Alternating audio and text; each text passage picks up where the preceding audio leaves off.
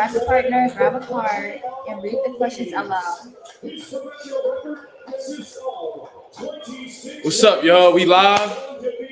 About to give y'all my live fight reaction to Israil Miller versus Andy Ruiz. And in the meantime, we're going to be doing some couples questions. But a lot of people usually don't come on here while the fights are on because they watching the fight, and then after the fight they come on here. That's usually how it goes. So how to play. Grab your partner, draw a card, and read the question aloud. There are 3 types of question: match, best, me, or you. Okay. Write down your answer on the board as secret and flip over the board simultaneously and prepare answers. Okay. Shit. Why not? Hit the like button as soon as y'all come in. Andy Ruiz getting introduced right now. All that good shit. Shout out to Martin Bacoli for stopping Jared Anderson, man. It was an upset that I said was very possible, and it happened. So, I mean, y'all can't say I ain't told y'all so. We're going to be doing couples questions. You feel me? Shout out to everybody that's in the building. Hit the like button when y'all come in, man.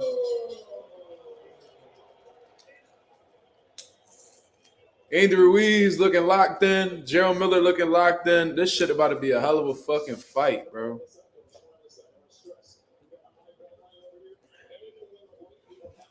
Okay. Yeah, they both fat as motherfuckers. They some big body motherfuckers. Look at them. Huh? But the Mexican boy look like he got a tummy tuck. Andy Ruiz look like he got a tummy tuck. No cap. So I'm going to read it out loud. Which one of us could live longest without a cell phone?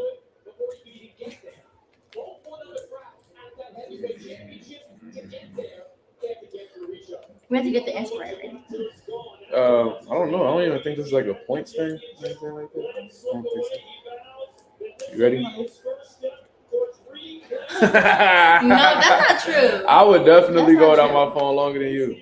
Definitely. You be on your phone more than No, you be on your phone more than That's fucking cat. She is a liar. You be on TikTok longer than I'll be on all my apps put together. You're a TikToker. Your phone died more than mine. So. You keep yours charged. Mm-hmm. All right. What's the next one? All right. How you erase this? What you supposed to? All right, so Andy Ruiz getting his jab popping. You know what I mean? Israil Miller just watching him, which is kind of unusual for Israil Miller because he's usually walking to you from the rip and applying pressure. But I guess he's being a little bit respectful of He's a little bit respectful of Andy Ruiz's offense. So maybe he's starting off real slow, see what Andy going to come with. So we're going to see what's going on with that. But Andy getting his jab popping off of the rip, and Israil Miller just watching him right now. Ralph said, Mark, it's your fault. You jinxed Jerry. You talked about him getting clipped a few minutes before the fight. I mean, bro, because it was realistic, man. And it was something that, I had made like an 18-minute video yesterday and it never fucking posted, bro. So I'm like, all right, you know what I mean? I wasn't able to post it, but I was saying how Martin Bacoli got a really good chance of upsetting Jared Anderson. We can't ignore the size difference. And, when I watched Bacoli, bro, he looked fucking dangerous. I was like, yeah. And then Jared Anderson makes a lot of defensive mistakes. And just going into the fight, seeing the size difference when they were facing off, I'm like, yo, this could very much be an upset. And it was. But at the same time, it really wasn't an upset because Jared Anderson was only like a slight favorite. Like the bets makers, whatever you want to call them, the odds makers, they wasn't that confident in Jared Anderson coming out victorious. You feel what I mean? So, I guess it was like, and then the votes was even like 51-49 in favor of Jared. Like, that's very close percentages. You feel me? So, yeah, man, I ain't jinxing, man. That shit was going to happen whether I said it or not. What's the question? What type of food describes our relationship? What type of food describes our relationship? What the fuck? How could food describe a relationship? What do we always get? We don't always get the same shit. What do we always get? All right. All right, you ready?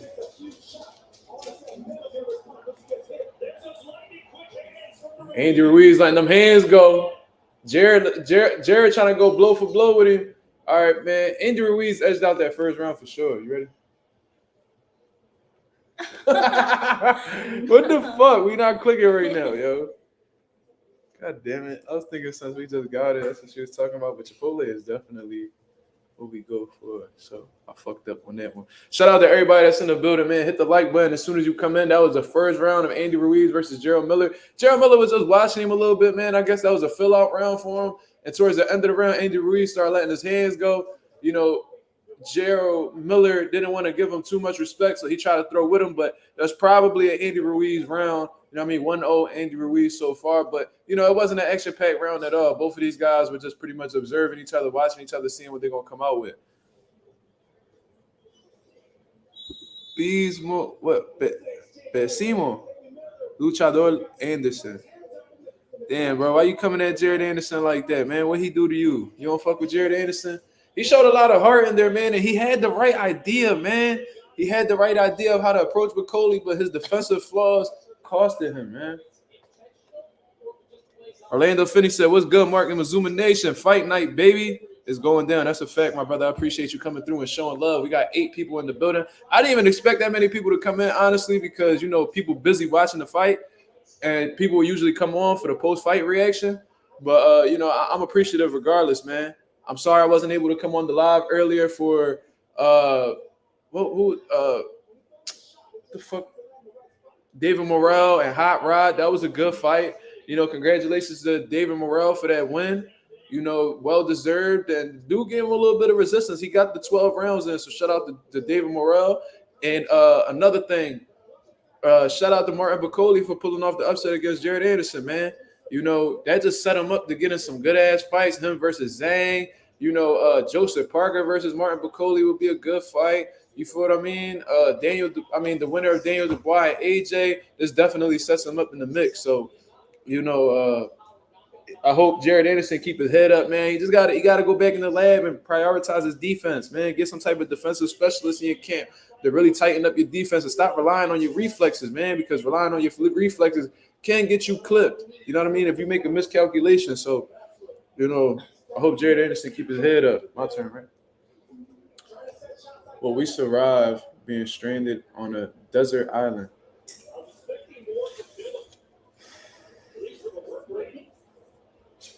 We about to find out. Ready? What's up with you? We're surviving on a desert island? Yes. How? I know how to survive. How? You don't know how to start a fire? Nigga, it's gonna be. We on a desert. You don't know We how ain't to worried start about no damn fire. It's on fire in that It motherfucker. gets cold at night. That's true. Man, I ain't built for all that. I ain't built for all of that, man. Hold up. I ain't surviving on no damn desert island. If we both ran for president, who would win? Oh, come on, man. I will cook you in debates. It's not even close. Like, debates, going back and forth with you, it's over. I'm gonna be talking all this shit. I don't talk this way. Sorry, you could be my vice president. You know what I'm saying? And you could just sit there and just let me talk. All right, Andy Ruiz just let it go. A good combination. That left hook got around Gerald Miller's guard, but he ate it. But I'm seeing Gerald Miller trying to push Andy Ruiz back and get his combinations off. He's just being himself. But, you know, I just feel like, you know, Gerald Miller so far, he's not really having the moments that he's looking for. Shout out to Bozy Ennis. That's in Gerald Miller's corner, man. Shout out to the boy. Shout out to the old head Bozy. Yeah, especially if Gerald Miller comes up short against Andy Ruiz tonight, man, I'm going to definitely want to see Jared Anderson versus Gerald Miller. You feel what I'm saying? I'm going to definitely be looking forward to that for sure. But I don't know. Jared Anderson might, you know, he might think things over and try to come back off of a tune-up, try to get his confidence back. You know what I'm saying? It is what it is. Ralph said Jared even admitted one of the reasons he got caught was he kept pulling back. Yeah, man, and that's what got him hurt in the Charles Martin fight. You know, you would think that he would learn from that, but it's like when motherfuckers win, they feel like they you know they can still do it. You know what I mean? Because they won the fight, even though they got clipped, even though they got hurt, they continuously do it because at the end of the day they still won. So hopefully he learns from that Martin Bacoli situation because Jared Anderson is not the biggest heavyweight, and he might be, you know, against a heavyweight in due time that'll be bigger than him, and may have the same power as Martin Bacoli. Shit, he might see Martin Bacoli again later down the line. So he got to tighten up his defense, man. You know what I mean? His jab was sensational. He showed a lot of heart. The body shots were definitely effective against Martin Bacoli, but you know, Bacoli kept letting his hands go, and slowly but surely he found them. So, you know, he definitely got to tighten up. Now, right now, what's going on is, you know, Gerald Miller is attempting to bully Andy Ruiz right now. In the process, Andy Ruiz, he's standing his ground. You know what I mean? He's having moments where he's pushing Gerald Miller back, and he's throwing little combinations in the mix inside. So, and he's showing some blistering combinations too. The hand speed on Andy Ruiz is fucking ridiculous, bro. For him to be that big, like that sloppy, whatever the fuck you want to call him, and for him to, you know, have that type of hand speed at heavyweight is sensational, man. Meanwhile, it's like a pushing competition right now. You know, they trying to bully each other to see who could, you know, push who back. It's a battle to see who's gonna be on the back foot.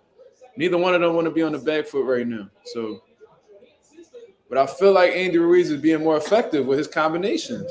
I think he's being more effective. I think he's landing the cleaner shots on Gerald Miller. But Gerald Miller is attempting to push him back and, you know, apply that pressure and touch that body. He just landed some good body shots on Andy too. You got the question? Huh? All right. What would our DJ duo name be? DJ duo. So like we both DJs?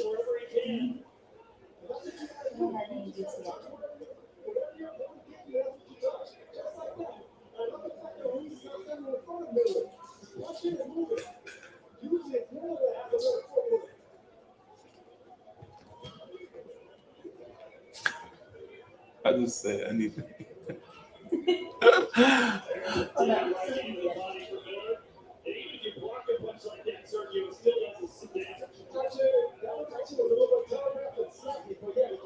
Yeah, these guys are definitely battling for aggression right now. And Gerald Miller, he's going to Andy's body, man. Now, is that going to pay off? We're going to have to see in the later rounds, but Gerald is definitely ripping Andy's body. And Andy seems to be absorbing him pretty well. Beautiful uppercut from Gerald. That was a beautiful uppercut. But Andy Ruiz, every time these 10 minutes start to close out, you know, he tries to let go of combination, but, oh, that was a nasty headbutt. I like that round for Gerald Miller, man. That body work was definitely nasty. And if he consistently does that, he might be on to something. So that was a good round for Gerald Miller, in my opinion. You good? You got something? You just want to see mine and go to the next one? DJ Marlene. That's funny. Marlene. That was beautiful body work from Gerald Miller, though, man.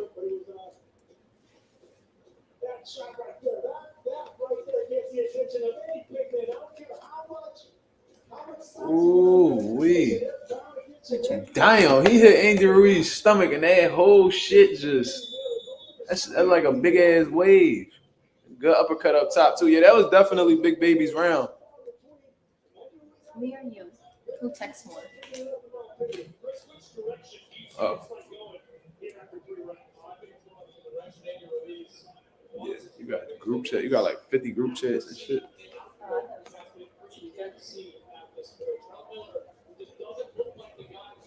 Oh shit, I gotta put this one down. Salute Sam Seals. What's going on, my brother? Yeah, I'm just kicking it. We having a little game night and watching the fights, you feel what I mean? Just something simple. From what I've been seeing,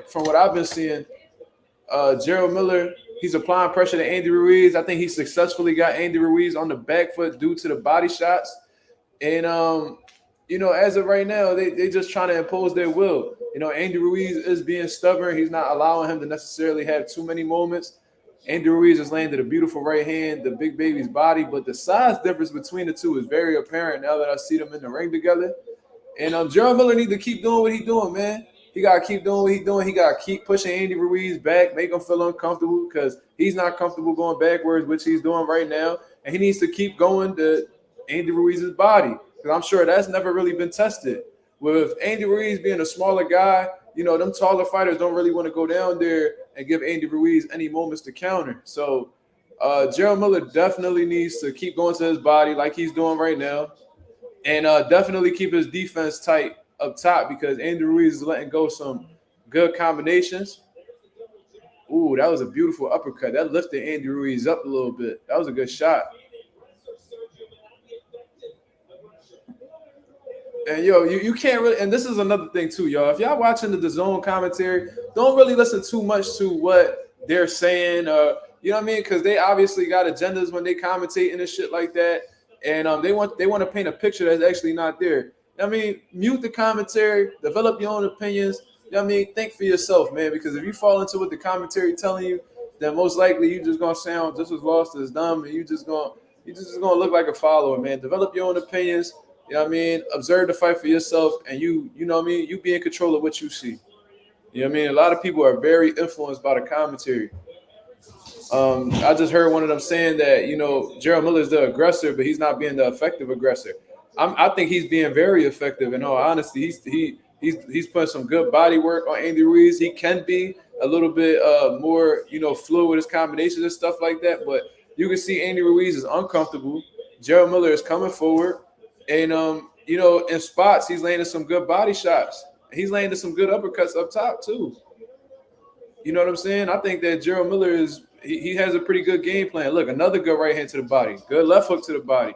The round is closing out, and Andy Ruiz has completely grew comfortable with the idea of going backwards. Beautiful combination downstairs and coming up top for Gerald Miller. That was definitely his round. So, you know what I mean? Develop your own opinions, man, and you let me know what it is.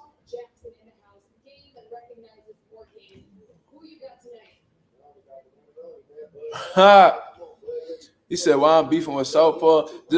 Southpaw DM'd me and said it was all love and that the internet ain't real and all this other shit, man. So, I mean, you gotta go back and tell him what's going on, man. Shout out to, I mean, listen, man. It is what it is. I ain't about to be sitting here and going back and forth with another man.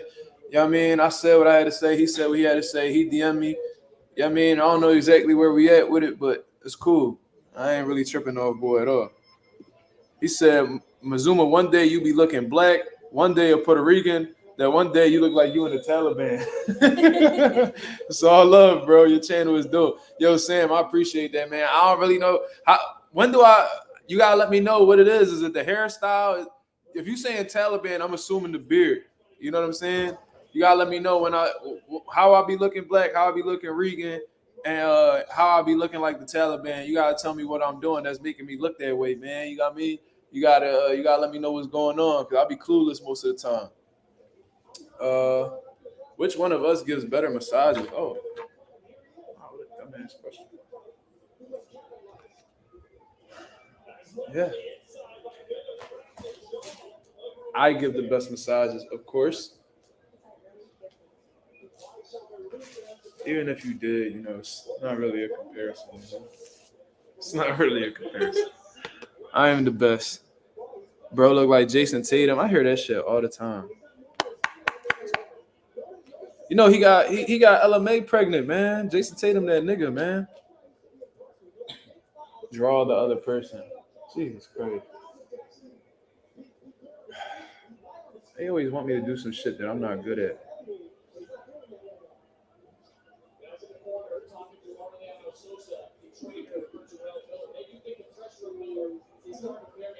Yeah.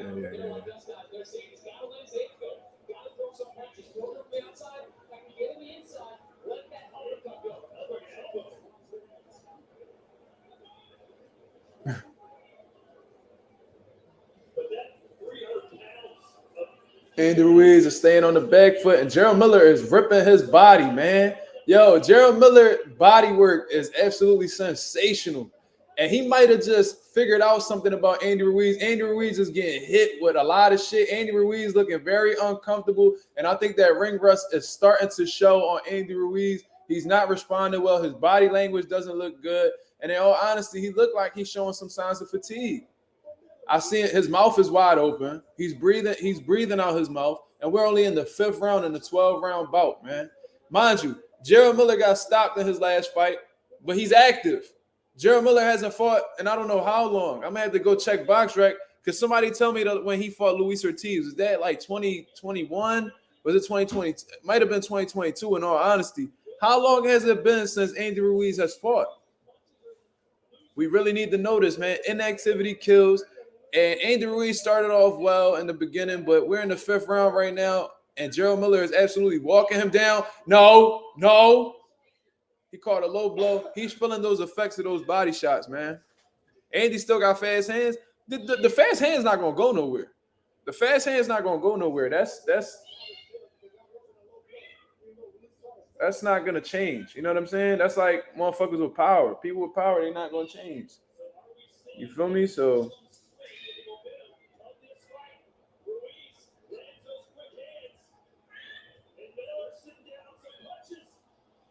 yeah, Jarrell Miller is letting them hands go, man. He's having his moments. And Bozy said, I would not be surprised if Jarrell Miller stops Andy Ruiz. Now, I'm not saying that's what's going to happen, but, he's having a lot of moments, and Andy doesn't seem to be responding to it too well.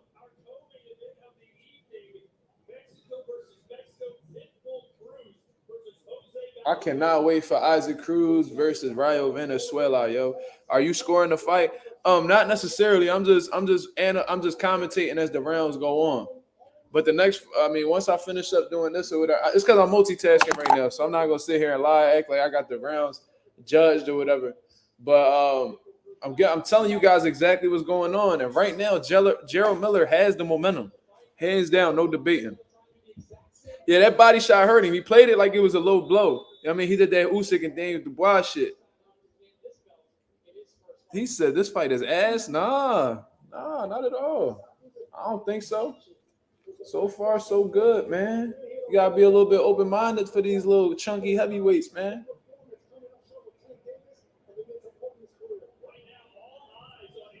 Look. He's scratching me. Little bastard.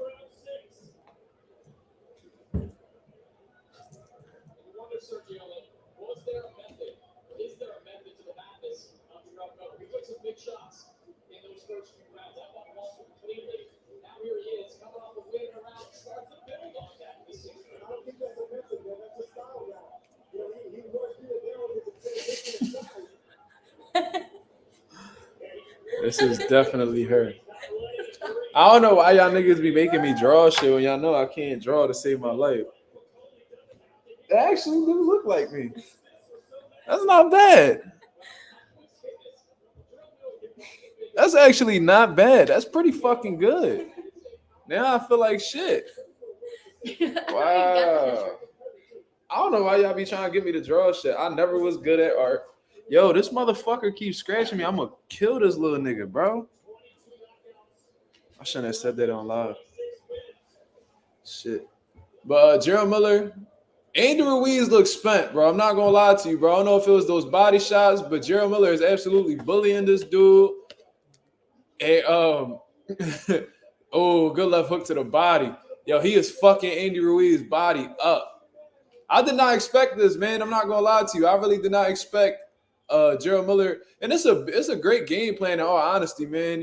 But like I said, a lot of taller heavyweights, they're not gonna take that approach with Andy Ruiz because they understand if they go and they change that level and they go that low, that could give Andy Ruiz the advantage and the opportunity to counter them and all that good shit. But Jarrell Miller is not that much taller than Andy Ruiz, so him, going down there is not going to be that much of an effort. You know what I mean? He's not a 6'7" Wilder. He's not a 6'9" Tyson Fury. You feel what I mean? But he's solely focused on going to Andy Ruiz's body right now. He's not even focused on the headshots. And it's bothering Andy Ruiz because Andy is trying to return the favor down there. You know what I mean? It's like they trying to go like shot for shot to the body. You know what I mean? And Jarrell Miller is doing a great job. Ooh, that was a good body shot from Andy Ruiz. They doing some. Both of them are doing some great body work right now. But Gerald Miller is definitely being more consistent with it. Who's answering the question? Answering the question. What is it? It's right for the season of the game. Hours or It's meant to.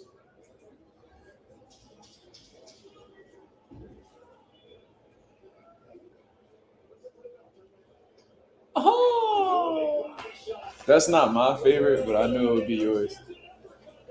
I like this. I like the summer. Even though I ain't been in the heat or doing anything. He said, "That's you, bro. Get it framed." Ruiz cooked, carne asada, and tortas on deck. That's fucked up. But nah, yo, we need to start having real conversations about ring rust being a motherfucker, bro. Inactivity killing.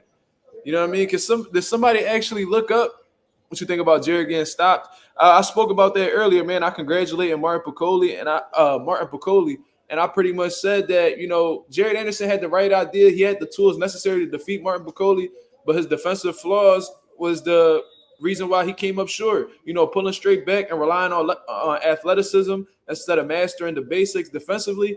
It cost him. You know what I mean? It went against him in the Charles Martin fight, but he came out victorious. He did not go back in the lab to try to break that bad habit. He thought he was going to be able to get away with this against Martin Piccoli, and he came up short, man. So hopefully Jared Anderson, and he admitted that it was a mistake. He admitted it was a mistake that he made. So hopefully he goes back, he rests, he chill with his family or whatever. And, he goes back to the drawing board and really starts tightening up his defense, man. He should have stuck with Bozy Ennis. Bozy Ennis would have tightened up that defense for sure and really put him on the right track. You know what I mean? And not just rely solely on pulling straight back with his chin in the air. You said Piccoli remind you of George Foreman? George Foreman was a different monster, man. I heard the commentary bring him up, you know what I'm saying, in terms of like brute strength and the size, maybe. But I think, in my honest opinion, George Foreman was more than just, brute strength. You feel me?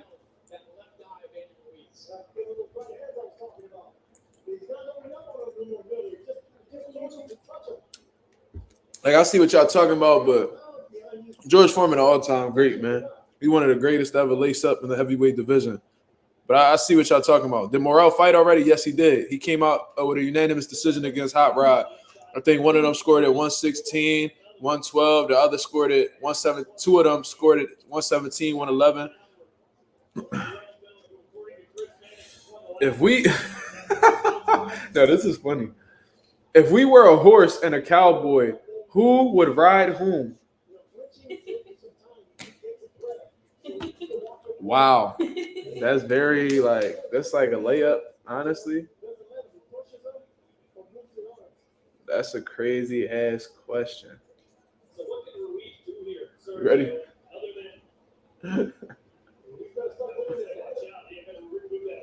That's a crazy ass question. Legendary Ant says Jared should have been trying to stick and move instead of trying to get into a firefight. That's a fact. That's a fact. His jab was pretty good. He was going to the body pretty good, but he was standing there too long. I said it in the videos, man. He cannot allow Piccoli to set his feet. If he allows Piccoli to set his feet, he'll get hit with some shit he don't like, and that's what happened. You know what I mean? But when you're inexperienced, you're gonna make little mistakes like that. Jared Anderson is a young dude who hasn't fought at a high level. That was his first high-profile fight. And, it all depends on Jared Anderson on how he going to come back from this situation. Is he going to grow from it or is he going to let it destroy him? We'll see. But based off of what I've seen, man, one thing I did learn about Jared Anderson is that boy got a lot of heart. And he ain't quit. You feel me? Body language was fucked up, but that was because he was hurt. You know what I mean? He didn't quit. So, yeah. Now, the commentary does have Andy Ruiz up. And he might actually be up by a couple rounds. I'm not going to lie to you. But one thing we can't deny is that Gerald Miller has the momentum right now. That's just my honest opinion. I think you can see that as clear as day. Raul Venezuela getting his hands wrapped in the back. He should be warming up soon. And I'm really looking forward to seeing him versus Isaac Cruz. You feel what I'm saying? You ready?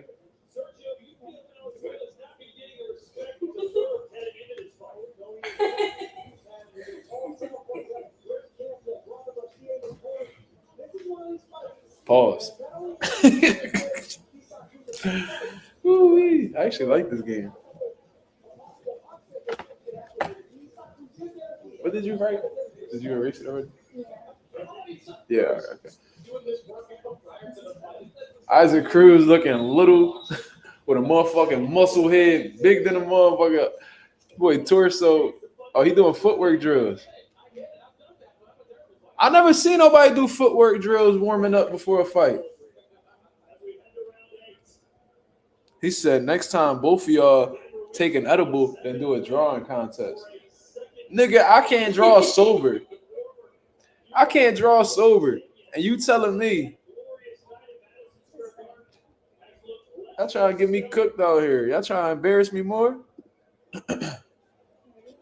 He said, but Coley beat a French star too. He just underrated. The young dudes think they could fuck with him. Well, that was definitely a statement sent out to the division that he not sweet because Jared Anderson not a bum. So if that don't wake people up or, you know what I mean, make people aware of who he is, then he's just going to keep making examples out of people. That's going to help your creativity. Creativity and drawing ability is two different things, my brother. I just ain't got it. Our ability is all fire. Aside from our family and pets, what's one thing you try to say? Our fucking kids? Like the fuck? Besides our family. Oh. Besides our family and pets?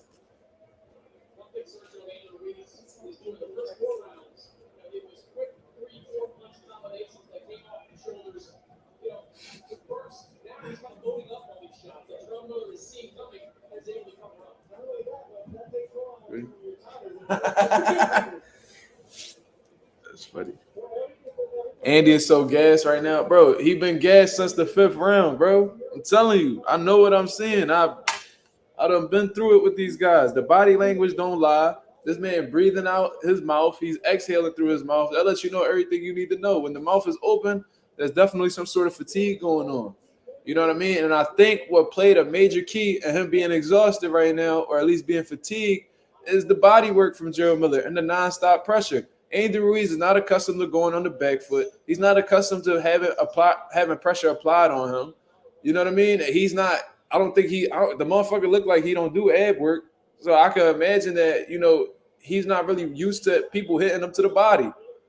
And this is a 300-pound man who's doing it too. So those not small shots.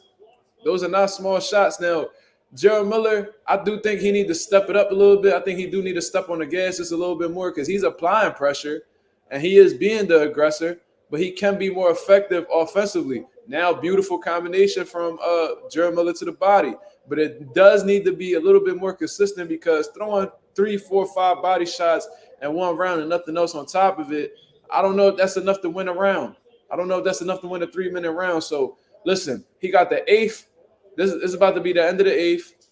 He got the 9th, the 10th, the 11th, and the 12th. Beautiful, beautiful flurry to the body from Gerald Miller. He looking for that overhand. He need to throw the right hand straight. Why are you throwing the overhand? He's not the taller fighter. Throw the right hand straight down the pipe. You might be able to get something. Andrew Ruiz look like he's so exhausted that he's not really even focused on his upper body movement right now. That's what 2 years of no fighting does to you. That's what I was just talking about, my brother. I was talking about how, you know, inactivity kills. This is a real thing. You ready? All right.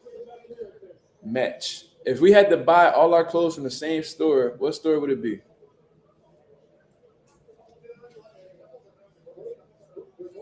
Better not say no faggot shit. Oh, shouldn't have said that.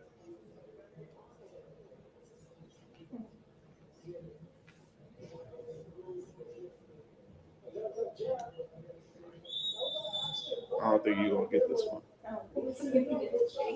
You got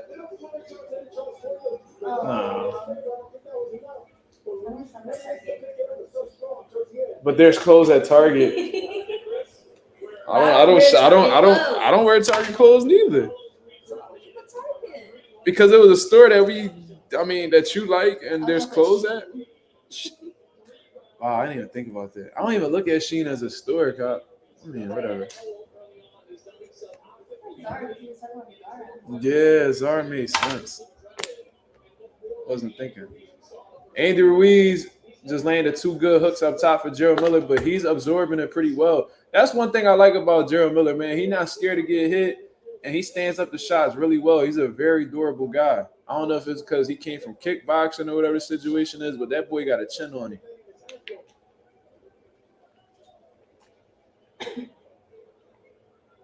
What is our fiercest ongoing debate? What? Miller on Ruiz, still tired. Candy Ruiz. They call that nigga Candy Ruiz. That's crazy. Joshua changed Ruiz for sure. I mean, that's safe to say. I do think that Anthony Joshua win was hurtful to Andy Ruiz because he didn't know how to handle the success. But Andy Ruiz is letting his hands go right now. Both of these guys, they having a pretty eventful round 9, and they both letting their hands go. But Gerald Miller is keeping Andy Ruiz on the back foot, and he's not taking no for an answer. Andy Ruiz is not used to this. You can tell that he's very uncomfortable with this situation right now. He's not used to having to push somebody off of him. But, yeah, this definitely ain't the explosive, in shape Andy Ruiz I'm accustomed to seeing. Like I said, it could be an inactivity. I understand that Gerald Miller's coming off of a loss, but he's active. I mean, he's a little bit more accustomed to being in the ring than Andy. Andy getting hit to the body viciously. Good shots. Gerald Miller is working right now. Do you hear this commentary? It's like, oh, he's applying pressure, but he's not dominating these rounds. Bro, he's having a lot of moments. Why is it that y'all pushing Andy Ruiz to win this fight so bad? Look, Gerald Miller got him against the corner. He's ripping him to the body. He's ripping him up top. He just landed like 6 punches in this exchange. Andy Ruiz hasn't thrown anything. And you mean to tell me he's not having much moments? What are y'all talking about? Why are y'all so against Gerald Miller? Come on, bro. You can't deny what you're seeing. Like, this is crazy. Look, he's beating Andy Ruiz's ass right now. He's beating Andy Ruiz's ass right now. What the fuck? They said Ruiz had too many tamales and empanadas. Yo, they cooking him on here, yo. They cooking him right now. Taco emojis, tacos too. They definitely gonna have some BS scorecards. Yo, one thing, can y'all recall any BS scorecards that happened on a Riyadh season card? Were there any robberies that happened on the Saudi Arabia card yet? I was talking to my homie about it and we couldn't find one. Do y'all recall any of them? Seems like there's been pretty fair scorecards on this Riyadh season type events. Shout out to Bozy Ennis, man. Look, 1, 2, 3, 4, 5, 6, 7, 8, 9, 10, 11. Bro, he threw 11 punches in a row and landed like 8 of them, and Andy Ruiz did not respond. And you telling me that Gerald Miller is not having many moments?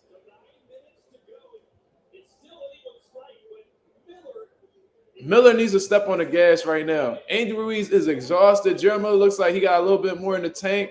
You know what I'm saying? He needs to really win these last 3 rounds. He needs them.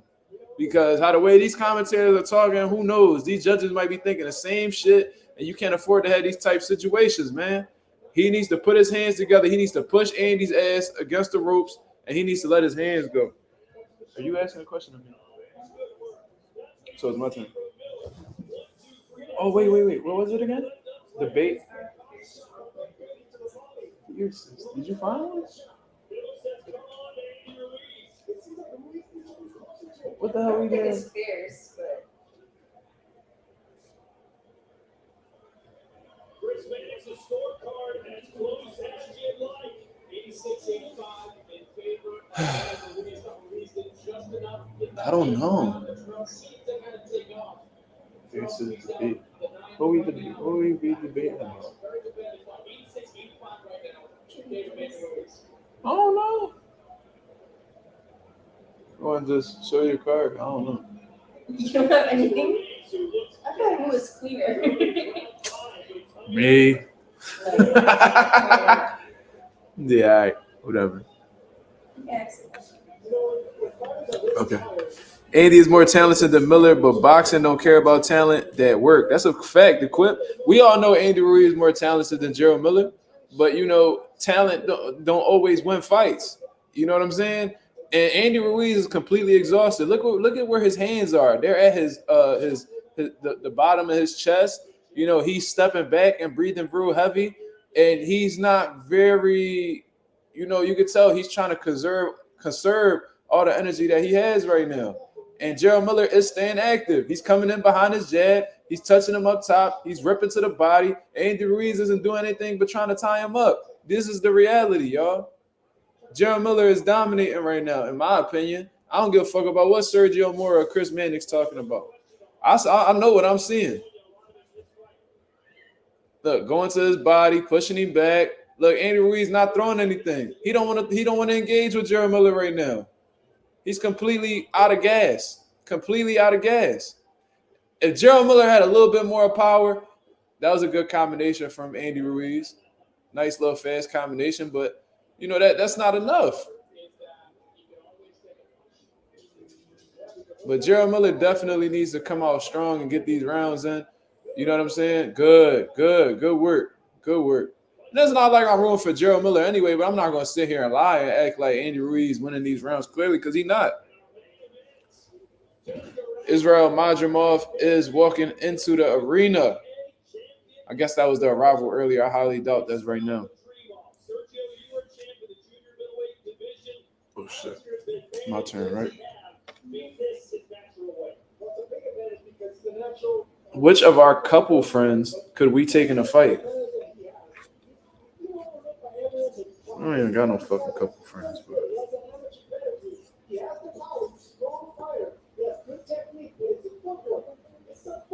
yeah, like what couple friends could we take in a fight?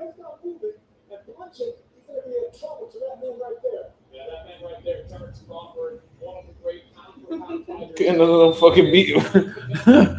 I saw both of them. All of them. You think TKO is possible in Miller's fights? If he steps on the gas and make Andy Ruiz look defenseless, the ref might stop it. You know what I'm saying? He could definitely get the ref stoppage, but he's gonna have to apply that pressure and just keep working until that ref give him no choice but to stop the action. You feel what I mean?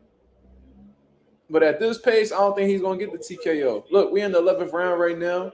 We about to be 30 seconds in, and Gerald Miller, he's coming forward, but it's not much volume behind it. And I hope that's not the reason why he come up short in this fight. Based off what I'm seeing right now, if he wins this round and he wins the last round, the worst case scenario will be a draw, and to me. But I think Gerald Miller he might edge this one out if he keeps this shit going up like this. Andy Ruiz is not letting his hands go. He's on the back foot. And he's lacking volume right now. He's lacking volume. He's not fighting Gerald Miller. He's not necessarily fighting Gerald Miller or getting his game plan off. It looks like he's fighting off Gerald Miller, trying to keep him off of him. You know what I mean? It's like he's on defense mode, if anything. He's not really, fighting the man or getting his game plan off. He's been fatigued since the 5th round. He showed noticeable signs of fatigue since the 5th round, and he has not hit a second wind or anything like that since then. Gerald Miller is walking to him. Andy Ruiz throwing little shots here and there, but Gerald Miller is matching him in volume.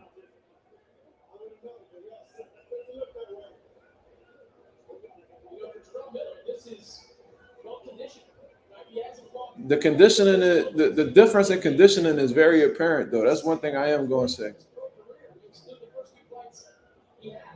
And for you to be a 300-pound man like Gerald Miller and, still be able to throw this many punches in the 11th, 12th round, it's impressive. That was something that was always impressive about Gerald Miller. Yeah, he's not the most skilled guy yet. You know what I mean? He might not be the most talented guy, but he got an engine on him, man. You know what I mean? He got an engine on him. Yeah.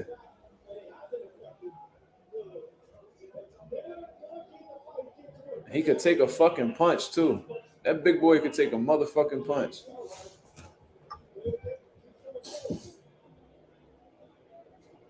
These damn cats been fighting for hours, bro.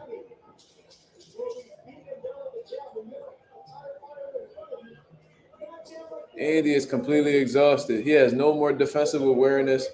It's like he's on survival mode almost. That's Gerald Miller's round.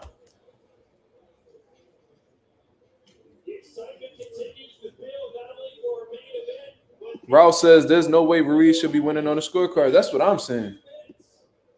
John Kelso said 3 months no cheeseburger, 3 months no lobby dobby. I don't know what he's saying. He bidding though, clearly. Ruiz got to stop eating the rice and beans. It's making him weak to the body. Well, Mexicans don't really eat rice and beans, my brother. So you got to tighten up. That's not their thing. They get like they'll like do like the little rice with the fried beans and shit like that. But rice and beans, that's more of a Puerto Rican thing. You feel me? Yeah. Which celebrities will be cast to play us in the movie?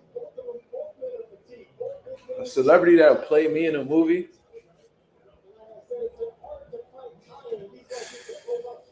Do we have to pick our actors or we got to pick both of us?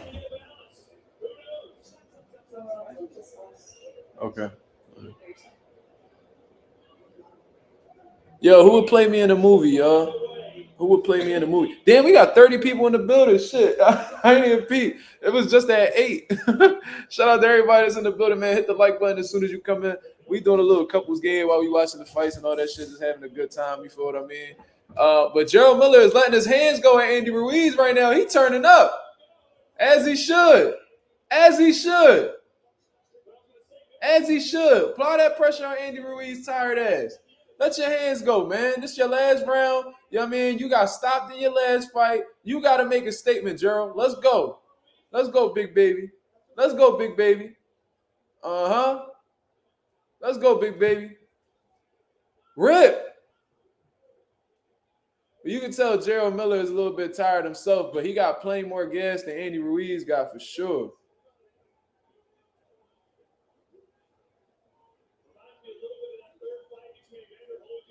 Ooh, that was a good right hand from Gerald Miller. I mean, from Andy. He rocked the shit out of Gerald Miller, but Gerald Miller got a motherfucking beard on him. He said Southpaw record was 16-8. I mean, that's what he said. Nigga said Samuel L. Jackson. Samuel L. Jackson. Yo, bro, you scratching my sofa, bro? I will beat the shit out you in here. Let me see. Who would play me?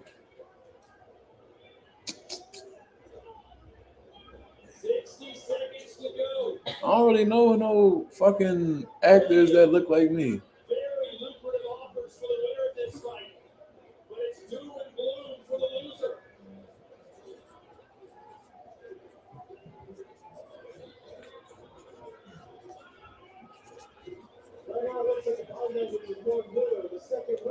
All right. Wait, who the fuck is that?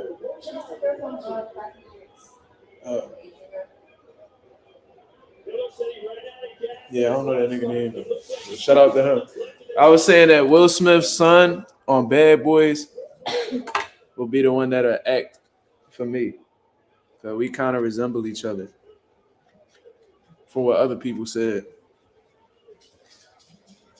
You know what I'm saying?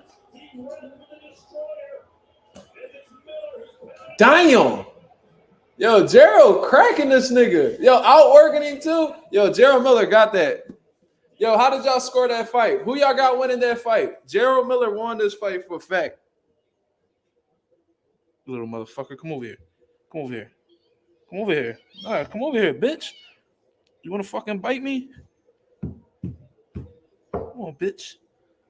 Little motherfucker. Excuse my language. That's what happens when you work with Bozy. Yeah, Bozy the fucking man, bro. Shout out to the man Bozy. I don't like how they don't got him lead in the corner, but you know, it is what it is, man. That's my old head, and that's probably what he agreed to. So I ain't gonna say too much. You feel what I mean? Who you got in the co-main event? I got Isaac Cruz. I think he's more defensively responsible. I think that Rayo Venezuela gets reckless. Who do you think won? 59% of people said Gerald Miller won. 41% said Andy Ruiz won. Man, Gerald Miller won that fight clearly, man. He said, Mark, they better not rob him. I hope they don't rob him either. Because what's right is right, what's wrong is wrong. Like, all right, like we know, cool. You know, Gerald Miller got caught with steroids in the past and all that shit, but you know, they give all these other motherfuckers chances, and you know, they seem to look past it. You know what I mean? Look past Gerald Miller too. Y'all let Canelo slide. Y'all quick to let Ryan Garcia slide. Y'all got conspiracy theories for the man. Jerry Miller came back. He got stopped in his fight with Daniel Dubois. He didn't have enough time to prepare. You know what I mean? He had a full training camp for this one. You know what I mean? He went to a good gym. He got some good work. He properly prepared. You know what I mean? He was sparring with Joey DeWayco, who's very similar in Andy Ruiz's stature and a little bit, you know what I mean? They share some things style-wise, you know, having fast hands and shit like that. You know, Jerry Miller worked hard for this, and I think he won. And based off of what I see with Andy Ruiz's body language right now, he making it seem like something's wrong with his hand. They pulled his hand out the glove. He was complaining. So he might have had an injury. You know what I'm saying? But Gerald Miller came out on top in this one, man. I think Andy Ruiz injured his right hand.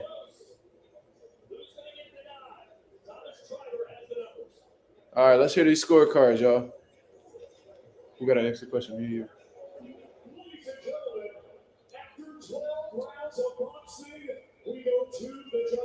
I like how Miller never quit. He kept pushing. Yeah, it's a fact.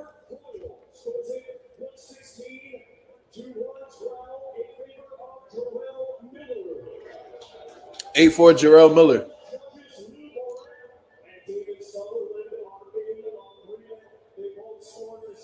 It's a draw? Wow. Majority fucking draw, yo. Majority draw? Wow. They did Gerald Miller so dirty. What the fuck you mean, bro? He dominated the later rounds. 116, 112 was the right decision, y'all. Whoever that first judge was, he had it on the money. Them other two judges, 114, 114? How? Andy Ruiz know he lost. Wow. That's not good, man. I mean, at the end of the day, nobody lost. Look, Turkey Al-Sheikh talking back and forth with Big Baby. But come on, man. That's crazy. He won that fight clearly to me. He outworked him. You know what I mean?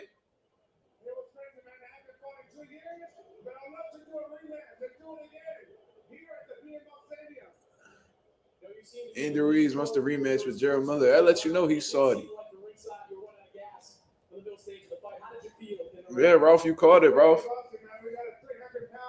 Coming towards me, throwing. So I think I did pretty good from me doing the 2-long-year layoff. But it was a 2.5-year layoff. I hurt my right hand. See, he hurt his right hand. How much does that hand bother you in this fight? It bothered me a lot, man. Like in the 5th round, it started hurting me with those big right hands. He said that it started hurting in the 5th round, and I told y'all that's when he was showing signs of fatigue.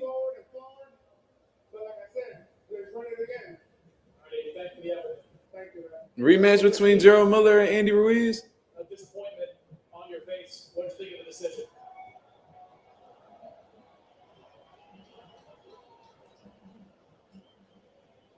I think he's praying.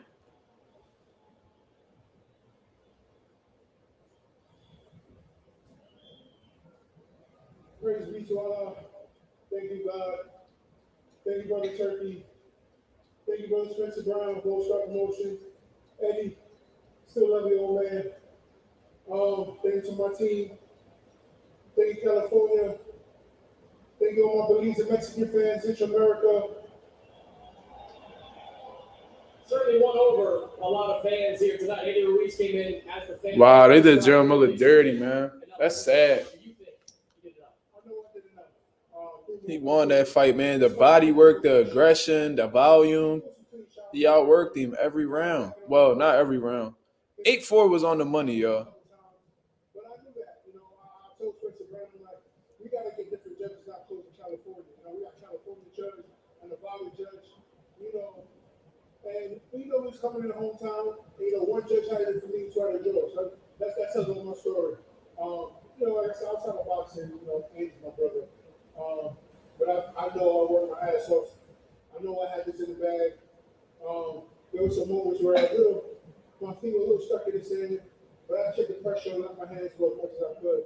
And I know we had to fight the bag, But that's when you find somebody in hometown, man. Hey, bro, look at this shit, man. It's a pretty bad looking bone there, Andy. In the 5th round, this is how it was.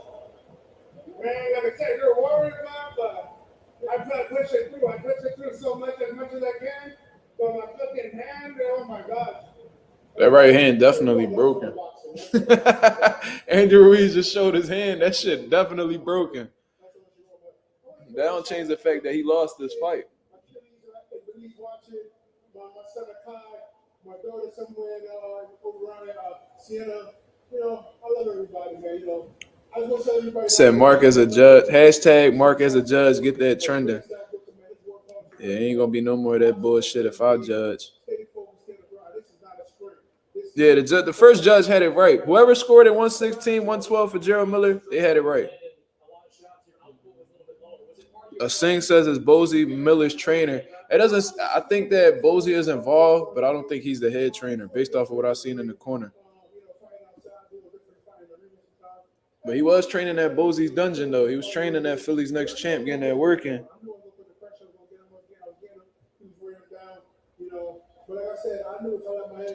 All right. What do we love complaining about?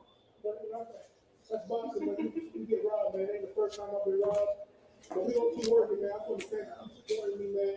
And know that I'm an underdog. Underdog my whole entire life. And I thank you guys, man. I'm going to Mexico. It got to be both of us, not just you. Without the fans, we ain't going to be nobody, man. Andy says he wants a rematch. Obviously, that hand might need a little bit of time to heal. If he can't go, is there something out there you want to do next? Do I respect Miller? He's a drug cheat. So not necessarily. But at the end of but this is the thing, man. Like, they're about to let Ryan Garcia back in the mix, act like nothing happened. Y'all was cool. Y'all act like nothing happened with Canelo. Y'all forgave Oscar Valdez. Y'all forgave all these motherfucking drug cheats. Y'all might as well forgive Gerald Miller too. You feel what I'm saying? So do I respect the man? Like, as a man, I'm sure I do respect him as a man. You know what I'm saying? But I'm never gonna forget the fact that he is a drug cheat. But I'm not gonna ignore what I just saw tonight either. Gerald Miller clearly won this fight. It really is. You said I look like Ryo. I don't look shit like Ryo. You out your mind. I don't look shit like Ryo. Who won? It was a draw, sir. It was a majority draw. Yeah. Well, food, to hungry, same shit. Was you tired? Tiredness? Yeah. What the fuck is my eraser? All right. Sergio Morris said he don't want to see the rematch. It's not rematch worthy. Yo, these niggas are clowns. He said, then who I look like? I look like Mazuma TV, bitch. I even see the resemblance with like Jason Tatum. I see the resemblance with who else they said? They said a whole bunch of motherfuckers. I even see like a little resemblance, and it's sad, but I see a little resemblance with like Josue Vargas. I wish I didn't have similar features to the motherfucker, but we both Puerto Rican, so I guess. But you know what I mean? We don't got nothing in common outside of that. What movie reminds you of us? Can I ask you were watching that fight just there, Andrew Ruiz versus Israil, and they gave it a draw. What did you think? Straight right, but I give it to Miller. Turkey Al Sheikh said he had Gerald Miller winning. Yeah, he definitely a This blade. is our first Riyadh season Ready? event international. Ready? Obviously, it's been so Yeah. many good Riyadh season events in Saudi Arabia. Your first one in America, in LA. What in this cup? Are we coming back? Yeah. Are we doing more? Yeah, of course. Yeah. Mazuma, read the results. A good reaction. What results? They want more. They want You talking more. about from our couples game? Two more big fights to go. Obviously, Terence Crawford. We rolled cars. Terence Crawford versus Madrimov. That's a tough fight. Yeah, it's a tough fight. All right, so we about to get into the motherfucking actual banger. I'm saying it's been all bangers. I ain't gonna lie to you. Jared Anderson got upset by Bacoli. He got knocked all over the ring. Then Andrew Ruiz just got a gift draw. Hold on. As I tell before to the ESPN, I give him the offer. If he's smart, he will accept it. So just so we're clear, so everyone understands, we've already sent an offer to Canelo to fight Terence Crawford if Terence Crawford wins tonight. But if he doesn't, I want Ortiz. You want Ortiz? Virgil Ortiz versus Terence Crawford. Yeah, if they accept, we want to see this fight, and I want to see Shakur's Vega. Shakur Stevenson is here as Turkey well. Al-Sheikh said he wants Shakur and Cepeda. If he accepts, if Ohio accepts, if he accepts, let's do it. Let's do the big fights. You've done Turkey getting shit rocking, man. I really want to see more big fights being made. Yeah, of course. Now we have the Riyadh season in the 12th of October, the opening ceremony, outdoor and double, and great card. And we have in Wembley the 21 of September, big card with Joshua Dubois in event. And now we see, and we are glad what's happened here in America, and we think this will not be the end. We will come again and again and again more. Turkey Al-Sheikh said he gonna keep coming to the U.S. and doing Riyadh season cards, as he should, as he should. Obviously, Texas, Jose Venezuela. Pitbull Cruz is a superstar as well. Yeah, he's superstar, and we want to do work with him more and more. So many big fights coming up. You said you've got obviously Artur Beterbiev versus Dimitri Bivol, with Anthony Joshua versus Daniel Dubois, with Alexander Usyk versus Tyson Fury. Inoue may be involved as well sometime soon. Yeah, I said to you, Canelo, we are ready to February. Crawford ready, except If we do Canelo versus Crawford, where are we going to do that fight?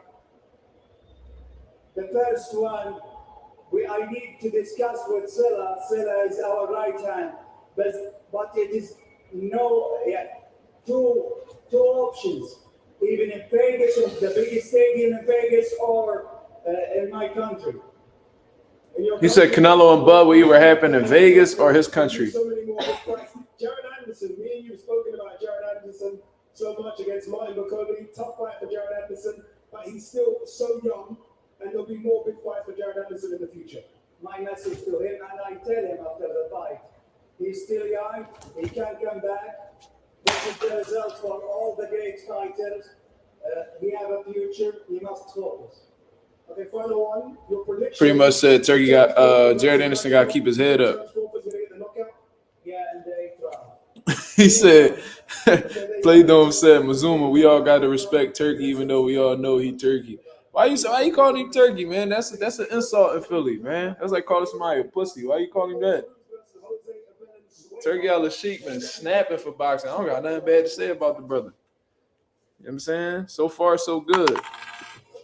Eminem performing next. I think that's after the Rayo and Isaac Cruz fight. I'm not sure though. Regardless, I'm probably not even gonna pay that shit any mind. I ain't gonna hold you. I know all the Eminem songs and all that shit. You know what I'm saying? If someone made a clone of me, how would you know that it's the real me?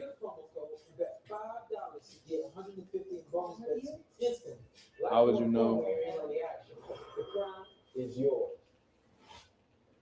Bring on the frozen tundra, the grinding gravel, the cratered concrete. Come on, round and do your worst. We'll be at our best. Duralast parts, designed to meet or exceed original equipment performance, exclusively at AutoZone. Hey guys, it's Sergio the Landscape more fan of WBC Junior Middleweight Champion. For me, the contender And then he was choke on the contender. That moment to see the stars. That was like my Olympics, you know, all eyes were on me. I wouldn't fight again unless it was a calculated risk. You know, maybe one of these, social media stars might want to fight a former champion. So if they ever really want to get in there with a professional boxer, because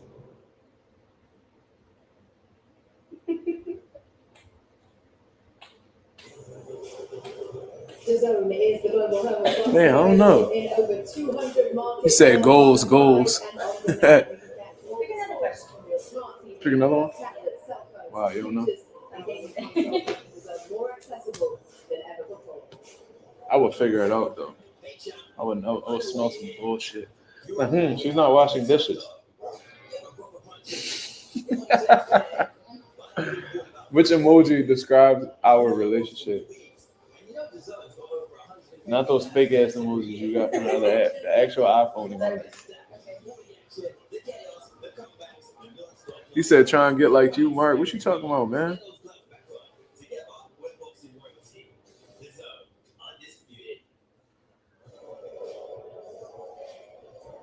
Hey everybody, very warm welcome back to Venmo Stadium in Los Angeles, California. It is good to have you with us. Big crowd now here as we get ready for the co-main event, then the main event, of course, between Terence Crawford and Madrimov. It is fantastic to have you with us. Hey, after they were showing Turkey Al Sheik talked to y'all, man. He said Jared Anderson need to keep his head up, stay focused, as he should.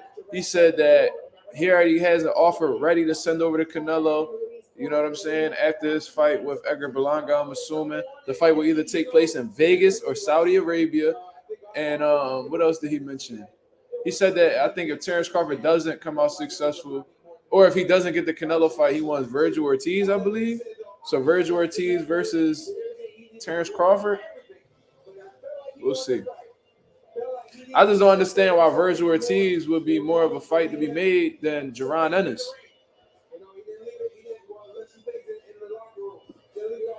Legendary Ant said, "Where would you rank Bud all time if he was to beat Canelo?" I think we talking like top 10 all time. What? Yeah. The hug emoji with the two people hugging. Fuck you. Fuck you talking about? I was trying to be nice. I'm about to put the dookie emoji. What that? What? I don't think we have one. It says, "What's our most embarrassing moment together as a couple?"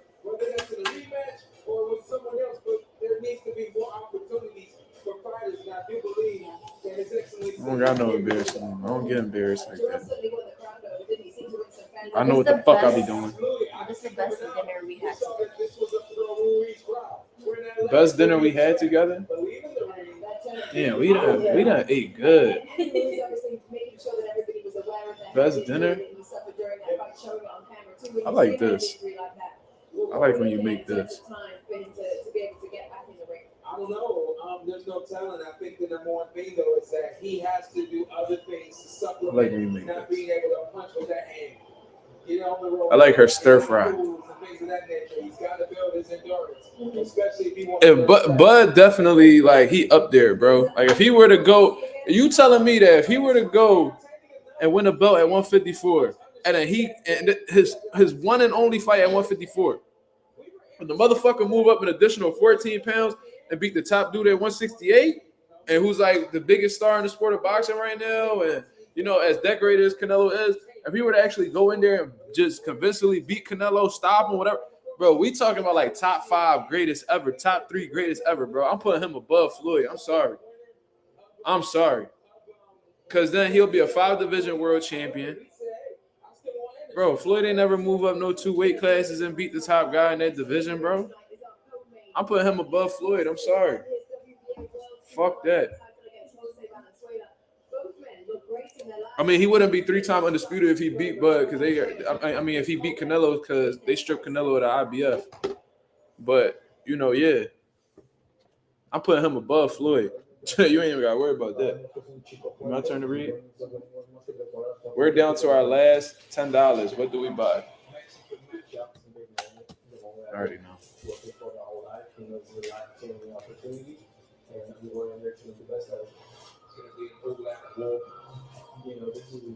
truthfully, to deal. I mean, I guess that counts as food, right? I got $10 left. Okay, this one's Shit. gonna be a shootout. I'm buying Wait, food. why would you put back in there? Oh, I didn't mean that. My fault. What is our most prized possession? What is our most prized possession? We've never seen Pitbull get hurt. And we've seen Ryo For us. a lot of people. I think he's a natural 140.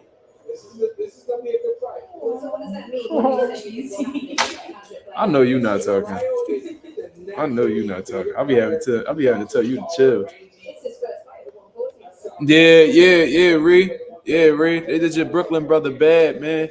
You know, like I said, I had the first judge winning. The first judge had it right. 116, 112, 8-4. Gerald Miller, absolutely. 114, 114. Giving Andy Ruiz 6 rounds, that's crazy to me, bro. But you know, it is what it is, man. I think what can be said that lets you know it was bullshit is that not one judge had Andy Ruiz winning. You know what I'm saying? But it is what it is. Yeah, I think Gerald Miller mentioned that one of them was a Cali judge, one of them was from Nevada. Nevada and Cali right next to each other. You know what I mean? But no, regardless, bro. Regardless of where the judges is from, you know what I mean? Them niggas could have been from Pluto, bro. They got it wrong. You know what I mean? But shout out to the first judge who actually had the right idea. You feel me? 8-4, Gerald Miller. That sounded very reasonable. You said right man won, but nobody won. Fuck you mean right man won. Nobody won. That wasn't a draw. That wasn't a draw at all. You cannot find 6 rounds to give Andy Ruiz in that fight. Right man won. Who the fuck won? Let me know. Am I lost? Niggas be lost, cuz niggas just be talking, don't even know what's going on, huh? Which one of us cries at movies?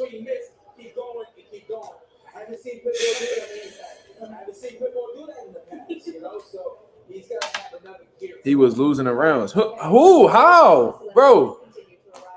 How was Gerald Miller losing the rounds? How was he losing the rounds when Andy Ruiz wasn't even letting his hands go consistently? Gerald Miller was pushing him back. He was consistent with the body shots. He had more of the volume. He outworked Andy Ruiz in these rounds. He had Andy Ruiz against the fucking turnbuckles, whatever you want to call them. It was letting his hands go consistently while Andy Ruiz is shelled up and wasn't letting his hands go. He admitted to you he broke his hand in the 5th round. Yeah, legendary inset. Miller lost 5 rounds max.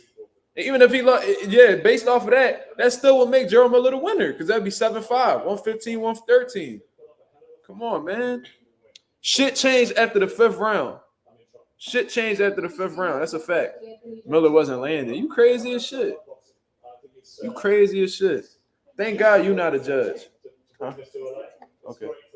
What's up? Okay. Which is not far off it. I think London obviously is a great entertainment. I don't remember that shit. As well. So these are places you want to see this stuff. I'm about to scroll all the way the fuck up. You haven't asked me for any Eminem lyrics, so I don't know any. You remember? I know you are. I don't remember that shit. Shit was damn near There you go. The BMO Stadium almost full to the brim right now. It's been fantastic to see Riyadh season make its first stop here in America.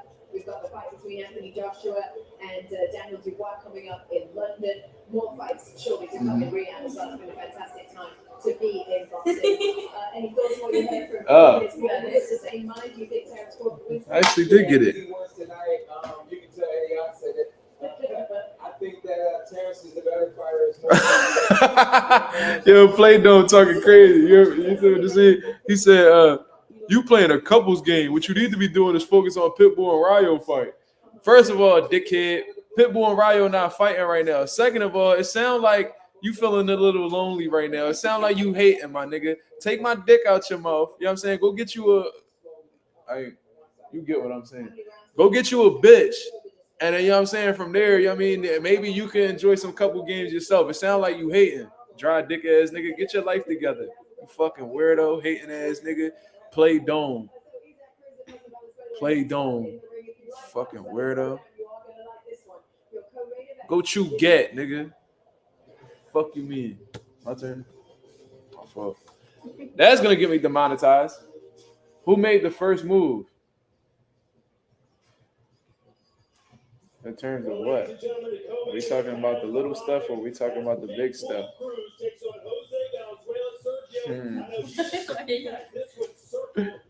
I never said anything disrespectful. Yeah, no, you trying to tell me how I go about my shit. Yeah, I know.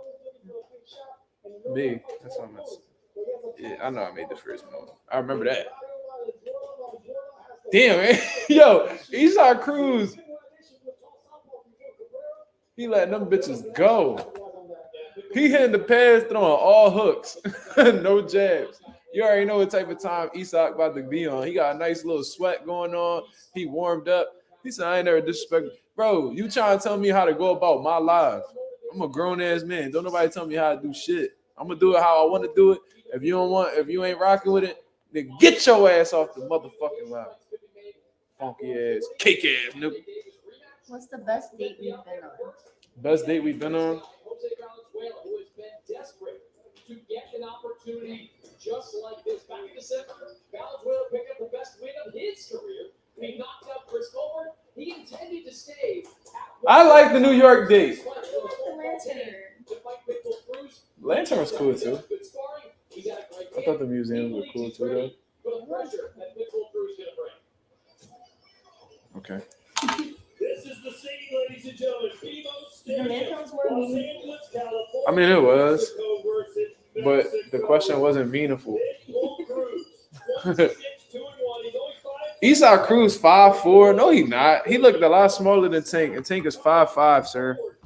They be lying. It's like them NBA shit. They be talking about niggas be 6'8" whole time. They be 7'1" and shit. Why not? Nah. Gerald Miller exposed Andy, bro. Gerald Miller exposed Andy. Andy can't fight going backwards. He cannot fight going backwards, bro. And Gerald Miller gonna push him back every time because he's the bigger fighter, the heavier fighter.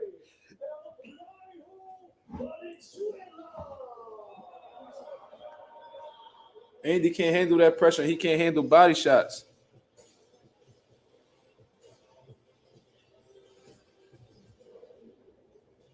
Them body shots was killing Andy. The hand injury might have played a factor, but he was fatigued. Rayo Venezuela walking out right now. What do y'all think Rayo's chances are of coming out victorious against Esau Cruz, man? From 0% to 100%. Write it in the comments below, man. We got 18 people in the building. I hope y'all hitting the like button, man. I'm gonna check it out. I hope y'all not disappointing me in the on the live. You feel what I'm saying? Let me check out how many people I got on here. You feel me? Let me see. How many likes I got? Oh, I got 18 likes. That's what's up. Hold on. Let me make sure everything is correct. He could catch him slipping. Reset 4%. That's crazy. That's disrespectful as shit to Rayo. But I get it. You know what I'm saying? You think Pitbull got this in the bag? That's cool. That's definitely cool. Yo, don't be yawning on my live, cuz. I don't know who you think you is. Fuck out of here. Why I FaceTime Southpaw? Because he had commented on my post, but he ain't respond. He ain't reply. He ain't pick up the phone, but he had DM me asking me how I was doing and shit. And then he said the internet ain't real. So he pretty much is telling me not to take it personal. I'm like, bro, whatever, bro. Hold on, I'm trying to get this shit back on.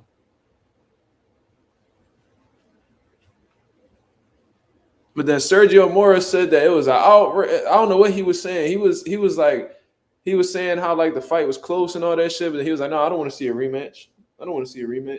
Like, bro, these fucking DAZN commentators. Yo, how long is Sergio Mora signed with DAZN, bro? We need to pack him and get him the fuck up out of here, bro. I ain't even gonna lie to you. Who the fuck wants Sergio Mora as a commentator? Like, all right, bro, you was a good fighter. You won a contender. You know what I'm saying? You was a former world champion at middleweight. Ain't nobody gonna take that away from you, my brother. Like, you got experience that a lot of people will never experience in boxing. But you're a horrible commentator, bro. You're horrible. Get Sergio Mora out of the motherfucking commentary game and add Marcus Rosa. Let's go, champ. Let's go, champ. And I'll take half the money. Let's go, champ. Fuck out of here. Isaac Cruz about to crawl into the boxing ring. You know what I'm saying? Who spends more on clothes? Oh, wow.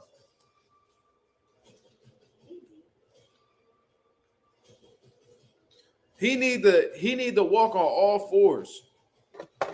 He need to run into the ring. You know what I'm saying? With a motherfucking leash on. I had a trainer like, you know what I mean? Put that extension leash and let him go all the way into the ring. If he don't come in on all fours, he said Jared got demolished. Yeah. Eastside. Look, he got that pip. Look.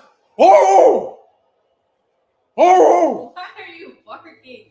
He got a fucking pit bull mask You don't have on. to do all that extra stuff. Oh! Angry, nigga.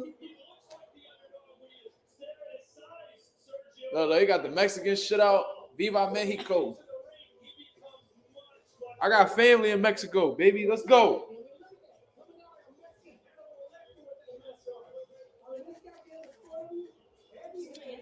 Fun fact.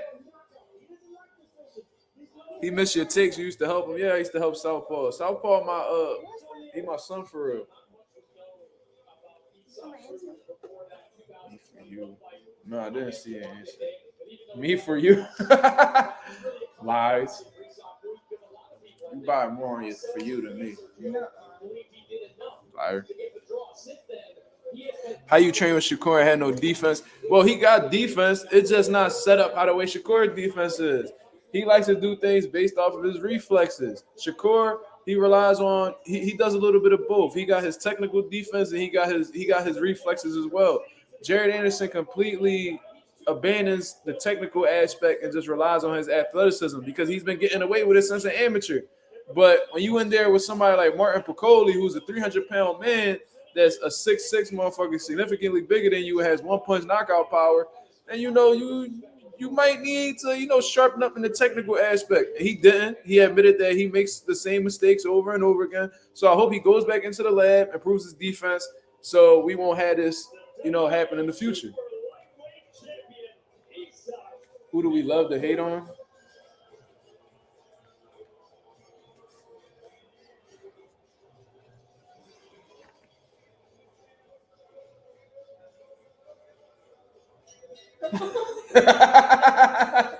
I'm not even gonna put that on the live. Well, maybe that was just me. It is just you. Jared might need to be a cruiserweight. What does Jared Anderson weigh in at? What, like 220? Let me check. What weight does he usually come in at?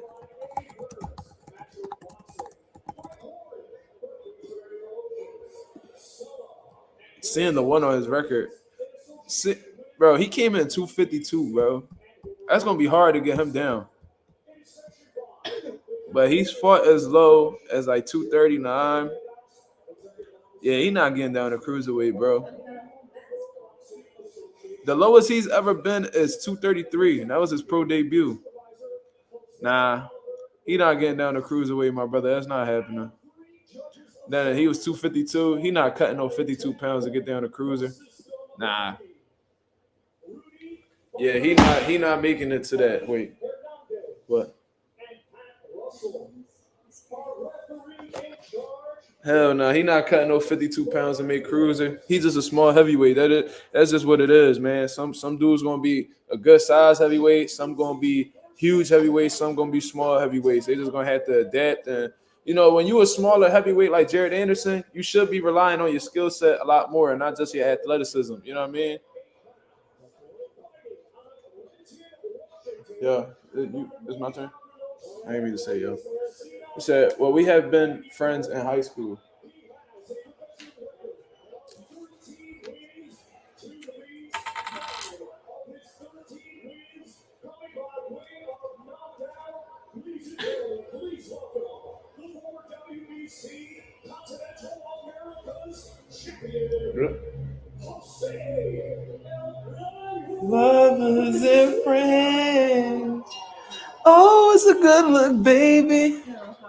yeah. Huh? You don't know how I was. Tell me over. I wouldn't give a fuck. I'm shooting. What is the nerdiest thing that we love? What is the nerdiest thing that I love? That we love? You answer it for me? You answer it for each other? You can, right?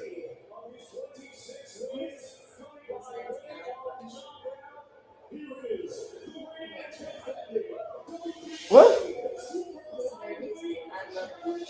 Oh yeah, shout out to my boy Deshaun Jones. We went into the Harrisburg and we beat the dog shit out of somebody. You know what I mean? And we left with that motherfucking belt. So shout out to my boy Deshaun Day Jones for coming through and getting his 9th victory, I believe. He is now 9-2. You know what I'm saying? We wasn't able to get the knockout. He was a tough ass white boy, but it is what it is. You know what I'm saying? We getting shit popping, we getting shit rocking. You feel what I mean? Look, they be saying anything. First of all, this nigga said I look like Steph Curry with a beard. Nigga, no, I don't. I think I'm darker than Steph Curry, for real, for real. He don't look shit like me. Do Stephen Curry look like a motherfucking Puerto Rican with nappy ass hair? Nah. Boy said I look like Ryo. I don't look like no motherfucking Ryo. Y'all think I just look like anybody who light skinned. That shit don't work like that. Ryo don't look like me. Ryo look like Ryo look like one of them super villains in a novella or some shit. All right, they're about to get in the ring, man. I'm gonna put this joint down for right now because I think this shit is not gonna go 12. He said, "You so light skinned. Fuck out of here, nigga." Your mom think I'm cute though, nigga. Fuck you talking about? Isaac Cruz, Rayo Venezuela have officially started, and Rayo is already getting his jab popping. But Isaac Cruz is getting him on the ropes immediately, and they get into it off the rip. Isaac Cruz ain't playing with him. Let's go, champ. Rayo trying to keep that jab on him and maintain some distance, keep him at the end of his punches, but Isaac Cruz is not with none of that. He keeping his hands in real tight. He got Rayo against the ropes, and he's ripping them hooks. And Rayo is tying him up right away because he don't want no smoke with what's coming behind them little ass gloves. I'm way darker than Rayo. What the hell? This nigga white ass back.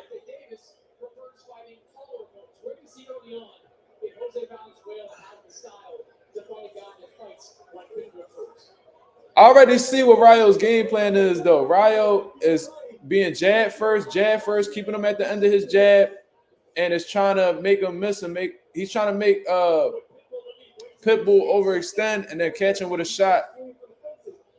Catching with shots in between. Now, is he gonna be able to do that throughout the course of 12 rounds? That's a hard game plan to follow through with for 12 rounds, especially when you got somebody like Isaac Cruz who's letting his hands go and trying to hurt you with every punch that he throws. Isaac Cruz got him against the ropes, but Rayo is tying him up effectively, even leaning on him. I'm asking the question. Which one was it? The nerdiest thing that we love. I already know what yours is. Huh? You. I'm talking about you.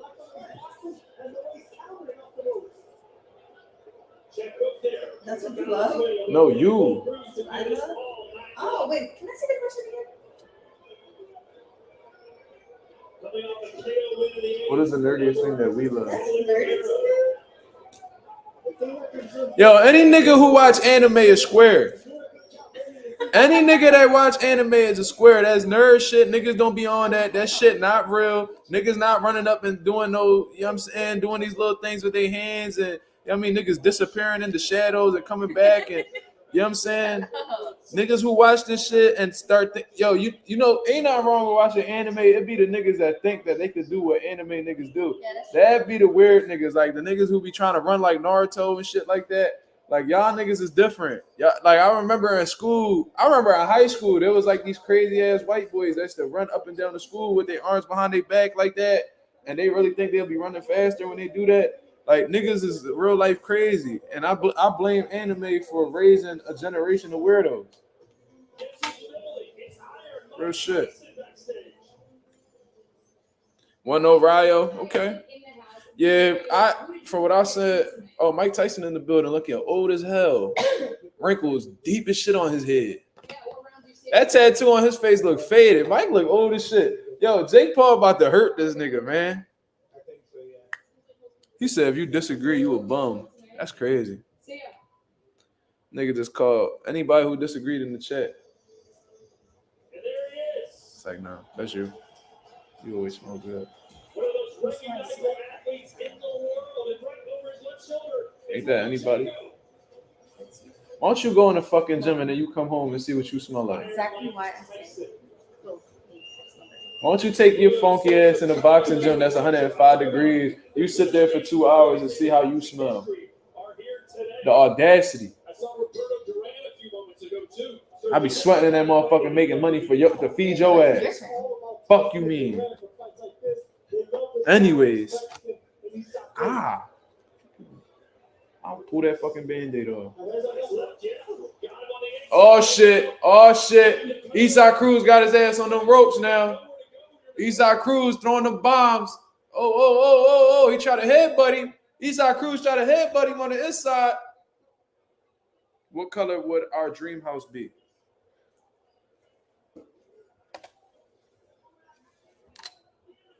Ain't no fucking way.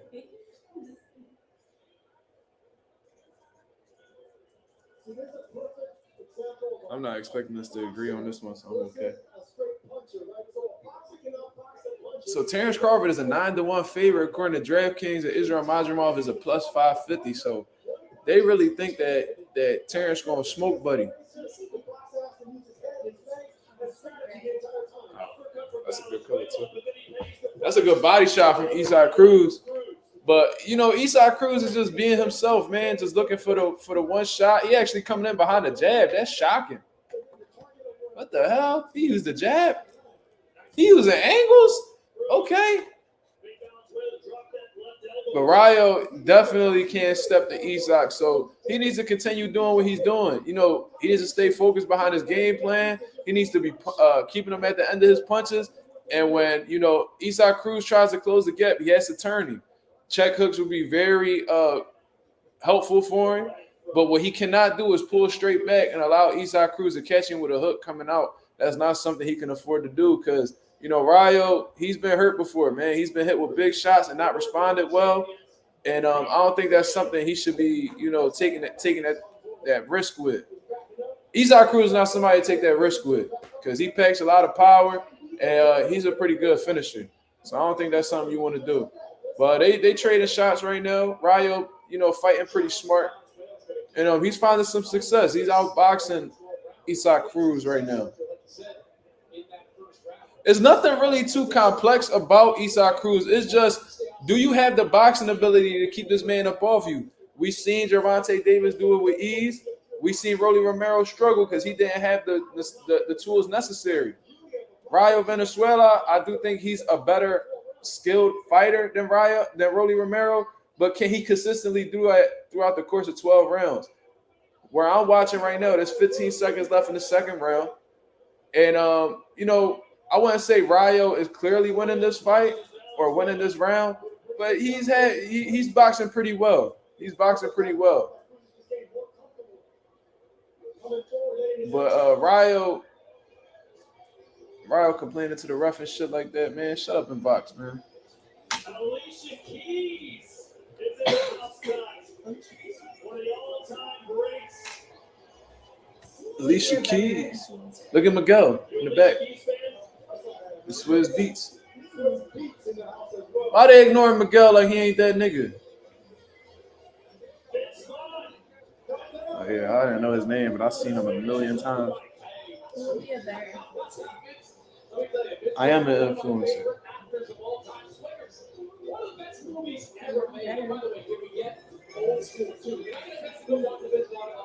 Wow, you took the time. Yeah. Am I taking that long? Jesus. You are not a better influencer than me. Who the hell do you think you are, woman? Horrible influencer. You talk shit for a living. Influencer as in like like a social media character, not influencer. Like being a good influence, Still. having personality. I have that. No, you don't. What reality TV show will we be the best fit for? That's the confidence that Ariel brings into this fight. The fact that he was able to knock out someone that a puncher couldn't knock out.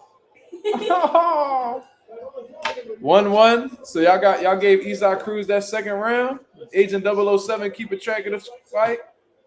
Keep track of the score while you on here, man, and let's see if it goes to the scorecards. If you all had the same scores as the judges.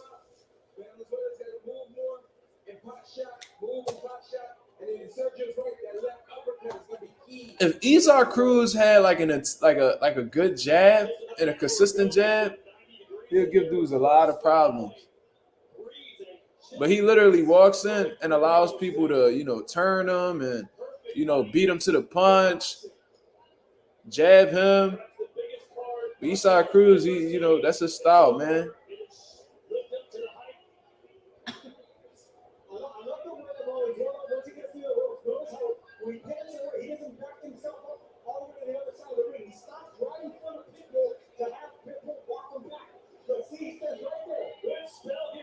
Oh, good left hook from Esau. Barrio's having his moments too now. He landed some good shots on Esau. He coming around that guard real good. Oh, wow. What's the question? What's the worst movie we ever seen? I forgot it. But I know. What was it that? I forgot the name of it. I know what you're talking about.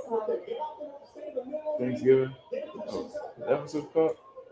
Okay. Yeah, that shit was trash. That was a waste of my fucking money. Same weight. Who would you take, Pitbull or Nick Ball? That's a good ass fight. They real similar. That'd be a fucking hell of a fight. I think I'll take Isaac. I would take Isaac. Yeah, he ain't got no jab at all. I don't even think that it's the fact that he doesn't have a jab. I just think he don't feel like he need to use it. He believes in his high guard that well, and he believes in his ability to step forward enough where he feel like he could close the gap without a jab. But if he had a jab, I think that his punches will land a lot more cleaner. You see what I mean? Because with you having little to no jab, they're going to know exactly what to expect. Esau Cruz could take a hit too, bro. He be getting cracked, and he still come forward. Cruz got that. You like Nick jab more? I mean, he might use the jab better than Esau Cruz, but if they're like fighting, James Harden in the building. That beard crazy. Scotty pimping that nigga ugly.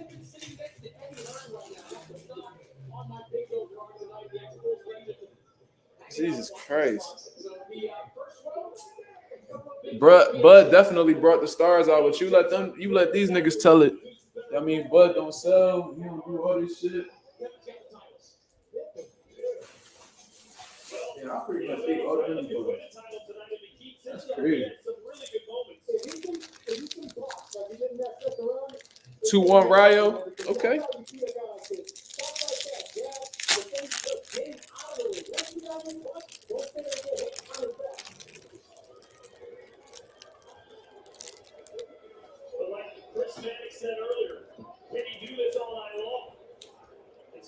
What's next?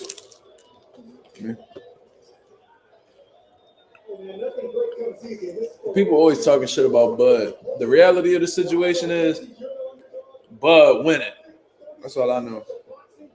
What is the craziest thing we've ever done?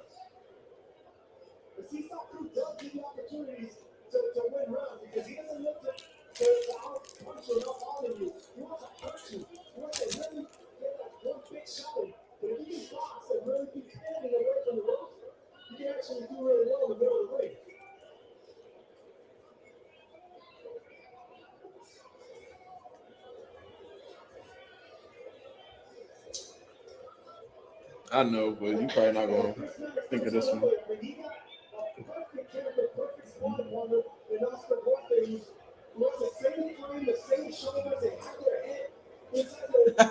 We almost got stuck in Culebra. We had to X to get a ticket back. And then almost missing our flight, I guess. Because the dude didn't drive us.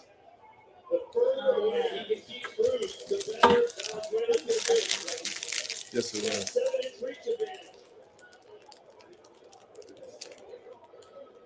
7 in reach, 6 in height. I mean, that's exactly what you need to keep a pull off you. But Sergio, you said before you don't like fighting short fighters. It's pretty much been the same fight, which is why I'm not really saying anything. You know what I mean? Whenever Isaac Cruz gets, too close to Rayo ties him up. And whenever they're at a distance, Rayo just keeping that jab on him, he's trying to keep Isaac Cruz at the end of his punches. You feel what I'm saying?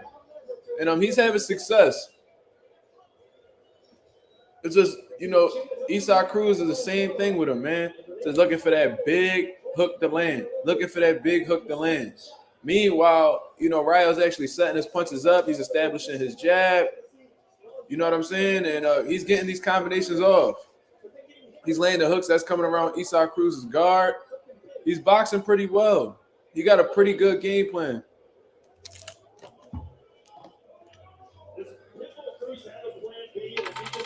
No, he just asked if Isaac Cruz has a plan B. No, he does not have a plan B because he's a one-dimensional fighter and he only does one thing. Isaac Cruz is not capable of making adjustments. He is who he is. You either gonna have the style to beat him and outbox him, or you're gonna have the style. You're gonna have the style that he's gonna end up fucking you up. You know what I'm saying? It's either one way or the other. He doesn't have a plan B. He is who he is. That's what's in his DNA, and there's nothing that can really change that. You didn't expect Rayo to fight like this? Me neither. I thought that he was going. But when you got intelligent trainers like Robert Garcia in your corner, you could put together a pretty good game plan. We could rename each other. What names would we choose? Oh my God, that nigga, De La Hoya's wife looked like she just got her whole face blew back. That surgery crazy.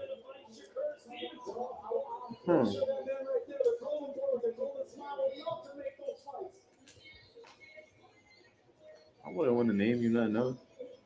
I know, I like my name.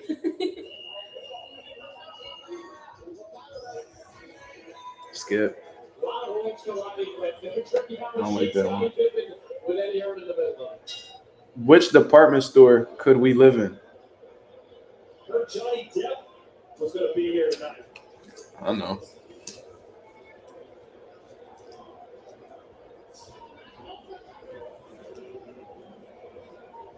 We're in round 5 scheduled for 12. Chris, is Valenzuela doing better than you thought he would? A lot better than I thought he would. They got food too. 3-1 Rayo. Okay, Agent 007 is giving these rounds to Rayo. He got a 3-1 going into the 5th. I just think, and I agree, man. Like, Rayo has the more disciplined game plan.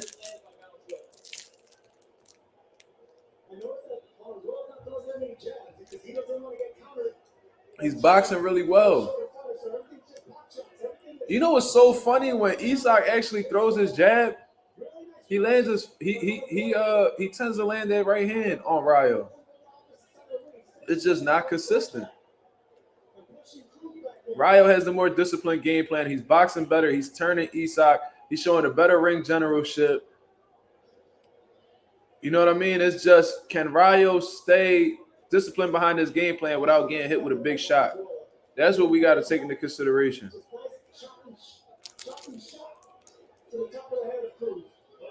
Valenzuela said that his parents left Mexico for the United States for a better life for him. They sacrificed everything for him, and tonight he said, "I will pay them back for this performance. This is dedicated to my mom." All right, it's your turn. They're gonna be proud of Can I read it? He said, Oscar De La Hoya girl look like Crimson Chin. You disrespectful. Said that bitch look like the bronze kneecap. What our rapper names be? Ruiz just can't seem to figure it out. Are you choosing from me or choosing from you? telling you, that's beautiful boxing right there that was well. If he can keep this up, You're choosing for yourself. he's going to be a long night for Pitbull Cruz. It's a footwork, that's what it is. It's a footwork and effective on the board, not loading up on shots. He's happy with just touching Cruz. He's a little fucking bastard. He's already annoying the fuck out of me. Look at him. Fucking motherfucker. I wonder if he's used the bathroom yet.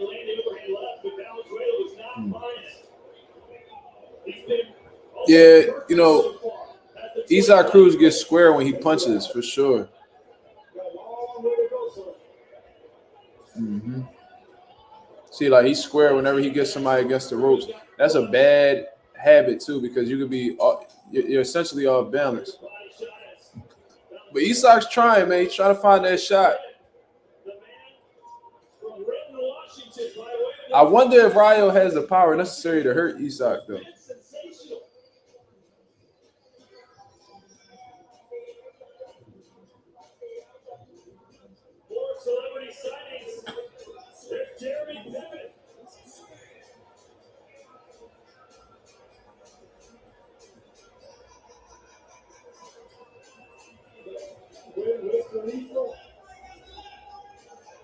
Chris, the Jeremy Piven make a good boxing agent? Make a great boxing agent. Shout out Entourage. Shout out my guys. My guy Jerry Ferrara. What the fuck on my rapper name be? What the fuck?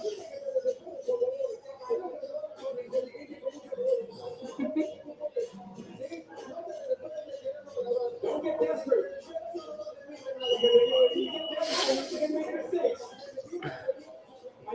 It's much over 15 you should call. He was like, is that J. Cole's sister? Fuck it, idiot.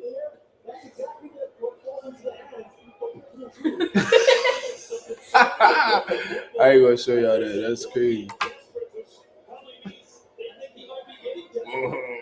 Millie Mills. 4-1 Rayo. He doing good. What does everybody else think? They Agent 007 on here giving you guys his, you know, he's scoring it round by round. And I appreciate him for that. But what do y'all believe is going on in this fight right now? Who has the momentum? You know what I mean? Is Rayo game plan working successfully? Are y'all giving Rayo the rounds? Let me know what y'all think, man. Mm-hmm.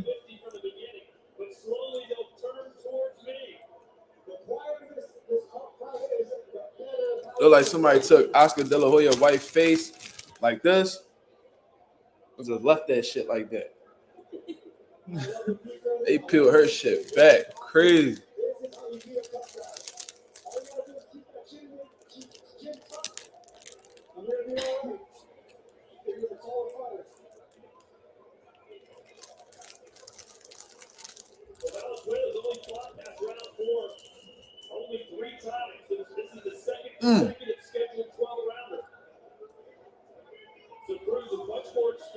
And I'm betting money. Gervonta Davis is watching this fight right now and considering whoever wins as his next opponent. 1, 2, and 5 was close rounds for me. Okay, so based off of that, shit, it could go either way then. Because we only five rounds been done so far, and you think 3 of the rounds close? That look like that hurt Isaac. That punch from Rayo looked like it hurt Isaac Cruz a little bit.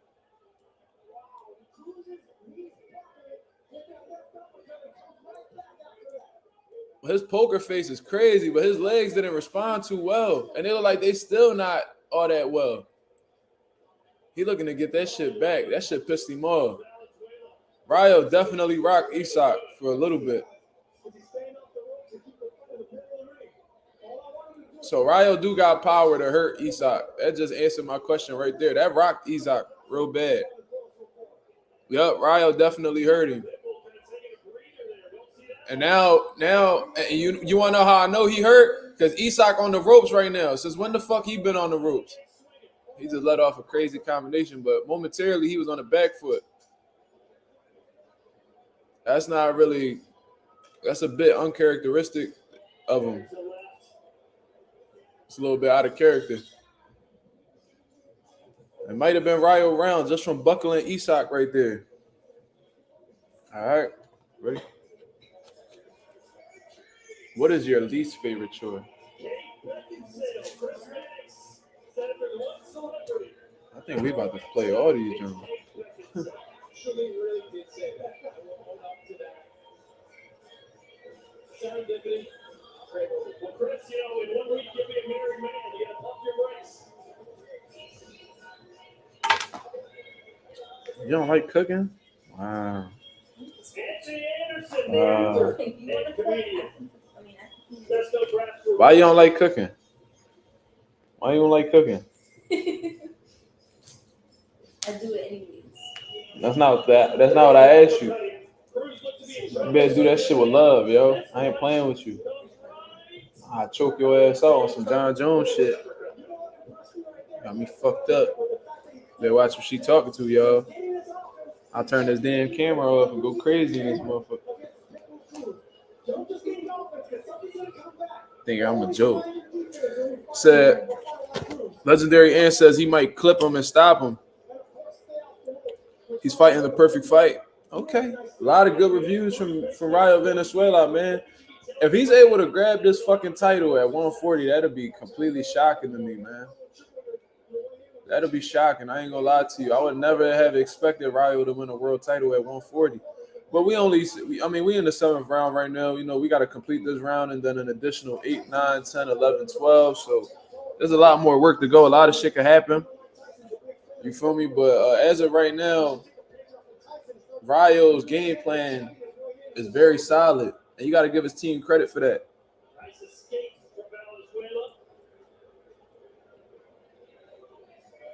I wonder if David Benavidez's dad is in his corner.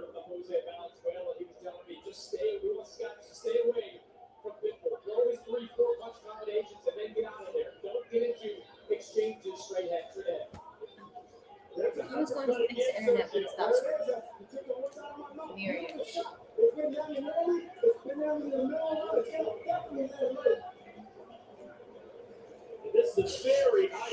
Should be you. The council building motherfucker. You all into the technology and shit like that. I just count niggas' money and put it in their accounts. Which animated? Oh wow, I can't read to save my life. Which animated movie should we live in?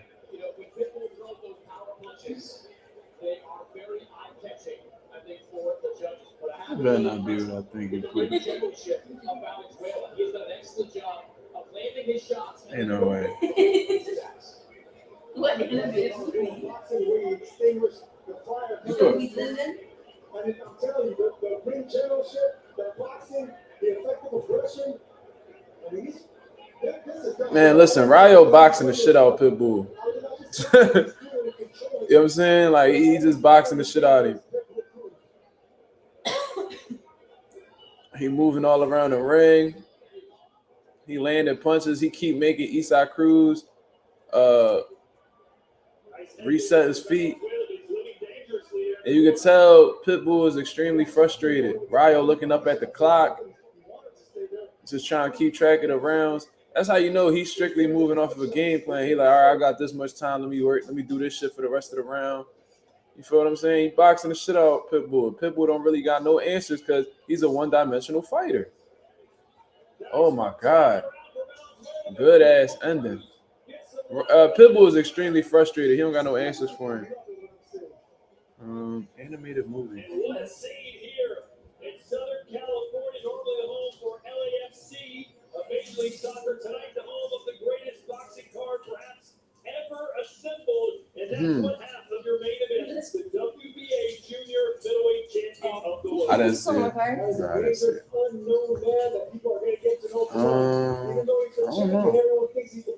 know. Animated movie? Going up against the pound for pound champ, moving up in weight, and Bud Crawford. I don't know. I'm not going to answer. You can't think of one cartoon movie.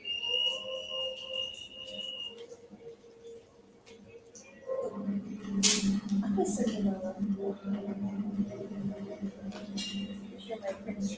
Who the hell would I be? Prince Charming. Prince Charming. You see? I'm too ghetto for all that shit. You see? From my toxic family. Oh wow. Yo, Pitbull swinging with all his might, trying to catch Ryo so bad. Ain't making no adjustments, bro. Izak Cruz, I'm gonna keep it 1,000, bro. You know, he explosive, he got power, aggressive, you know what I mean? But besides that, bro, he's fucking dookie, bro. Like I know he's exciting, so a lot of people usually give him a pass, but let's keep it 1,000, bro. He's one-dimensional. You know what I mean? He got 0 jab, can't box to save his life, can't make any adjustments. You know what I'm saying? And the fact that these judges only got Ryo winning by 1 point, bro. I don't know. I mean, like I said, there was some close rounds, so I get it. But like, I don't know, man. I don't know. Ryo got a beautiful game plan, though. That's all I know, man. I don't know what these dudes be doing. Look, man, you got to take into consideration, like, it's no coincidence that everybody says that the zone's commentary is shitty, bro. That uppercut is really making his mark on Isak, though.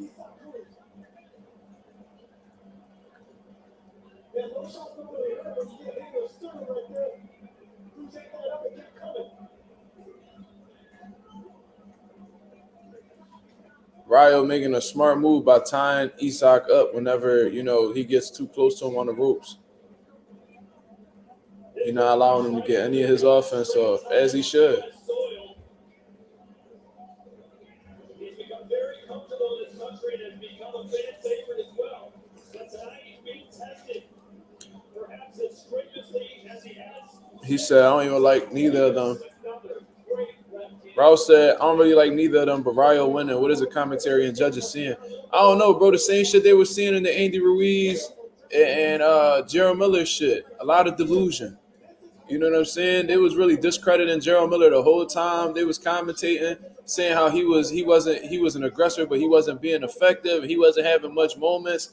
Bro, these dudes, bro, I don't know exactly. I don't know if they just like extremely biased or they got certain agendas they trying to push, but bro, what doesn't change, like the reality, bro, they're terrible commentators, bro.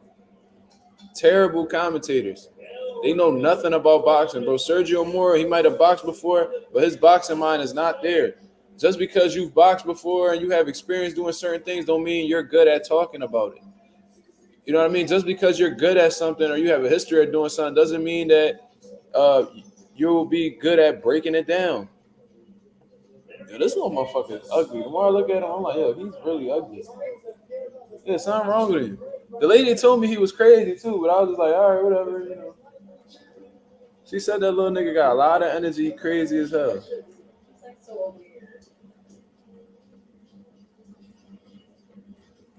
I wonder if that's how black cats are, though. I never had a black cat. Are black cats crazy, yo? He said, Mark, they better rob Bull? Or they better not rob Bull? Okay. They want Pitbull to win to rematch Tank for real. Hey, that's not far-fetched, bro. That's not far-fetched because they was already, before he even fought Ryo, they said that a possible opponent for Tank is, you know, the Isaac Cruz rematch. And it's like, damn, he fighting Venezuela. What's the guarantee he beat Venezuela? It's my turn, right? If we were on Who Wants to Be a Millionaire, who would be our phone a friend? So pretty much a smart friend. I'm gonna go with Steve. Oh damn, damn, that was a good hook. Isak just landed on Ryo. Ryo ate that shit though.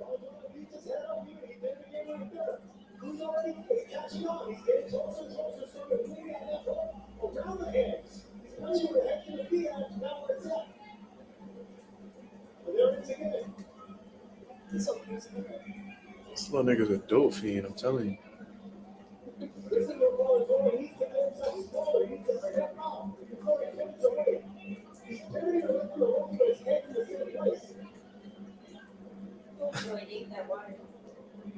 He said, Mark, we might see another ride. Don't say that, Ralph. Come on, man. Come on, man.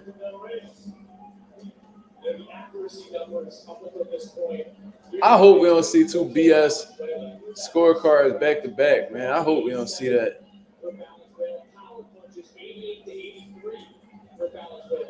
Look at what Ryo's doing though, man. Like he's hitting and not getting hit. Like how can you dispute that, man?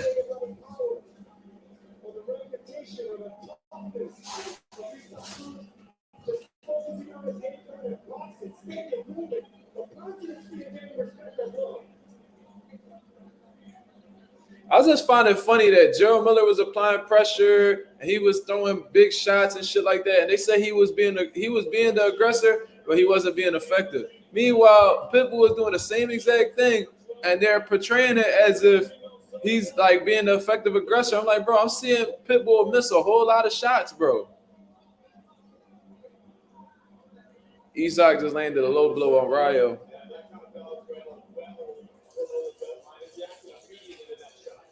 Who will be your friend that you call?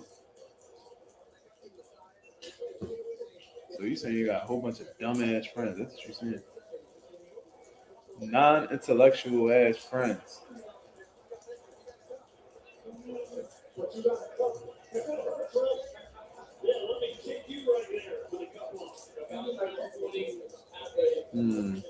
Okay, your turn. But yo, Ryo taking his time, y'all. He taking his time. And Ryo keeps looking up at the clock too. I don't know why he's doing that.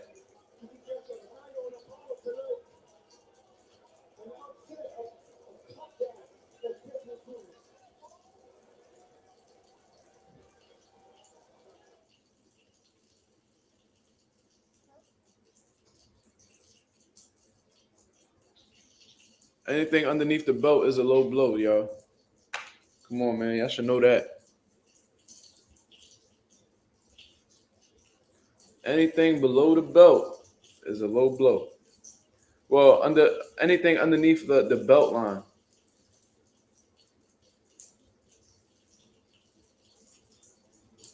The symbol fucking that shit up. Good. What event made us laugh the hardest together?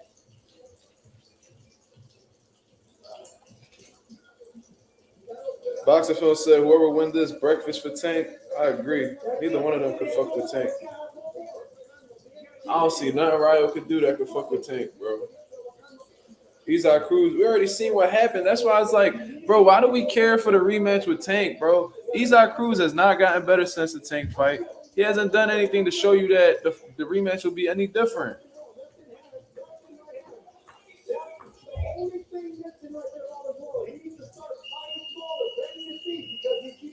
I don't understand it.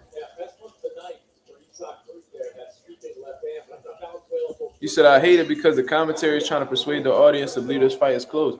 Bro, I swear, bro, and it just make me feel like they have like dead ass be having agendas, bro.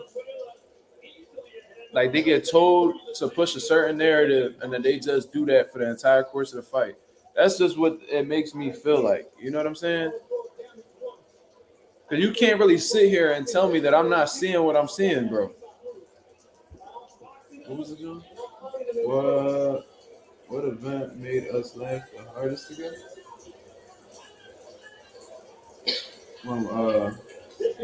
You write it down? I'm thinking. I forgot what it was called, though.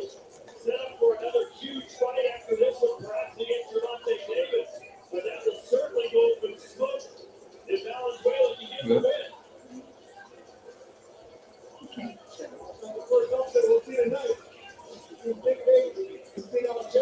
Why are you supposed to put yours at the same time, yo?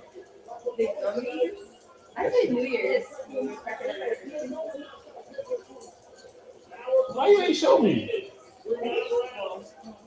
Put the damn card at the same time as me. You're going against the rules. Yeah, that's funny. THC gummy was funny.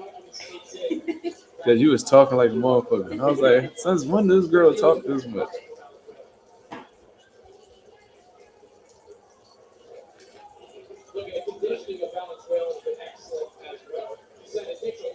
Damn, that was a good combination from Rayo.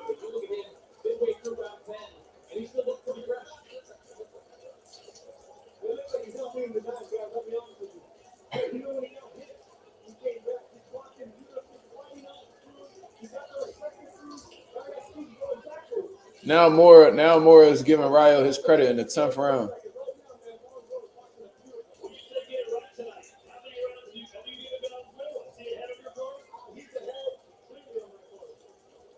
Also, Mora is actually.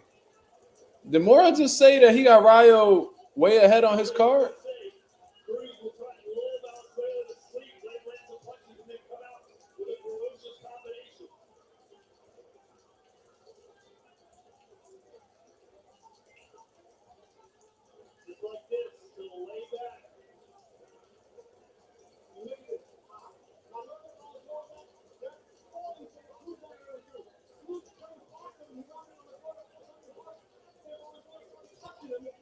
Yeah, I wouldn't doubt it. They said he's saying Eastside Cruz. Translator's gonna say that Rayo ran the whole fight. He definitely didn't run the whole fight. He kept his distance. I mean, he hurt Pitbull in one of the rounds.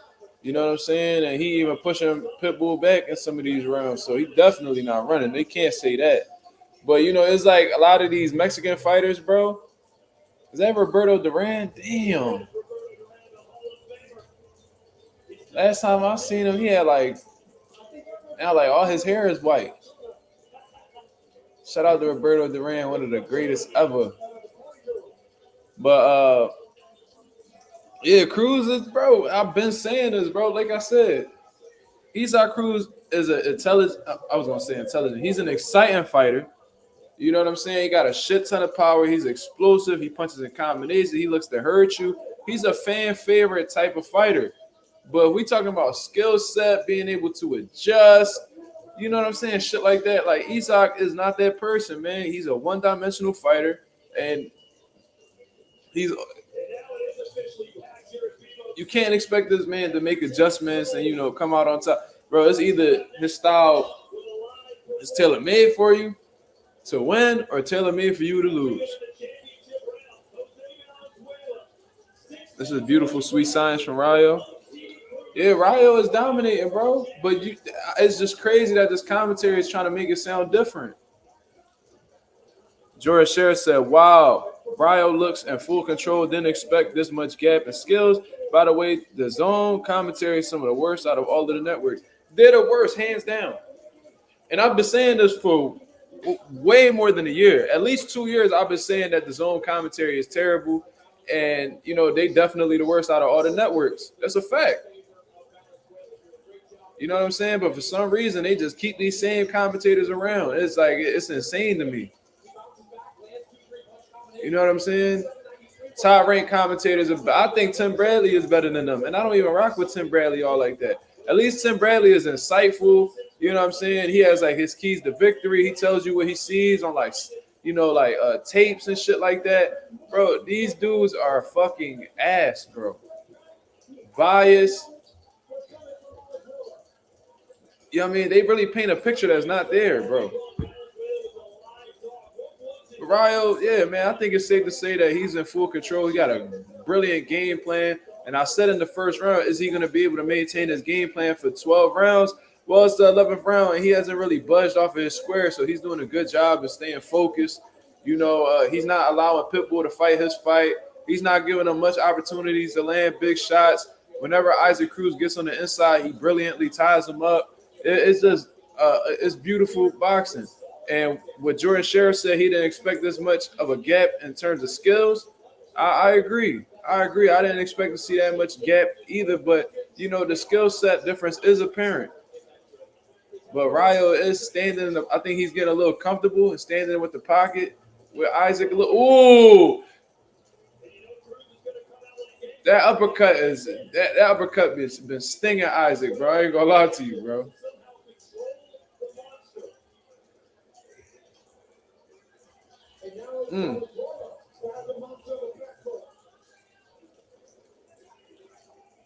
Isaac Cruz trying to find that home run hit so bad. Where we at, man? Ready?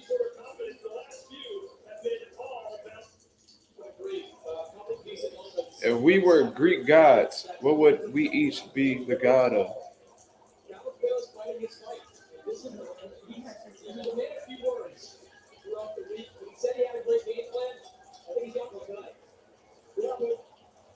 He said Pitt got a one with a high fade. He drawing.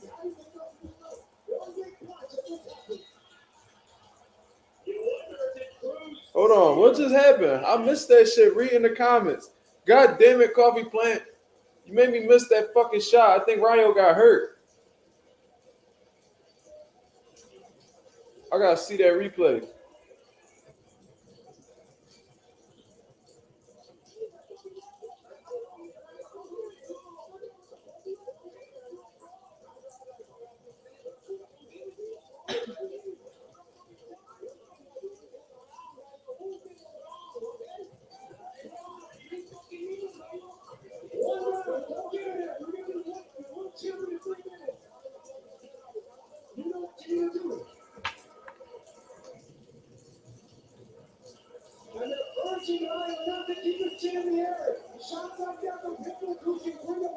I got mine.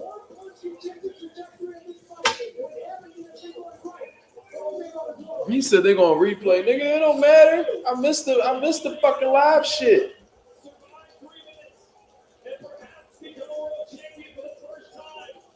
So we're in the 12th and final round, and you can tell Israil Cruz feels the urgency. He's letting his hands go immediately. And Ryo just staying focused behind his game plan that he's had since the first round, keeping that long jab on him, keeping him at the end of his jab, and making him pay whenever he tries to, violate or try to get too close.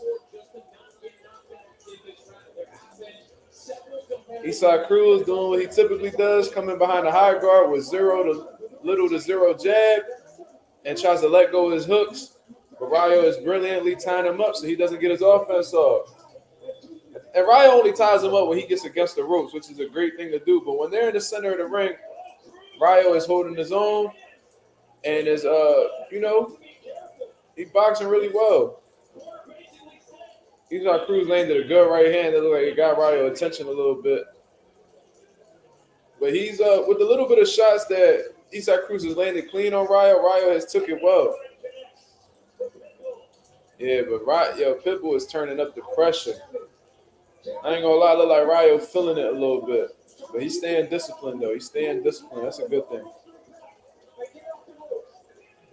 Ooh, good uppercut. Ryo put on a good display of uppercuts today, too, man.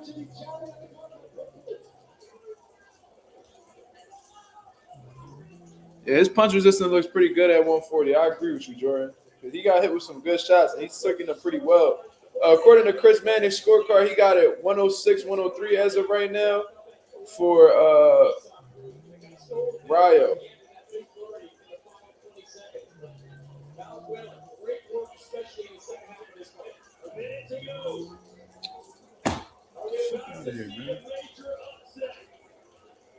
You got yours?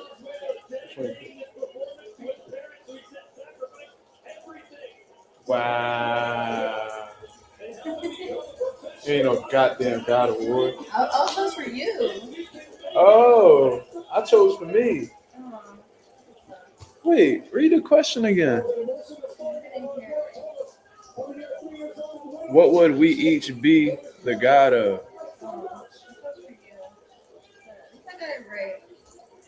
All right, let me choose yours. It was like music and dance, right?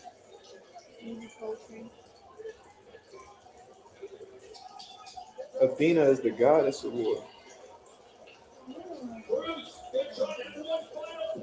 I think you'll be Aphrodite.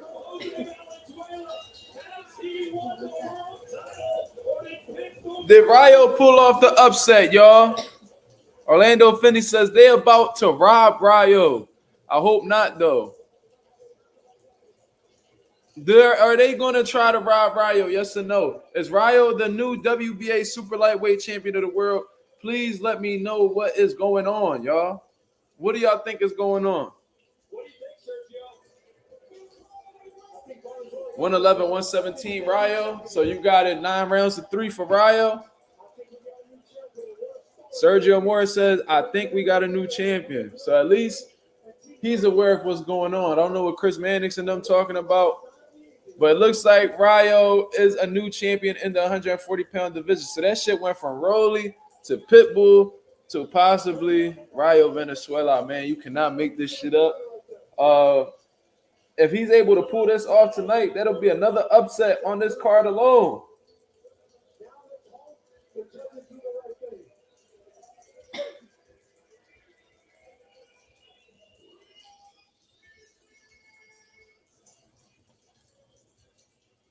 Rayo looks pretty confident. Isaac Cruz not really saying anything or giving you the impression that, you know, he's excited about anything.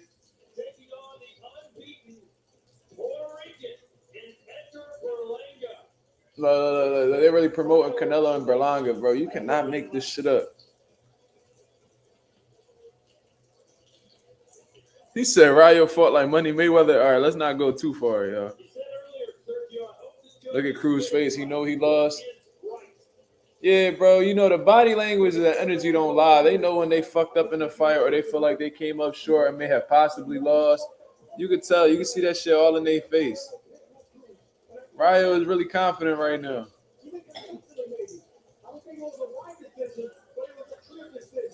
If I'm Edwin De Los Santos, I'm like, give me that rematch now. You know what I'm saying? If I'm Edwin De Los Santos and Rayo is a new champion at 140, I'm calling Al or whoever. I'm like, yo, give me that fucking rematch with Rayo right now.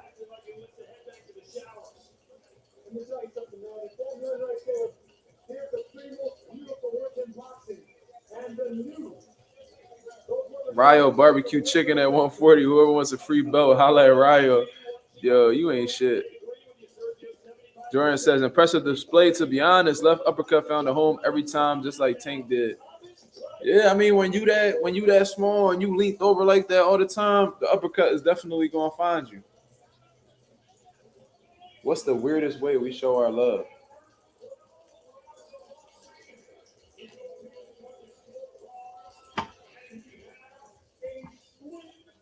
Split decision, y'all. Split decision.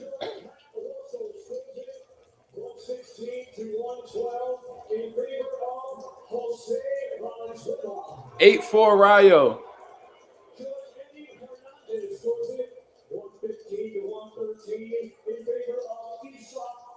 7-5 Isaac Cruz.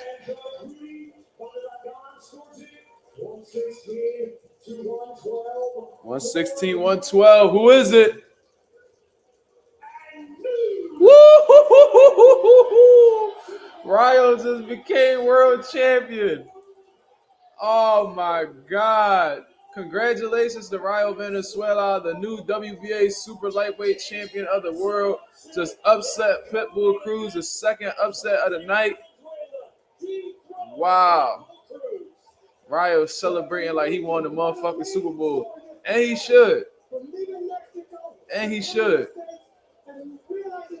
Everybody underestimated Rayo. People thought Rayo wasn't going to be able to do it, myself included. He proved me wrong. The split decision was pretty ridiculous, but at least it went to the right person. Robert Garcia and Rayo going crazy right now. And they got every right to do so, man. So now Rayo is a new player in the 140-pound division.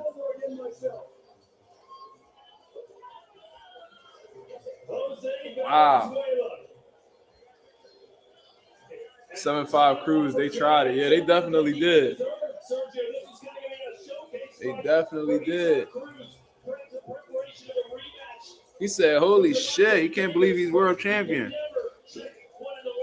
Man, hold on to that belt as long as you can, nigga. That 140 niggas is good. Rayo had Cobra trauma while reading the scorecards. Yeah, that's sad, man. Yeah, Rayo proved me wrong, man. I thought he was going to get clipped by Isaac. But he had a really good game plan. He boxed really well. And what impressed me was his composure and staying focused even when he got hit with certain shots.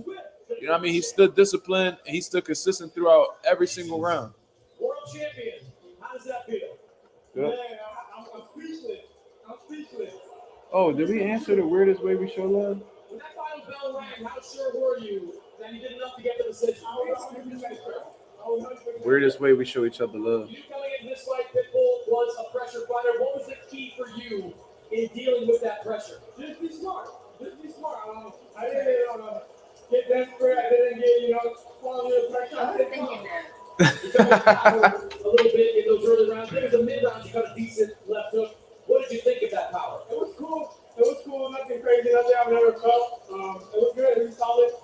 Your conditioning was excellent throughout this fight. You were able to keep moving throughout this fight. How did you feel in the ring? I felt great. I felt like I was in control the whole time, using my jab, using my footwork, and I felt like I was in control the whole time. You're coming off a win over Chris Crawford. At that point, the biggest win of your career. Now, the win against Israil. What's the difference in you over these last few fights? These two guys right here, fine. What you think of that performance? I think it was a great performance. Pete was a tough kid. We have to fight smart. Keep the distance, keep the gap going, and fight all the distance. And he kept following the ropes and such, and he began tapping out.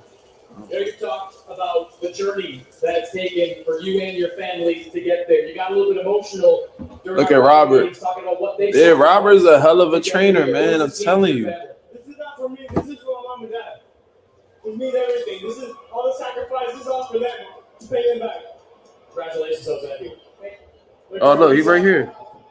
Scratching me. Peace out.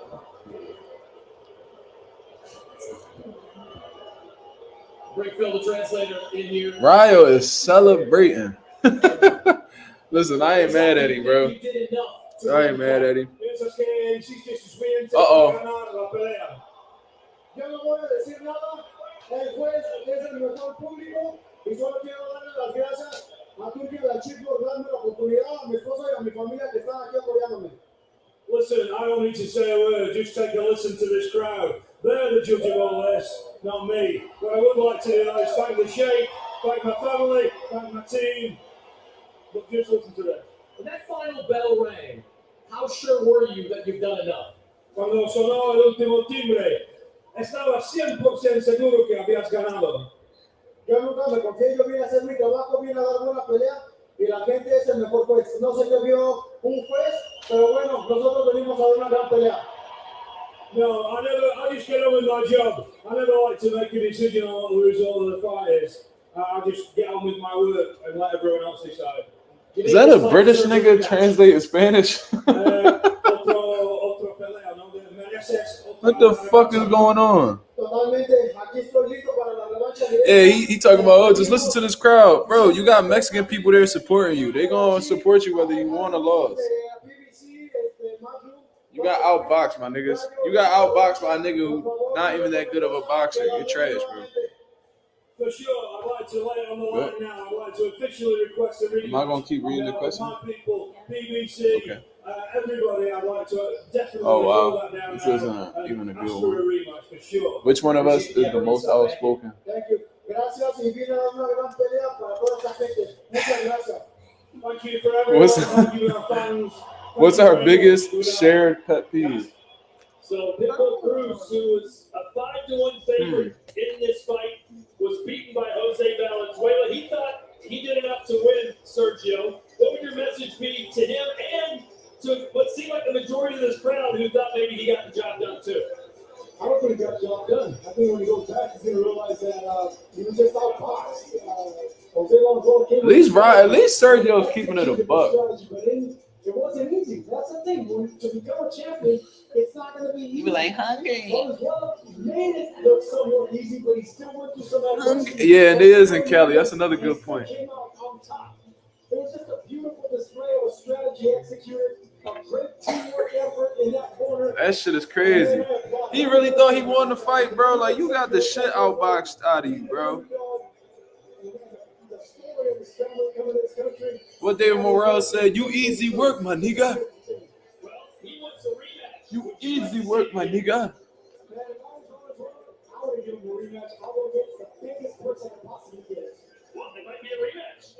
What show could we watch on repeat forever? As Pitbull started fast, but Valenzuela just stuck to the game plan and did what he had to do. It was the game plan, Todd. What's the number one thing on our bucket list? It was the punching and dipping. There were scary moments because, like I said before, Ryo as well. Keep the chin up a little bit too high, a little bit too long. But it was a footwork, What? ring generalship, how he would get away from the ring, and he wouldn't back himself up to the corner. He would stay in the middle of the ring. But shots like that is what kept Cruz back in this fight. Will get him confidence Really? to stay in this fight. But anytime it started swinging in the favor of Pippen, Man, shut up, man. You said imagine Bud lose. I don't want to see no rematch neither. He got the shit out box out of me. Put him in there with another champion at 140. I love this fight. Getting the latest from Jose Valenzuela as he makes Yo, Ryo celebrating like that nigga won the Super Bowl, bro. He walking away. He walking away to the locker room. They still interviewing him. Yo, Ryo don't know how to act. He can't believe it. He said, yo, check this shit out. He said, Mark the real winner. After the fights, he going crazy. I plead the fifth, my brother. It's definitely going to go down.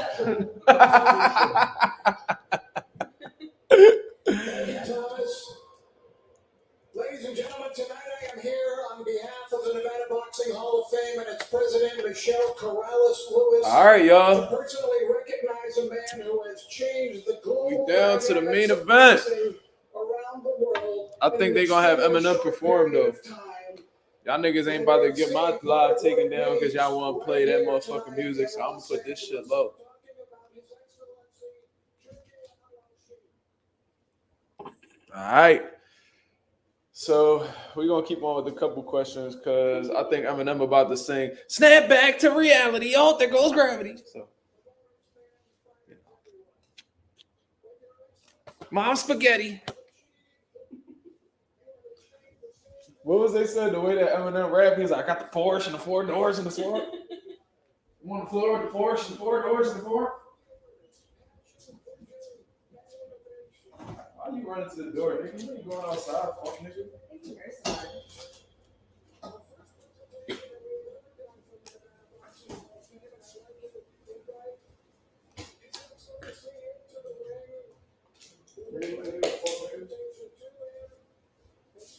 I'm in the Porsche and the floors with the 4 boards and a Porsche.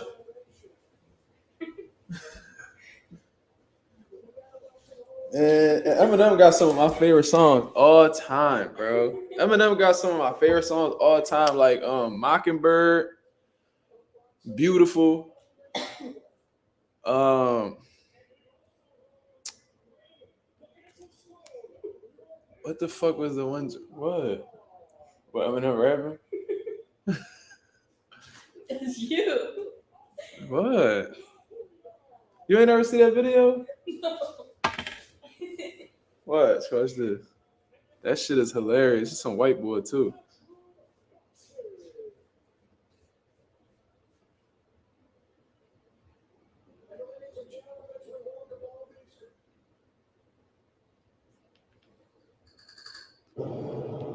Of course I'm on torrent. I'm driving a Porsche with 4 points over 4 points. We're in 4 torrents, getting a Porsche and then the divorce at the same time to hear us report it. Look, I'm planning. I'm planning doing this while you're panicking and you're looking and staring at mannequins. I'm doing fam kids trying to get up a mannequins. In a cabana. I'm in a cabana in Janet. I'm in a cabana Janet on the stand-up band where you don't got the stamina, you're lacking the stamina. You're lacking the stamina while you're divorcing Harrison Ford and I'm in a Porsche with flowing porns. But I'm more torrent. You using way too many napkins. Napkins and napkins. You use the chapstick and napkins while I'm napkin. Snapping around like a napkin. Slamming a baby pan, champion, damn it again, but it's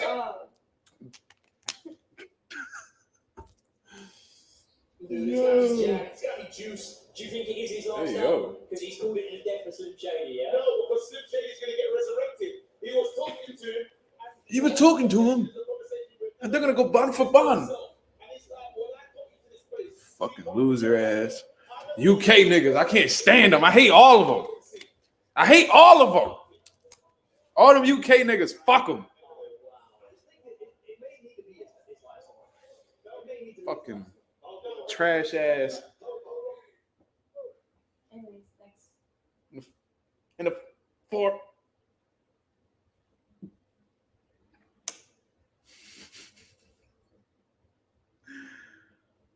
I hate all of them. Fuck all them UK niggas. God damn it. I'll fight all them niggas. AJ, all of them. Ladies and gentlemen, it's time for a special announcement. For everyone lucky enough to be here tonight for the re-out season card, you can also be walking away with an amazing prize. One lucky winner will win a brand new, top-of-the-line Lucid card. At this time, What? we welcome This nigga Turkey giving away cars like Oprah and shit. of the General Entertainment Authority, GEA, to present this incredible prize to one lucky winner. Your Excellency, This nigga Turkey just be giving shit away. please press the button that will select our winner.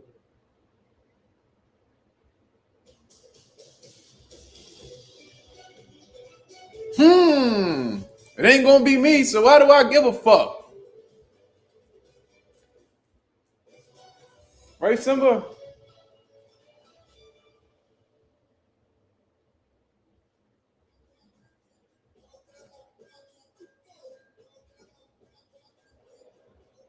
The fuck is going on?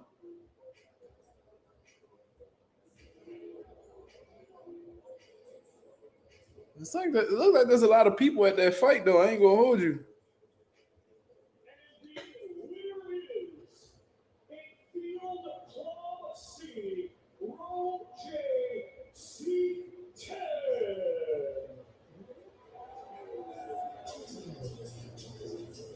Who is this fat knee guy? He don't look happy. He's like, what the? I don't know what the fuck a lucid is, but we about to find out. I don't know what we watching, man. These niggas giving out cards and shit. Don't nobody give a fuck about that shit. What the fuck I gotta do with boxing? Fuck.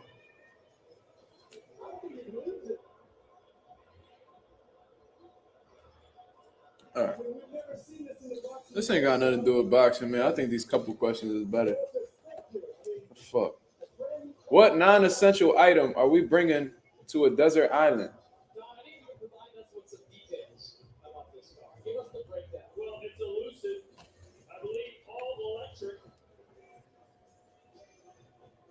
Lucid means easy to understand. Please stop it. Stop trying to be in the stores. Hey, great thing. Come to a boxing match. Get yourself a free car. Something to drive home in. Hey, you get a free car when we go to your wedding next week? Non-essential. What are you giving out as a party favor? Free beer. Close enough. So here's our winner. I'm actually on purpose. He's going to be like that. How many cervezas do they need? Hairbrush? Sergio. What a fucking loser. He made me nervous, but he did that little move. Stepping into the ring because he boxers do all the time. The dip in, the dip out. Mark, you got a free car. I don't give a fuck, nigga. I don't give a fuck about that nigga. Am I driving it? He said the boy looked like me. Yo, you know what? Fuck y'all niggas. I let y'all pussy ass niggas tell it. I look like everybody. The fuck out of here, nigga.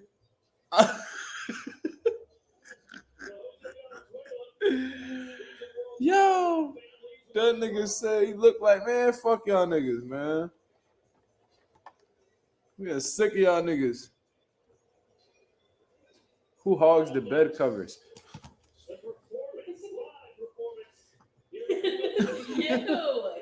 Yo, I woke up. No. I'm talking about last night. I woke up 5 a.m. last night with no blanket on me. And I had a blanket on me when I went to sleep. But you usually And I turned over, and that shit was all wrapped around you. You was just like a fucking piggy in a blanket. You know what I'm saying? You was bundled the fuck up, and I had no blanket on me. And I'm like, yo, why the fuck am I cold as shit? Goddamn. Buddy looked like Turkey should have been like, nigga, you look ungrateful. Get the fuck out of here. And hit that button again. Every light-skinned nigga look like you at this point. You know what? Glizzy, go fuck yourself. Yeah, next. Buddy look like he don't even want the card. Mr. Plumtree and family, good morning. Nigga, do you know what time it is? I mean, technically it's the morning, but not really. The sun ain't up, it ain't the morning, nigga. Who's a dog and who's a cat?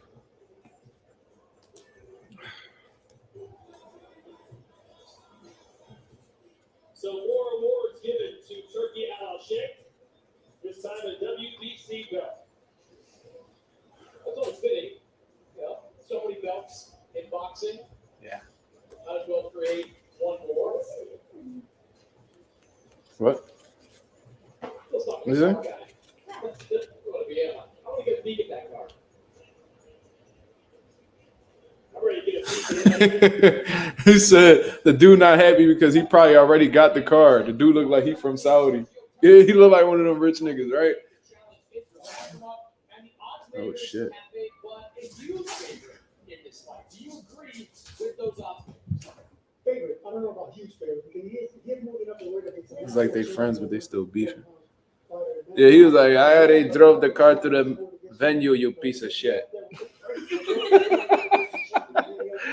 I already drove the car to the venue, motherfucker. That's how that ain't my car. Give me my fucking keys, Turkey. Thank you. Nigga, I know he want a free car. Why you keep saying the same shit, nigga? You alright? You know, like, what you got? Short-term memory, nigga? That's what we were just talking about. How don't I know that? Come on, Glizzy, you trolling? Fuck, man. Where would we go if we had a blank check? I know where I would go.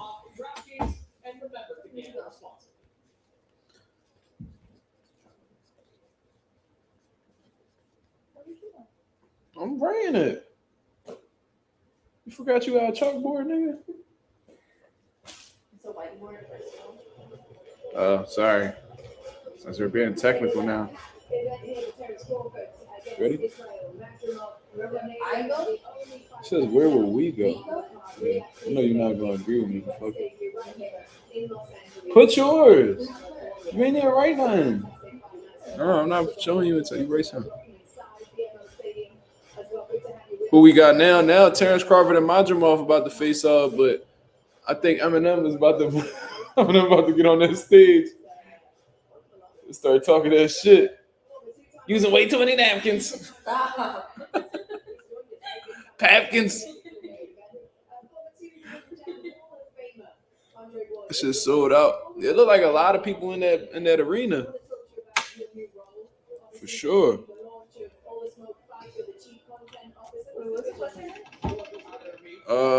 If we had a blank check, where would we go with it? Where would we go if we had a blank check?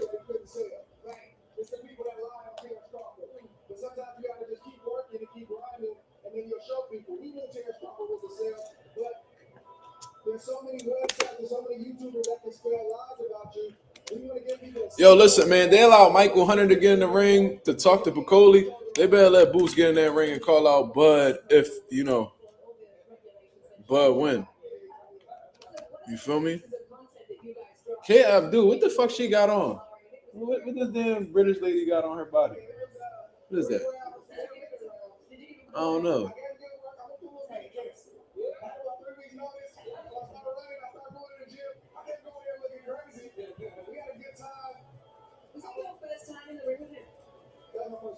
What did you notice? What stood out? It just confirmed everything I know about him. He's the truth. Very sharp. Got a lot more skill than he's getting credit for him. And it showed me that I'm very, very rusty, but my hand still works on that. How serious do you think? Andre Ward, a GOAT, man. I've been trying to meet that man for the longest. You ready? He doesn't play when he gets in the ring, but his Out shopping? Hey, that's on camera. That's on camera. Show them your card. Nothing wrong with what I said. Porter Fitz be atrocious. Yeah, that nigga be dressed like he about to lay down the craziest sermon at a Baptist church, bro. Like that nigga be swearing he be killing it too with that fat ass tie on his neck. Look how fat that knot is. That joint crazy as shit. And he be walking out the crib like he be killing it too. Yo, he be wilding.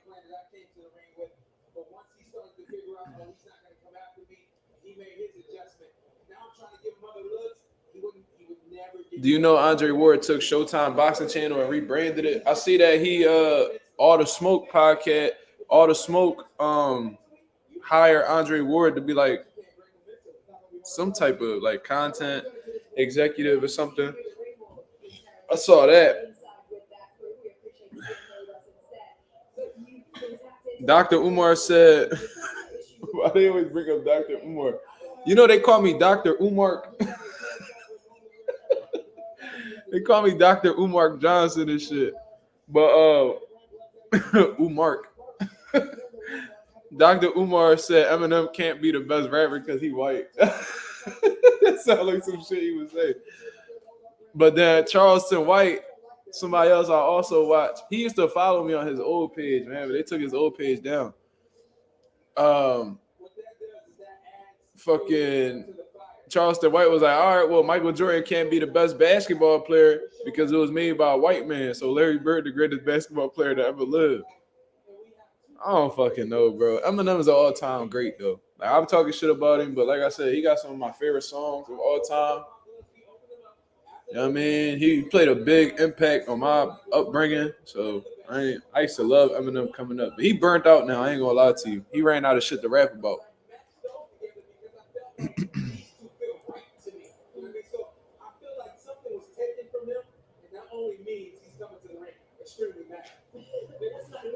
All right, let's see this one. How do you game plan to beat Terence Crawford? If we got arrested for doing something, what would it be? Like he does so many things well, but even if skill for skill, you may have an advantage about him. He's got something Ban for ban? that every champion has, those are intangible. It's a meanness, it's a toughness, it's a competitiveness that says if you don't have to really hurt me to stop me tonight. You can't teach that, you can't really train, but that Terence has that. So if all else fails in here, where things aren't clicking and he doesn't feel sharp, he's always got Definitely that not. and that's all. We're not clicking up here right now. How do you make his demeanor throughout the week? Because he doesn't. Dude wearing green gloves. Who wearing green gloves? I ain't see that. We're not here right now. I don't know what's going on. You need to snap into reality. What are we better at than every other couple? One of the things Sean talked about at the weigh-in was just kind of how solid Madrimov looked. What did you think of it? He's sturdy. He looks very, very strong. He's very, very skillful. The more I watch him, the more I like him. And the more I realize it's going to be a tough fight. People are looking at the amount of fights that Madrimov has, and they don't realize he got 3, some say 400 amateur fights. He's been through an amateur system his whole life. They don't understand that. That's why a guy with that amount of experience can be on the fast track and be in a fight like this with only 10 fights. Drawing right now? People keep talking about saying, Why is that your concern? The true out-and-out 154-pounder.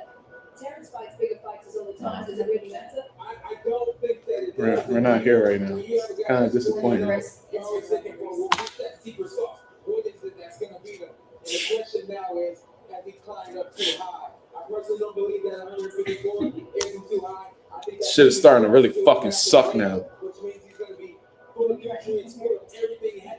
If Kendrick Lamar were to walk Bud out, that would be dope. Yo, if he were to come out with a Not Like Us, I would lose my mind. Or like that. Mark, what are you playing? That's actually a good question, my brother. We were playing the couples game. It's called the couples game. That is actually fun, where we have a whiteboard and a marker, And we about to play a different game right now. And this one is about to piss me the fuck off. I already know it. But it's a pretty fun game too.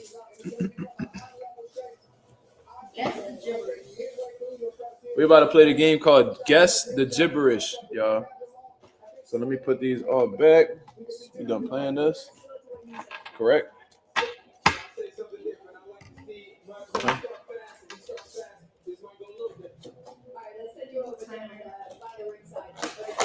I mean, he is in LA, so if he were to get Kendrick to walk him out, that'd be fire, but I highly doubt it.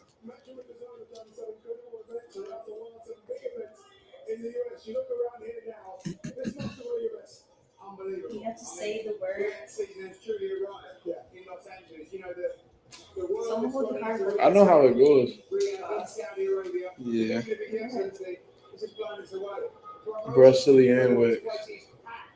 In here, you got every single star from the world of boxing, from music, Brazilian wax. Brazilian wax.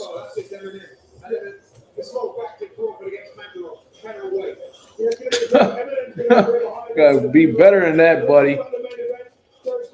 Sit or itch is saw moles food. What? Sit or itch is. I'm gonna fuck this nigga up.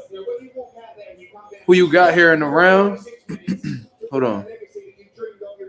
You said Equip FC has Bud and 10. Okay. Bro, Turkey really bringing back boxing. If he could put on cards like this consistently, it's a wrap. Yeah, if he constantly brings cards like this, then there's going to be no sport that's going to be able to stop boxing, bro. I think that's the only thing that's ever stopped boxing from being the number one sport is just the politics and, us not being able to get the fights that we call for. But with there being a huge amount of money being put on the table and, getting all these promoters to work together, there's nothing that's going to stop the sport of boxing, bro. The MMA had their time while they had it, but, if if boxing gets on, like, where the fuck is my marker? Like, if we get all the boxing world to come together to make these big fights happen, bro, there's literally nothing that's going to be able to stop boxing, bro. That's the only thing that stopped boxing from being great. I'm looking for the top.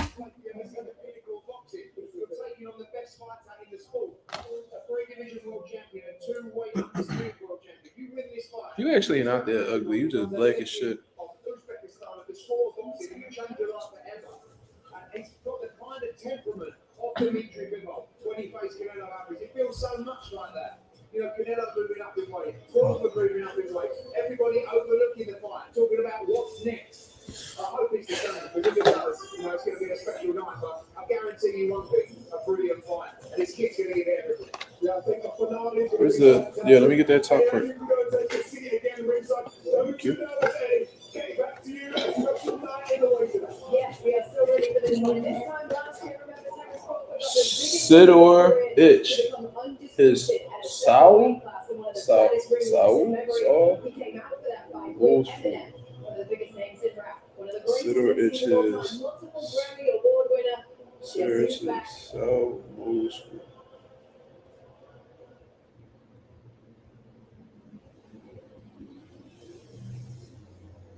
Yeah, I don't know that one.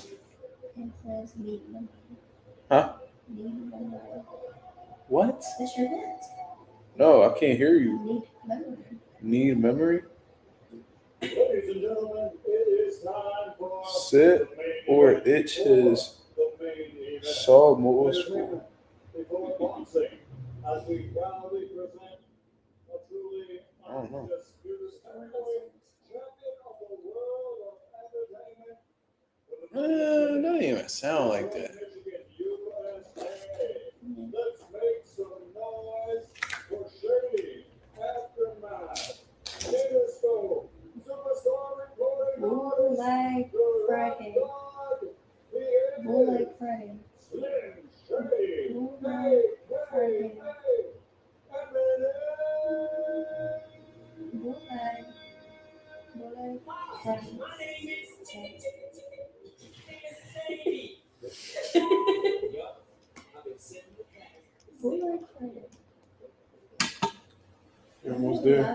Friday. You're almost there. Bootleg. Bootleg. Bootleg? What kind of Friday? Oh. Why you just turned it over? You wasn't even trying.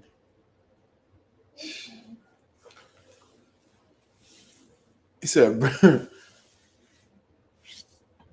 wait, is Eminem performing? I can't hear.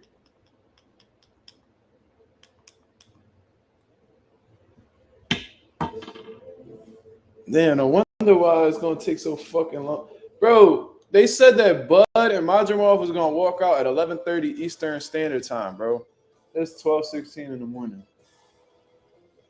Bud Dish Hots. Bud Dish Hots. Bud Dish.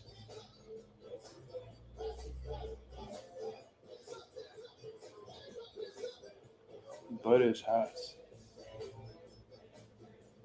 What? Buttocks? No.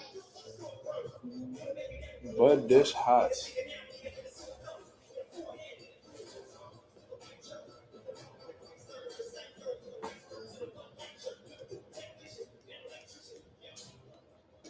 What is this? Bro ain't been Slim Shady for decades, right? Bud Dish Hots. Delicious? No, I don't know. That's some fucking bullshit. I don't like this game. I don't like this team either. No. Yes.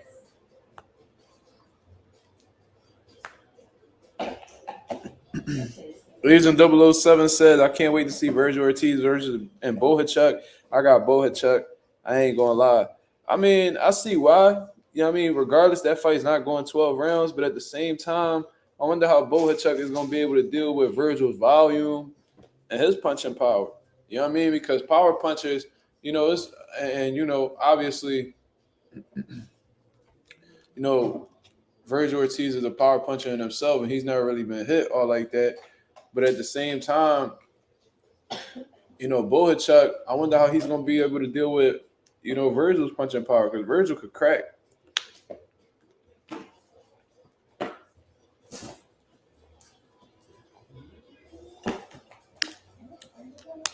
It's going to be a good fight. I'm definitely going to be tuned into that one. Yeah, Floyd fighting Gotti again. Yep, yes he is.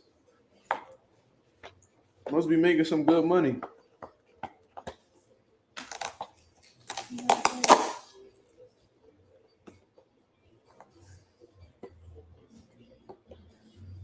We think Bohachuk very smart boxer.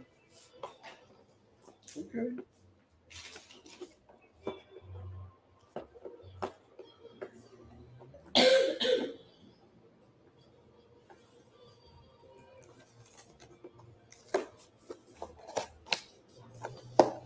Fuck, I didn't mean to break it.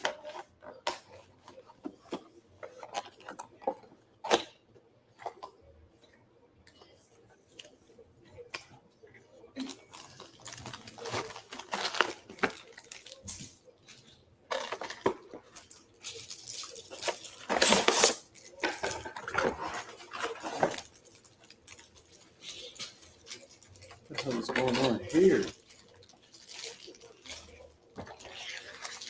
Oh my god, this looks so complicated.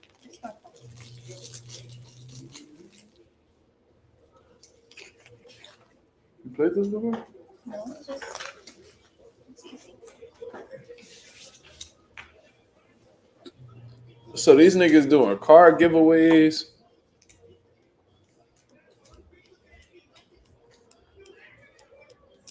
I ain't gonna lie though, when Eminem dropped Rap God, bro, I was like, yo, this nigga really the GOAT. I used to fuck with Eminem heavy around that time, bro.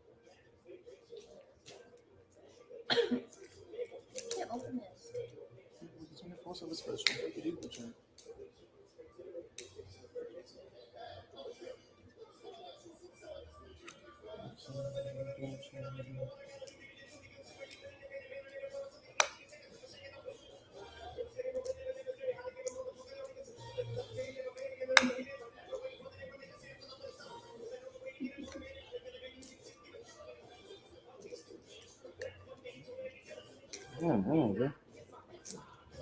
Okay.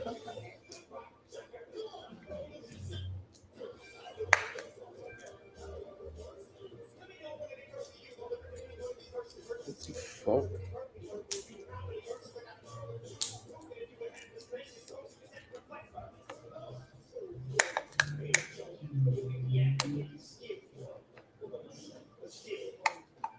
Okay.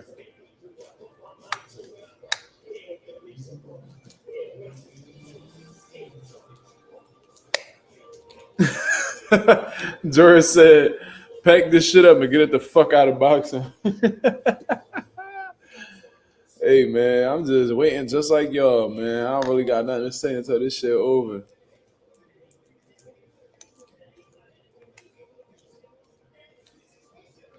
Situation.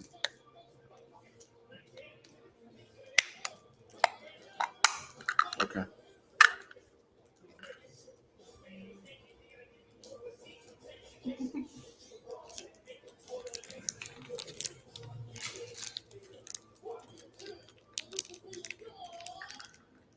Damn, that boy that's sidelining for Eminem really like dicky.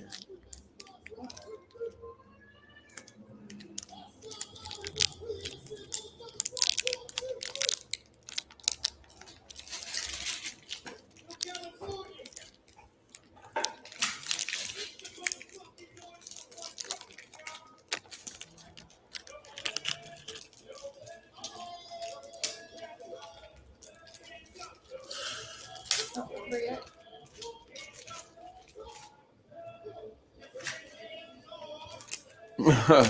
Yeah, Clarissa Shields talking about it's not fair that a man is fighting a woman. Like, yeah, you were just calling out niggas like 2 weeks ago. You forgot? She's like, I could call out whoever I want. All right, well, you could call out whoever you want, but you're going against your own point. You do know that, right? Yeah, the thoughts, I'm gonna stop killing them.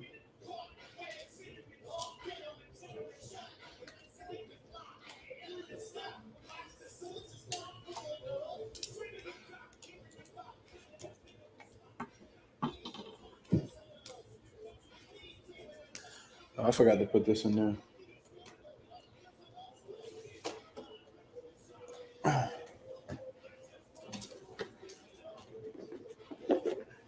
Oh shit.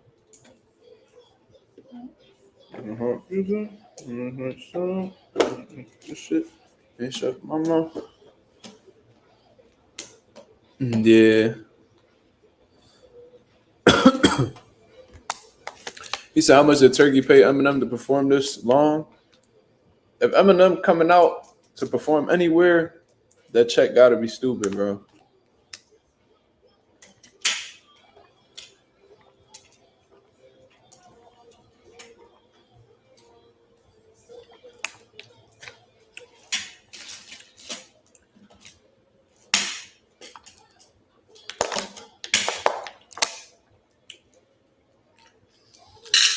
You said we want Alicia for what?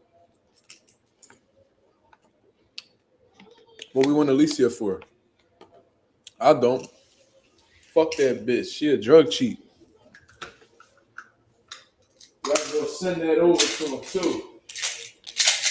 Fuck you.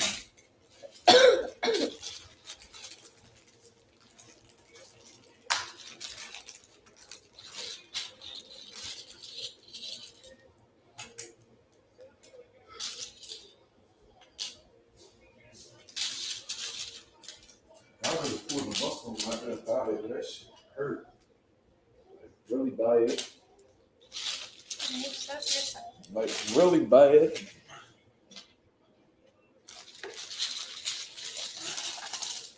You talking about learn boxing? What you mean learn boxing? What that mean? Who you talking to? You ain't talking to me. It's at your side. How do I set it up? Just fill up the square. What, anything?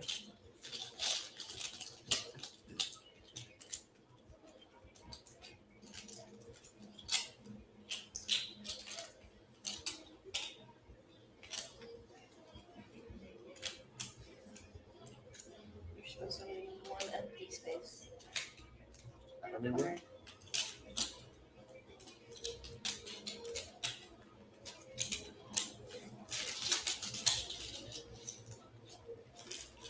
want to know who you talking about. Learn boxing, bro. Who you talking about?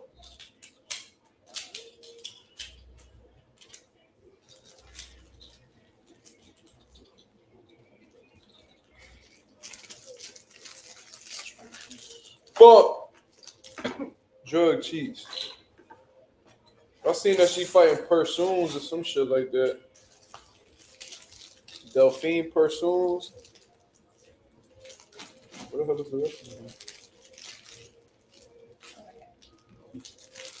But even then, that's still not enough. Just leave one empty space. Yeah, no, but look, there's gonna be multiple empty spaces. Oh.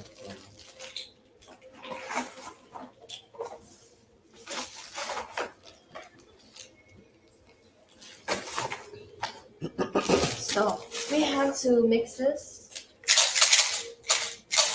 We may have to like match it in this square. I mean, the first person would match whatever's in here.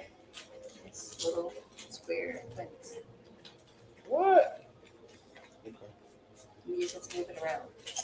This first person's on.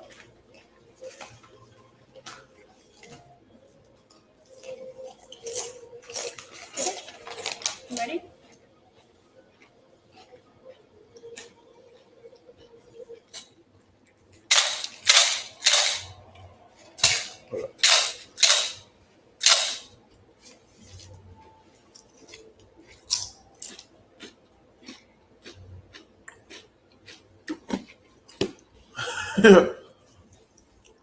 He said he want to learn boxing with Alicia outside of the ring. That's crazy. Okay. The fuck? What up? So this would be. All right.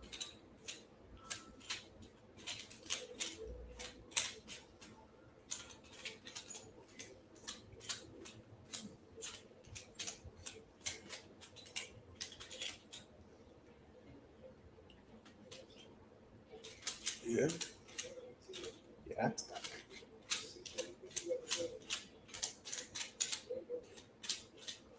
Shit.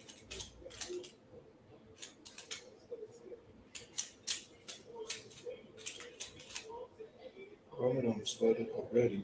I'm spaghetti. Nervous. I'm ready to drop bombs, but he keeps on forgetting what he wrote down. The whole crowd goes so loud.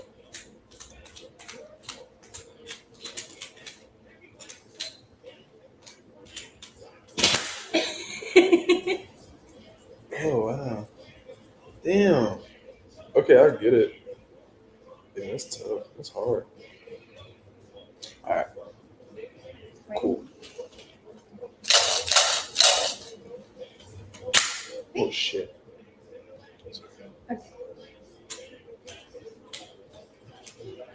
Yourself in the music, come on, let you roll, let you better never let it go. One shot, you won't get your chance to blow. It's opportunity comes once in a lifetime. You better never let it go. One shot, you won't get your chance to blow.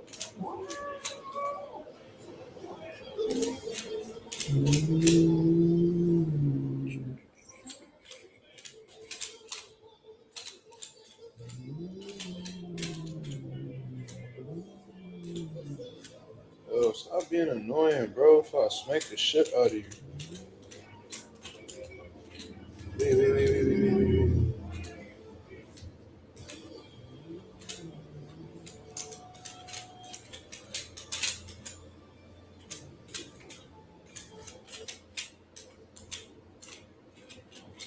Oh.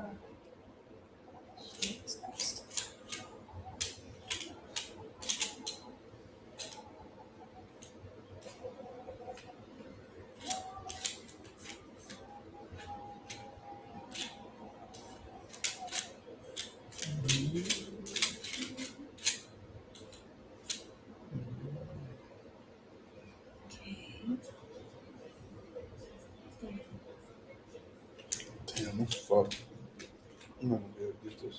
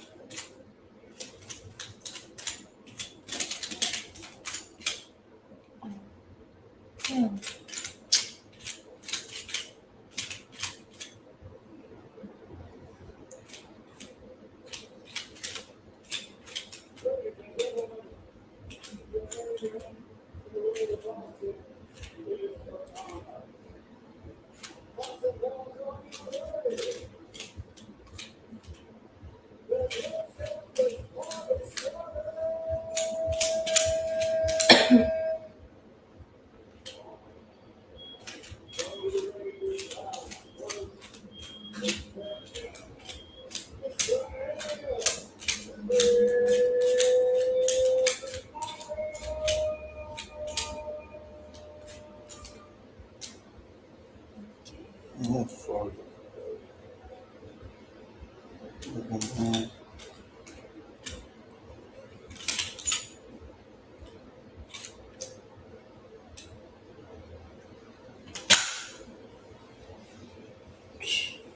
So here comes Almost Israil had it. bring off the reigning No, where I fucked up at the green was all the way up here. I needed it down here. Darn. I had to rearrange everything. I was only off by one. I could have been finished that shit.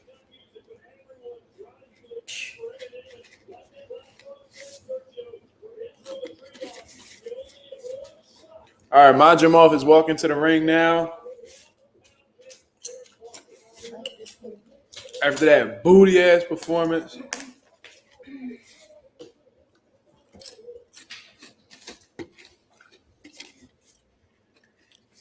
Those are all classic songs from Eminem, but yeah, like we ain't trying to hear that shit right now, bro. It's 12:30 in the morning.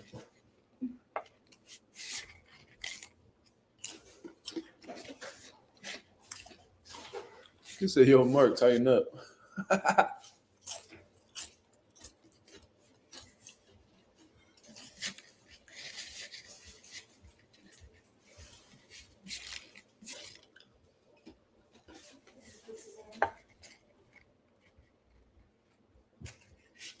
I do like that game though.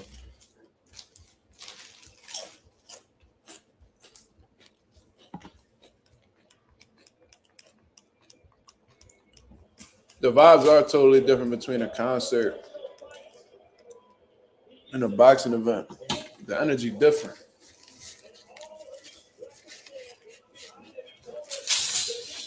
Remember Triller was doing that though? Remember when Triller was doing boxing for a little bit?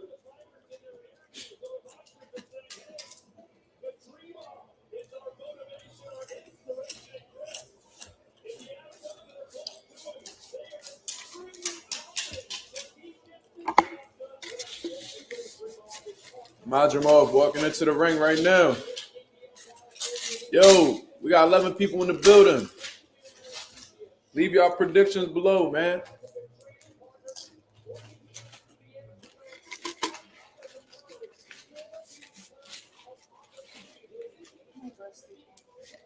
Huh? Why?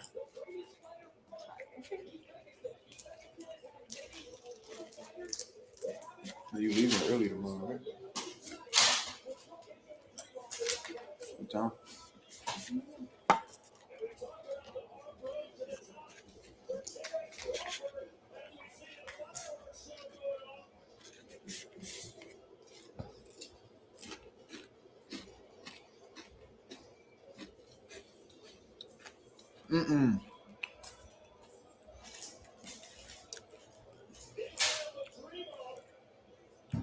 Equip, that's not what I'm talking about.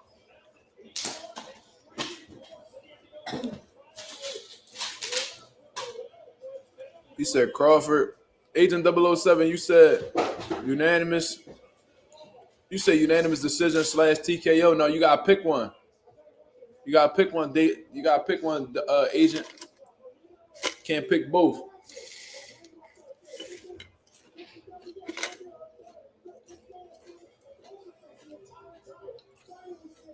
Yo, Madrimov look like Triple G.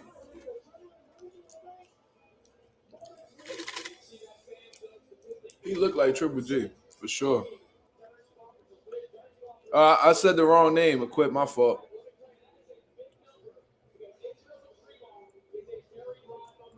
No. Equip. I meant to say agent, not you. My fault.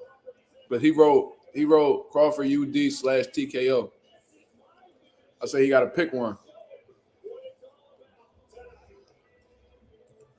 Gotta pick one. You say UD then?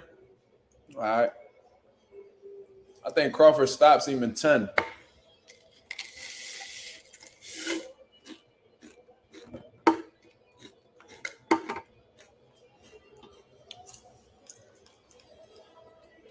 Peep, they got that weird ass ref.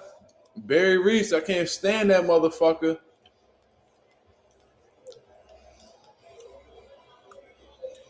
I cannot stand him.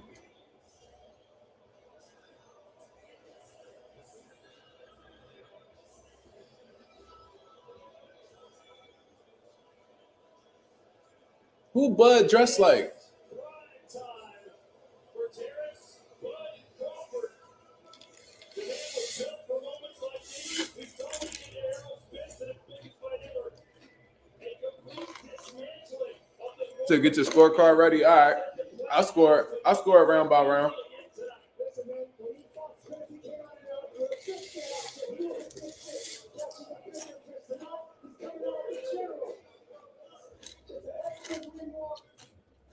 From the pound for pound man, can't stop protected to the shindig is him.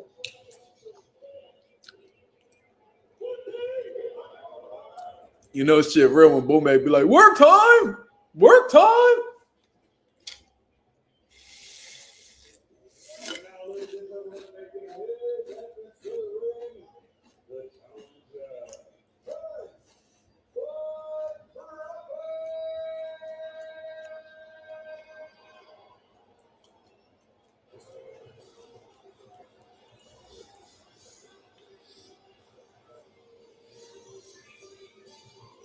I guess Bud don't got nobody special walking him out.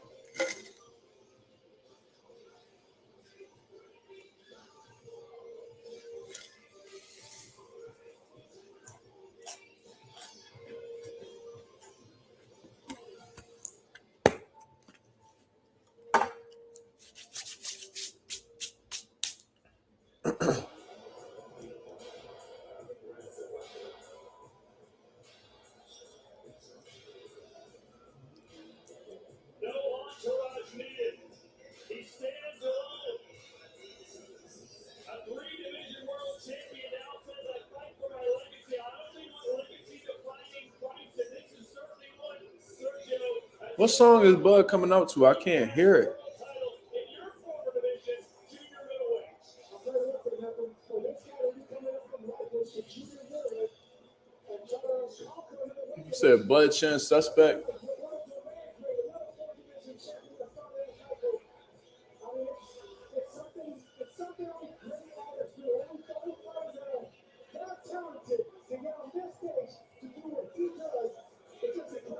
Imagine legacy, Tom. That is exactly what Terence Crawford is fighting. Why they raising Bud all the way up like that?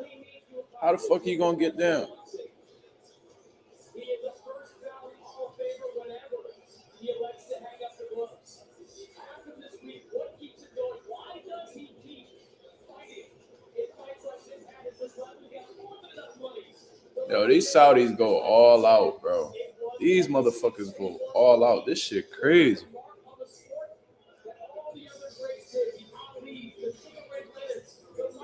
I guess he dressed like a general or something. They got the badges and all that shit.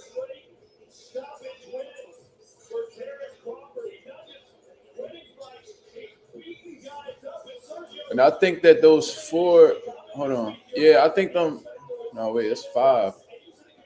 We got 5 medals.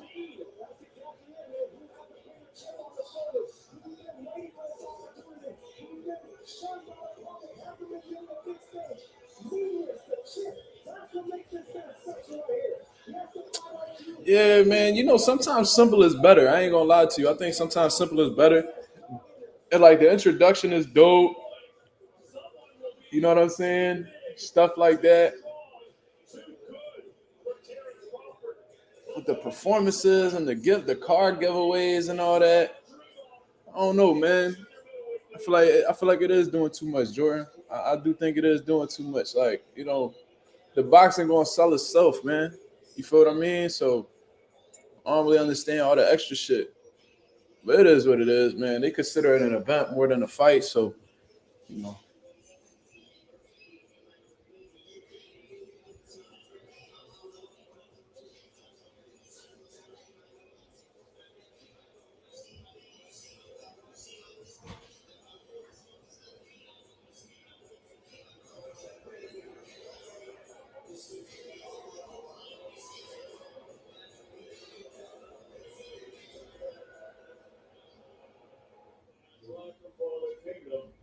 Saudi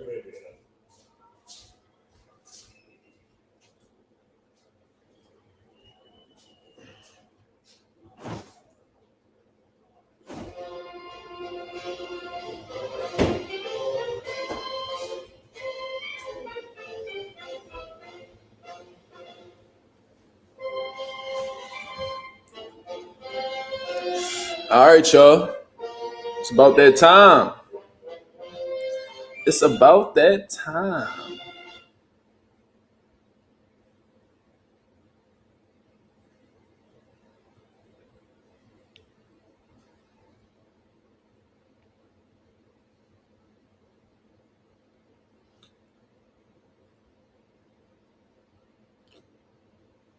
Ooh, shit.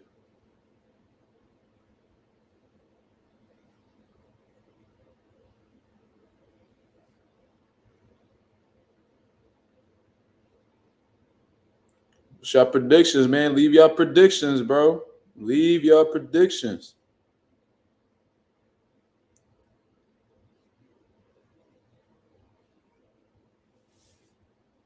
Let me know what it is. Let me know what it is. Come on, Jordan. Where the predictions at, man? You know what I mean? Leave your predictions below. How y'all see this going?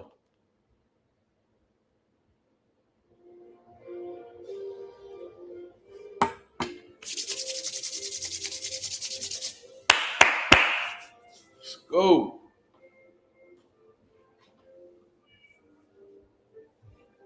Shout out to the 9 people that's in the building, man. I need a motherfucking blanket. I ain't gonna lie to you. It's a little bit cold in this bitch.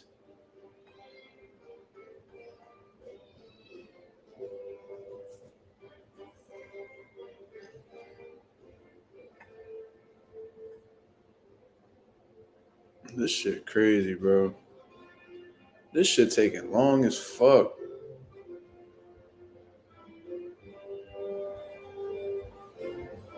Y'all gonna make us watch a whole Eminem concert. Then on top of that, y'all gonna make us do a card giveaway first. Then y'all gonna fucking do an Eminem concert that we don't give a fuck to watch. We don't care to watch Eminem, bro. Not when we trying to watch boxing. And then y'all gonna do these long ass ring walks, and then have us do this long ass Pledge of Allegiance. Yo, what's going on? J Cash, what up? What up? Yeah, man, like I don't really understand what they got going on, bro. It's like it's taking way too long. Like, all right, bro, like he from this country, he from Uzbekistan, Bud from the US, you know what I'm saying? You gonna sing the national anthem and you gonna give us the anthem to the Uzbekistan anthem, you know what I'm saying? Like niggas ain't trying to watch that shit, bro. We just trying to watch the fights, bro. It's about to be 1 a.m. in Philadelphia, bro. Like niggas is tired. Niggas trying to go to sleep. I got up early as hell to go to these fights in Harrisburg. You see what I'm saying? Got that dub. We drove 4 hours. Nah, bro, bullshit. I drove damn near 6 hours in total today. It took like an hour to drive to my homie crib, to my fighter crib, pick him up, and then go to my dad crib to meet up with him to all drive together.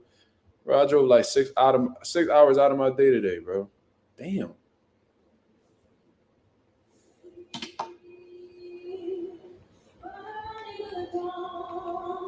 Norrell Simpson, huh? He said, "Boss said to keep me up." That's fucking hilarious. Oscar de la Base. What's going on, my brother? She fine as hell.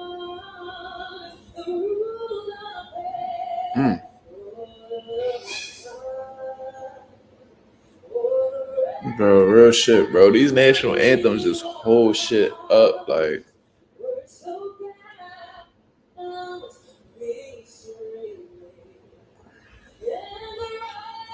I need some of that Bassett, man. Don't let Shorty hear. Yeah, that's what I'm like. She fine as hell. She going to sleep, though. She don't like staying up too late.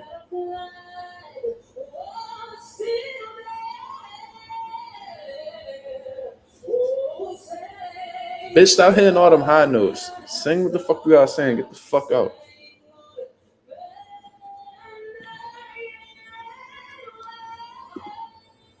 The Stranger, what up, homie? He said, what's good with you, Mark? I've been telling motherfuckers for years Cruz is overrated. Nigga want a belt off Rolly.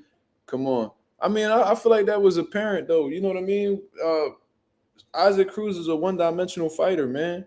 You know what I mean? That can be easily outboxed if you got the right style. Rolly didn't have the right style, and that's why he got dealt with how the way he got dealt with. But anybody with a certain skill level of boxing, like anybody with a certain amount of boxing ability, can give Isaac a run for his money and possibly beat him. This is stuff that we do know. We've seen it happen against Gervonta Davis. That man had one arm, one fucking fist. You see what I'm saying? His left hand was injured, which is his power hand, and he was still able to box him and turn him, hit without getting hit. So I knew from then, Isaac Cruz is, he is who he is, man.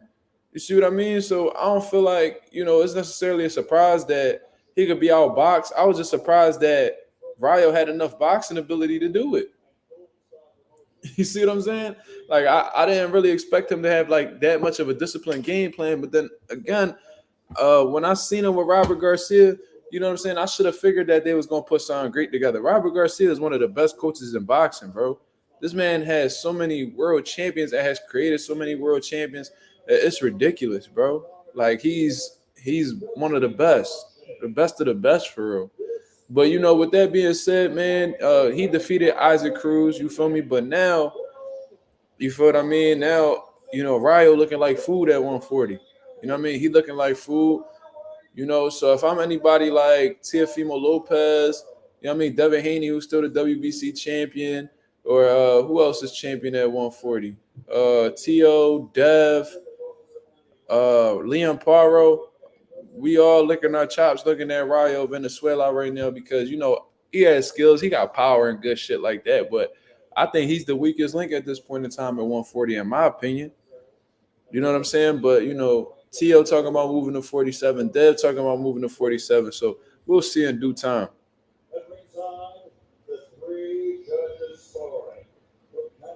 Yeah, Rayo was getting hit with certain shots, but it seemed like his punch resistance was pretty good. You feel what I mean? And he had a significant size, advantage against Isaac Cruz. So maybe he was able to take his punch better because Isaac Cruz is a significantly smaller man. You feel what I mean? I don't know. Maybe that, that extra 5 pounds helped him take a shot better or absorb a shot better. But watch Tank choose Rayo. I wouldn't be surprised at all. You know what I mean? They named the 3 options. They said it was either going to be William Cepeda. They was going to say Isaac Cruz or Shakur Stevenson. Shakur Stevenson and them, they made it clear that they probably not going to fight till 2025. William Cepeda might fight Shakur Stevenson according to Turkey Al-Sheikh. So what does that leave? Because it ain't Isaac Cruz. He just lost. Tank not going to fight Isaac Cruz coming off of a loss. So it might be Rayo Venezuela at 140 for the WBA super lightweight champion of the world. Later on this year, that's what it's looking like. Loma backed off the block. You know what I mean? They don't want Shakur right away. So what we doing? Most likely it's going to point towards Rayo. And when it does happen, I don't want anybody complaining. You see what I mean? Y'all was defending Tank the whole time. You know what I'm saying? Oh, what else does he have to do? What else does he have to do? Y'all always complaining about something. And then when we call for the Shakur Stevenson fight and he don't give it to us, then he's like, oh, man, we just need to let that fight marinate more, man. It's always some bullshit, bro. Tank could do whatever he want without any type of criticism whatsoever. But, maybe I'm jumping the gun. Let's see what he do next, man. Let's see what he do next. I feel like there shouldn't be any other option rather than Shakur Stevenson. But, Tank don't give a fuck about what we think. His team don't give a fuck about what we think. So, you know what I mean? If he fight Rayo, he fight Rayo. But Rayo ain't no match for Gervonta, bro. Gervonta knocking Rayo out within the first 6 rounds. Bud getting introduced right now look like he's in phenomenal shape, bro. He definitely put some muscle on the neck. Look at his neck muscles, bro. Looking back all big and shit. Yeah, he definitely got diesel for this fucking. He look like he filled in real well. Bud look like he at least 168 right now. That nigga big as shit. Yo, do you see how ripped Bud is? Wow. I never seen his neck muscles that big, his back all big like that. He definitely put some weight on.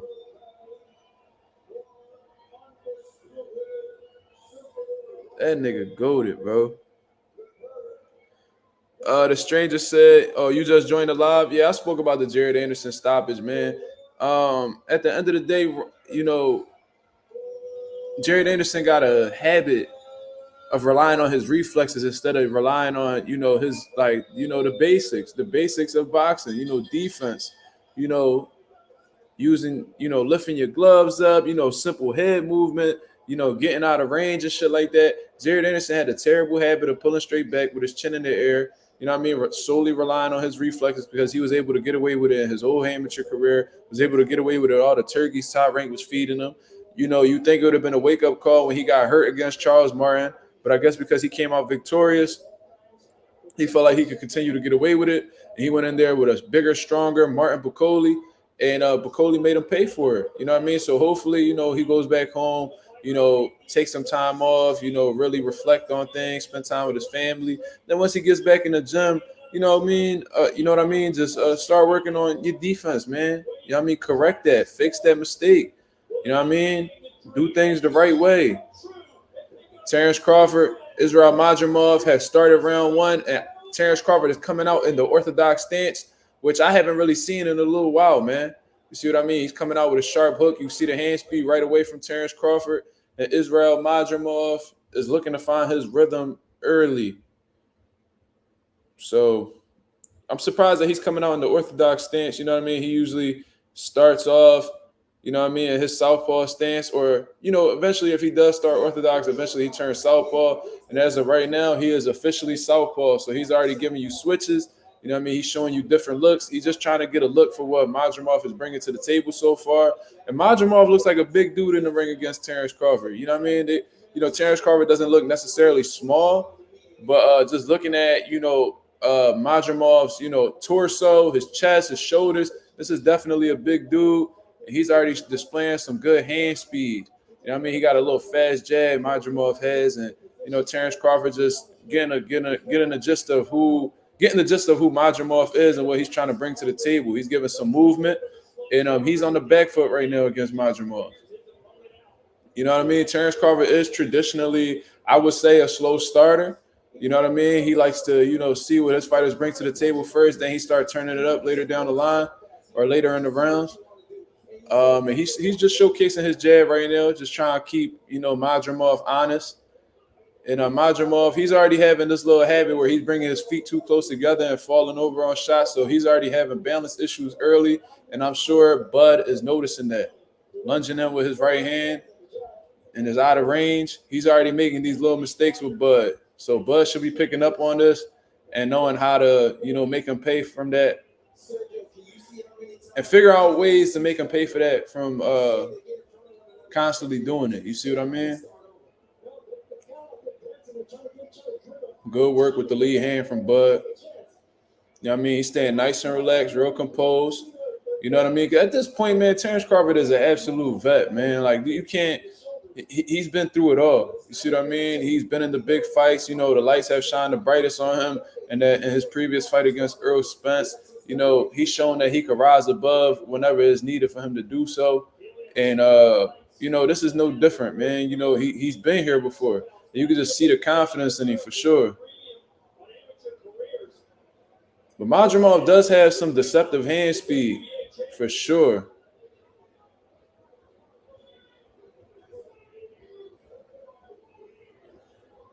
It's about to be 10 seconds. There's 10 seconds left in the round. And this is definitely a fill-out round for Terence Crawford, but Madrimov is looking to be the aggressor early. And Bud is already making him pay for, lunging into the shots. You know what I mean? So he's already seeing these little things.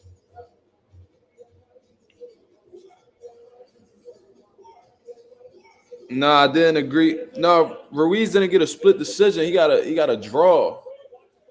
He got a draw. He did not win that fight against, Gerald Miller. But no, I didn't agree with it. I thought Gerald Miller won the fight convincingly. I thought 8-4 was the correct scorecard from the first judge. But, it is what it is. You know what I mean? One Crawford, I agree.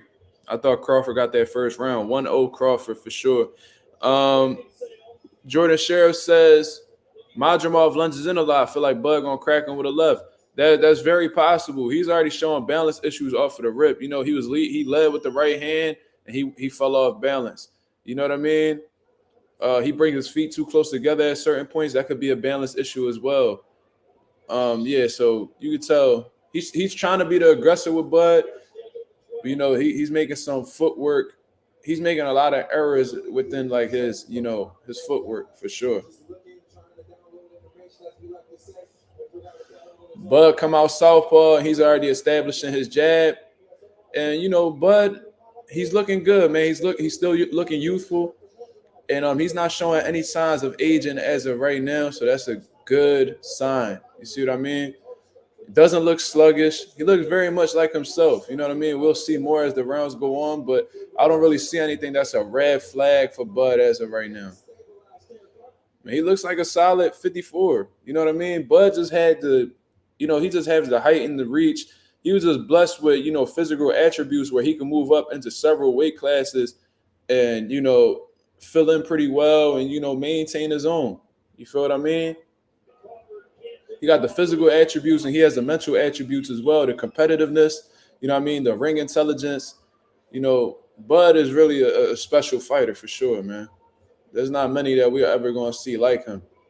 The other thing I see as well, Crawford moving to his left, which is moving into the power of Madrimov, but he's again trying to take away that jab hand. We see that Madrimov can't land the jab. Bud got a phenomenal jab, and this is a little bit of a different jab than we've seen from the Errol Spence fight. With the Errol Spence fight, it was like a sledgehammer, just like a strong, authoritative jab. This one that we're seeing against Madrimov right now is a fast one. You know what I mean? Just trying to keep his eyes busy as of right now. I don't really see Bud sitting down on his shots yet.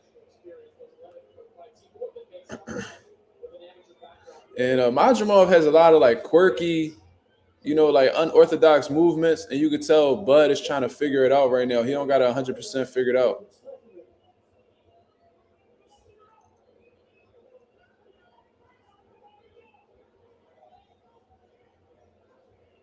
Bud trying to throw off his rhythm with his foot movement, but the pressure is being applied on Bud right now. He throws two straight right hands, and Bud is not. He's shaking his head at both of them.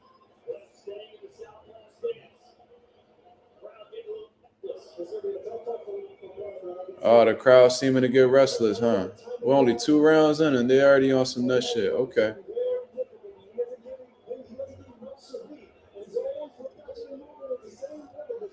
Bud sees an opening with that hook. He keeps trying to, land that hook and hook off of the jab.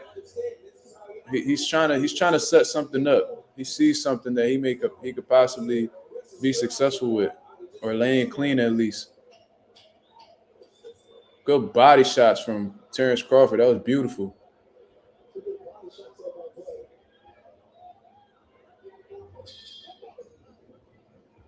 And Madrimov seeming to find that lead right hand. So that was a pretty good round. Stranger, that of course. You know what I'm saying? A lot of people want to see Bud fall. I mean, that's just what happens when you at the top, man. Like they talk, they praise you. You know what I mean? They appreciate you when you climbing up. But once you reach the top of the totem pole or whatever you want to call it, you know what I mean? Once you get ahead of your peers, then they want to see you fall. You know what I mean? They'll never root for you to really maintain that supremacy or anything like that, man. They just want to see you fail. You know what I mean? They get jealous. They get mad that they're not at where you're at in life.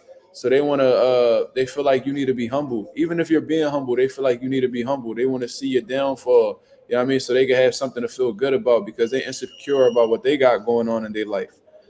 You know what I'm saying? But in terms of, who won that round, that was a close round. I see Madrimov be successful with his lead right hand. I seen Bud shooting a good jab, and he landed he landed some good body shots as well. Maybe you could edge that to Madrimov, honestly. I don't know. But that round could have went either way. But the first round for sure I gave to Terence Crawford.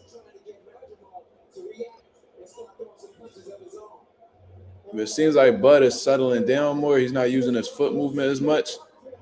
And Bud's combinations look fluid and they look fast. So this is a good sign, man. Bud looking like he ring rust not really a problem with him. Despite him having a 12-month layoff, 12 months and some change layoff, it doesn't seem like it's really phasing him at all. Looks sharp. His legs look good. His combinations look fluid. Got some nice snap on him, good fluidity. And he got some solid hand speed as well. So, yeah, Bud definitely still in his bag. It didn't even look like he's moved up, honestly. I don't really see anything that's, really concerning about Bud. And, Madrimov he has some, like I said, he has some real herky-jerky type movements. And, it's hard to really catch the rhythm on the dude. And you could tell that Crawford is, not necessarily having trouble, but he's really trying to figure out. This is definitely a little test for him to see exactly what Madrimov is going to do next. Based off of those movements that he's doing, he's coming from here to here, that he's smacking his gloves together, coming over here, over here. It's hard to see what Madrimov is going to shoot next. Those little movements, it makes it difficult to see exactly what he's trying to land. You know what I mean? And that's causing Bud to, just stay sharp with his defense and be prepared for whatever Madrimov is going to shoot. He's applying pressure simultaneously, too. Bud is on the back foot. Good lead right hand from Madrimov. He's seeming to find that against Bud. Ooh, that was a good right uppercut from Bud. Definitely caught Madrimov's attention. Ooh, good uppercut. Good uppercut to the body from Bud.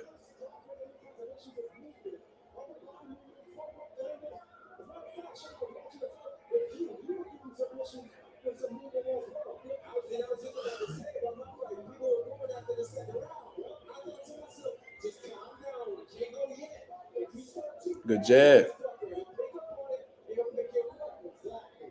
Madrimov is definitely there to be hit. You know what I'm saying? I think Bud is taking his time and, eventually he's going to start putting them shots together. I think he's just trying to get a feel for what Madrimov is attempting to land.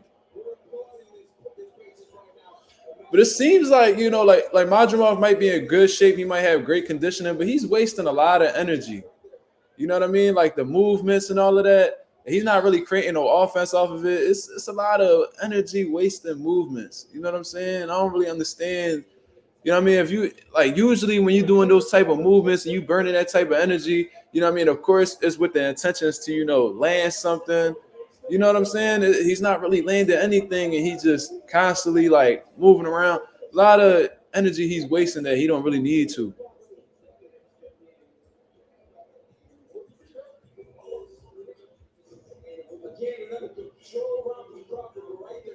The stranger says, who you want Bud to take on after this fight if he wins?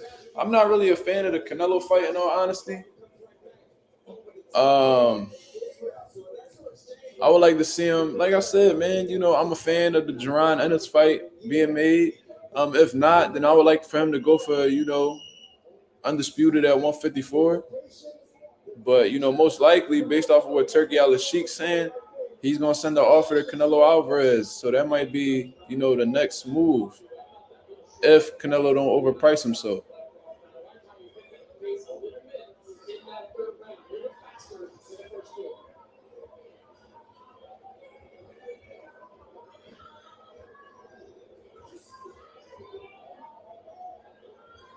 Bud shooting at 2-1 like he did with Errol.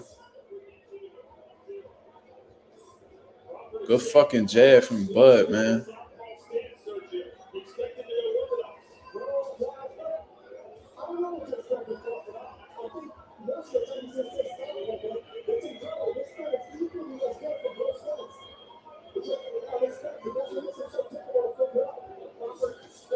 Uh-huh.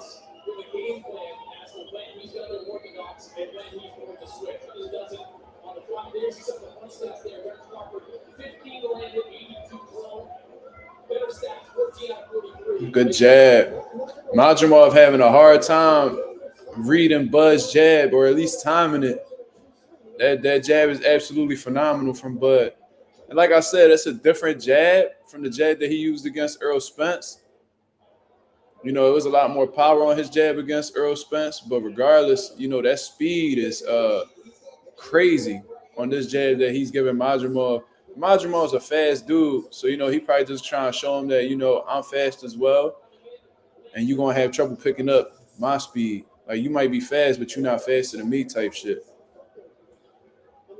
Madrimov, ooh, okay, they get into a little exchange right now.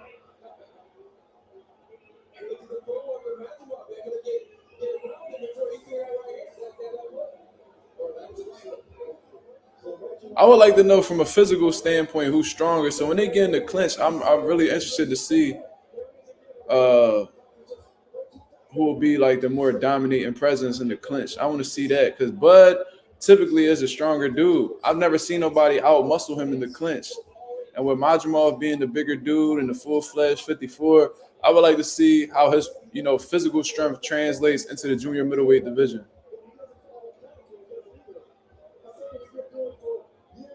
35 seconds left in the fourth round. Ooh.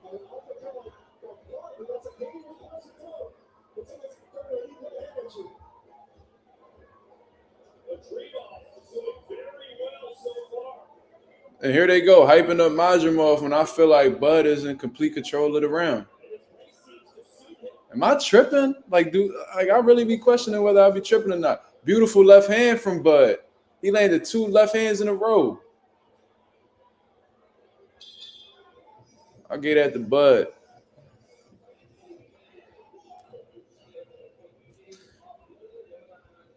Okay. He said left hand is on for Bud when Madrimov throwing a jab to the body. Madrimov need to pick up the pace. He's scared of getting countered. I mean, it seemed like Bud looked like he got some pop in the at 154. You know what I'm saying? So of course you want to be careful.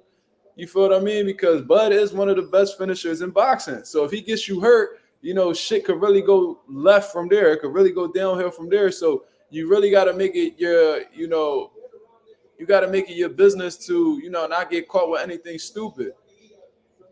But Madrimov is having a lot of success with that lead right hand against Bud.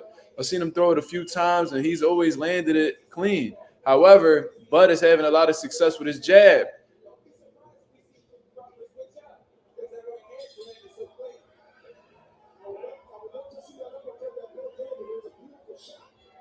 Now we're in round 5, and, you know, this is a pretty good fight so far. I understand, like, you know, in the second round, they was booing and shit like that. I think that was a little bit unnecessary. But shit is really heating up right now. Bud is starting to warm up. He's starting to let his hands go a little bit more. So the fireworks are bound to go off for sure.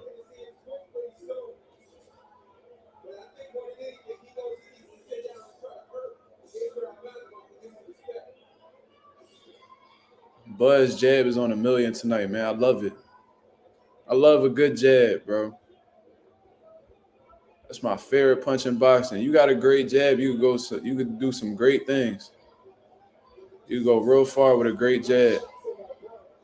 Bud letting his hands go, he lighting up Madrimov. Madrimov still in the meantime trying to throw him off with the quirky movements, but Bud is just staying busy and letting his lead hand go. And Madrimov is having a hard time picking up on that jab. Good jab.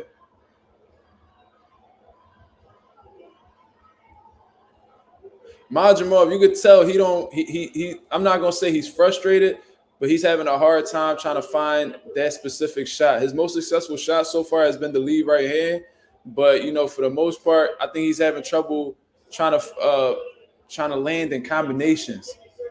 You know what I mean? So I think he's just looking for it. He's looking for it. I mean, he's being determined, but in the process, he's running into some pretty solid jabs from Bud. This is a jab clinic right now. This is definitely a jab clinic right now. Yeah, it's making Madrimov reset every time, Agent. That's a great observation. But, you know,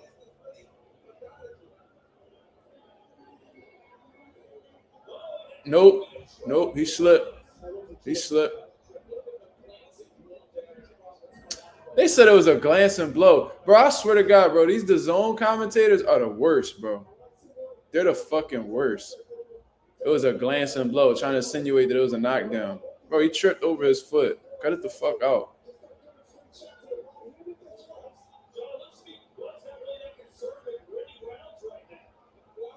Madrimov landing some good right hands on Bud.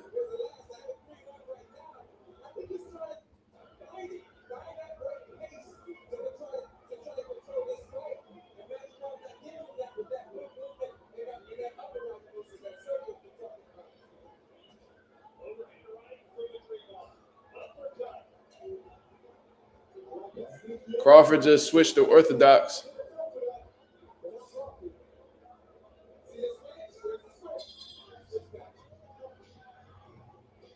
Good round. That might go to Madrimov. He closed out that round really strong.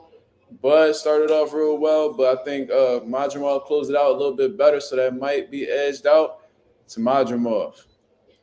Devin Haney in the building, looking like he every bit of 170-something pounds. Face real nice and round. Devin Haney in the building. He been playing it low key, but I guess he making his presence known, right? It's a lot of stars in the building for Bud's fight, for sure.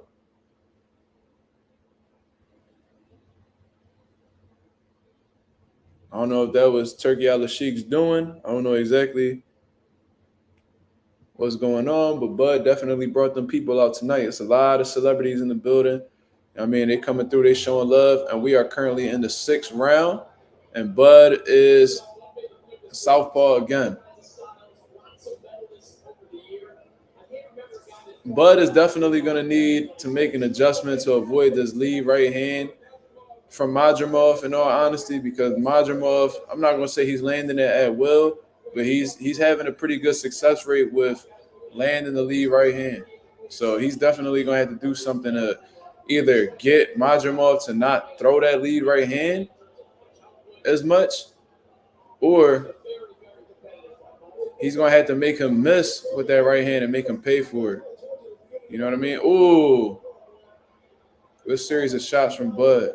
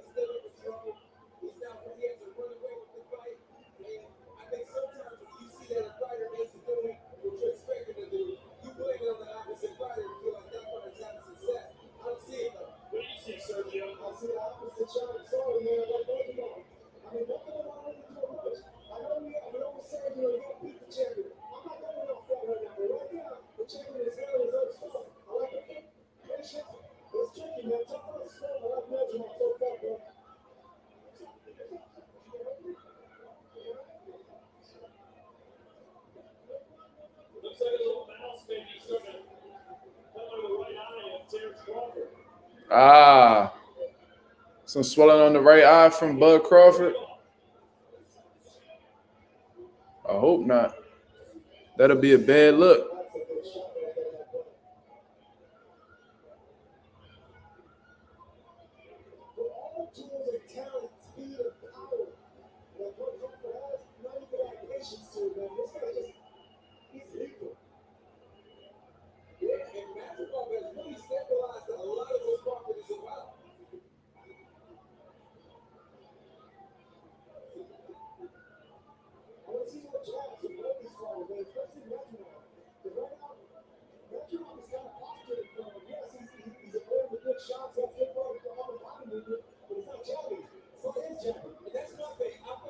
Ooh, good body shot.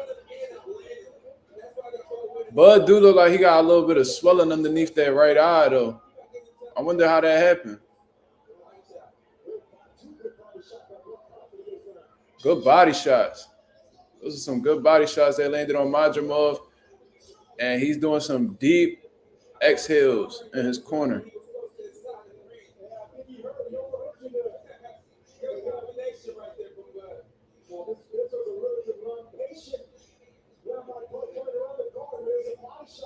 Good work from Bud. Devin Haney been working on that beard for months. Yeah.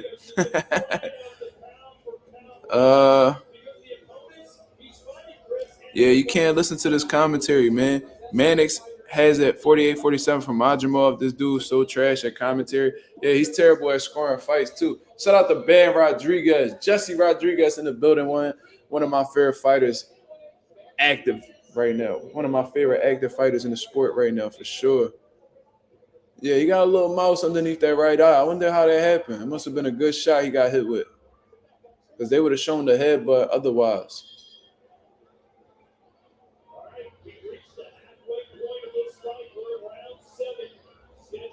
Madrimov is doing a whole lot of posturing and, like all this different like movements, with his upper body, but he's not really doing anything with that. You know what I mean? Like he's applying pressure, he's getting Bud to be able to like step back and shit like that. But, he's not really creating no offense off of that, in my opinion. So I don't know if these his own commentators are looking at that as if that's effective or anything like that. But,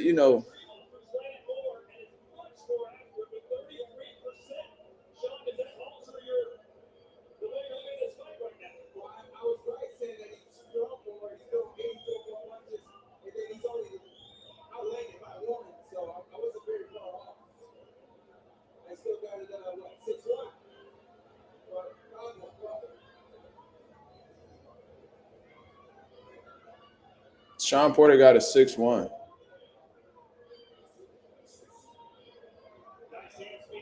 I'll tell you what, Sean Porter's scorecard is a lot more accurate than Chris Mannix. I know that.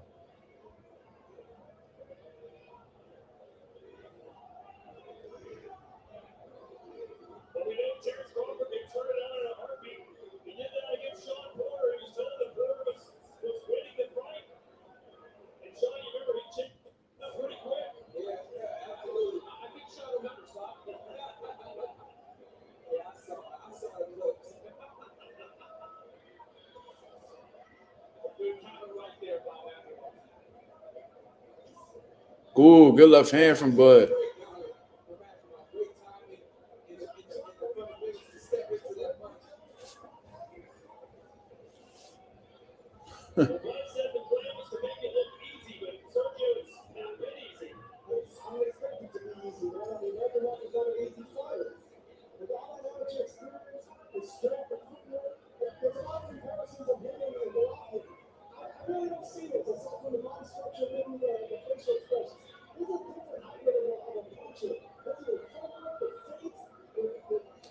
Bud needs to get more active, man. Bud really is. He's wasting a lot of time. He's not letting his hands go. He needs to be more active. 11 straight knockout wins for Terence Crawford. Eastern European fighters are very disciplined. And that's why we can see Madrimov even at this point. Good body work.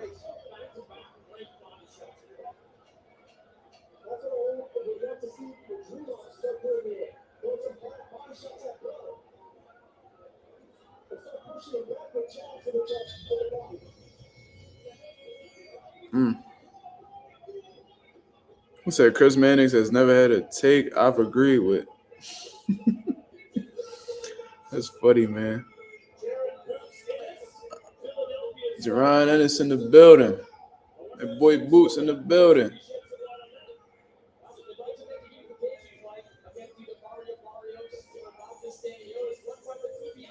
They playing that pop.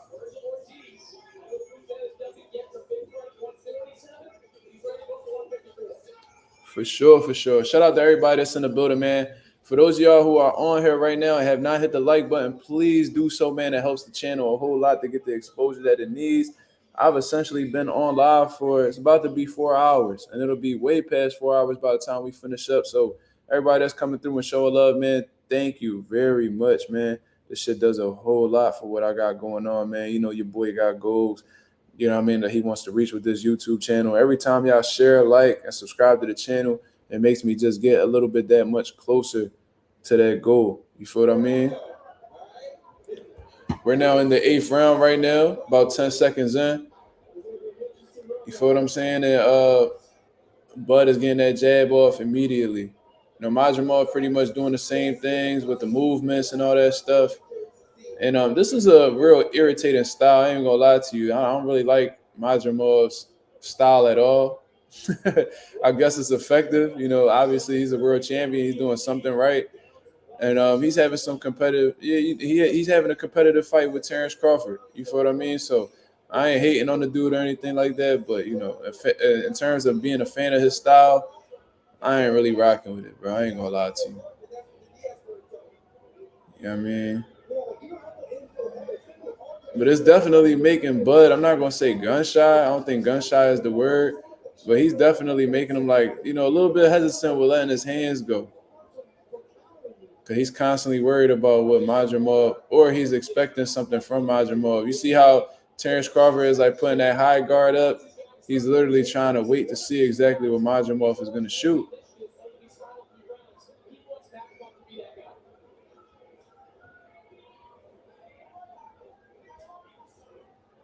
Terence Crawford so experienced in these big fights entering tonight. He has been in so many rounds. So we're in the 8th round and the crowd booing right now. Madrimov just 11 pro fights total. Something I'm saying with Madrimov right now, he's getting creative. I like to see him get creative. Go around the gloves. Stop waiting on the back end those shots. Go take it to him. See that lead right hand keeps finding his mark.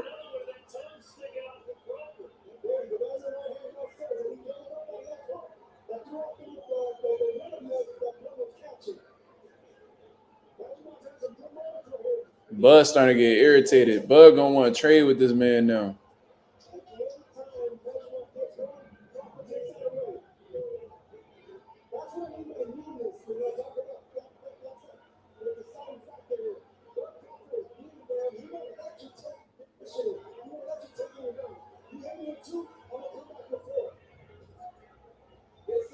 This is what I talk about when I talk about the mental fortitude of Terence Crawford. Now trying to walk down Madrimov. Oof.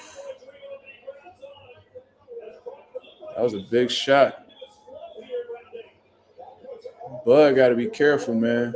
This dude got a whole lot of steam on them punches.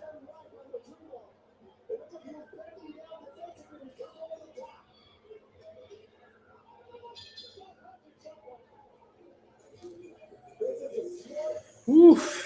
This shit is competitive.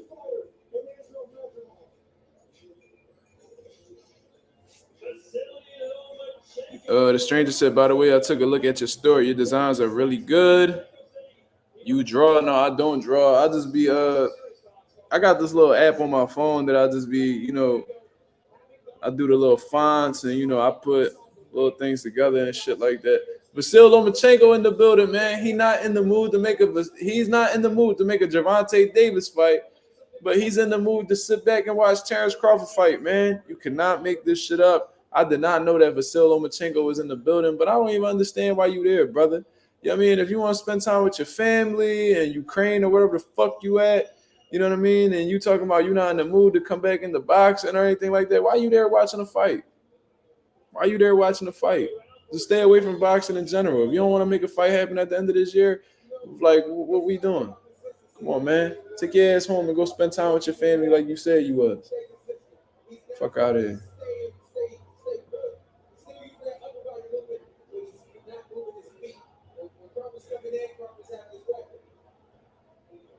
Only 4 rounds to go. Those are the CompuBox statistics.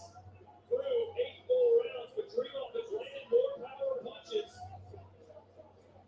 35% to 28% landed. I mean, look at some of these numbers. Whether it's total punches landed, power punches landed, they were really only separated by a handful. This is as competitive fight as you can get. You know, this is the elite level. Madrimov he certainly doesn't have the record that proves it, and he also doesn't have the popularity that would show that he's on a level of a Terence Crawford. I'm staying quiet right now because I'm really trying to see exactly who's going to do what. Ooh. Yeah, this is a competitive fight, man.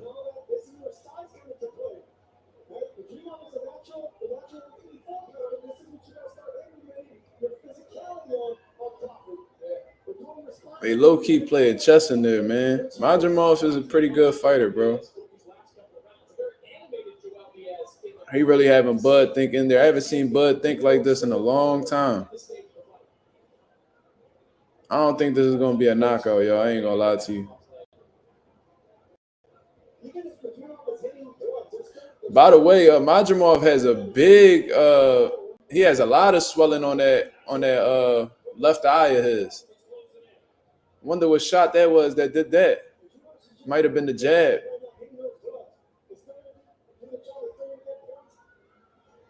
He has a good amount of swelling under that left eye.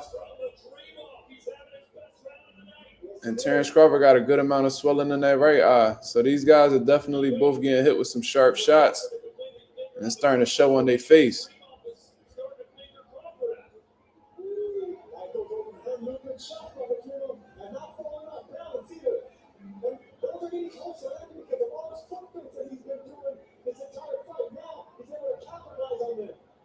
Nice jab, still Crawford. Crawford has to stay responsible defensively. He puts his guard down, stays still. The overhand right comes. It is gonna land. That jab is sensational from Bud, man. Oh, the fuck was that?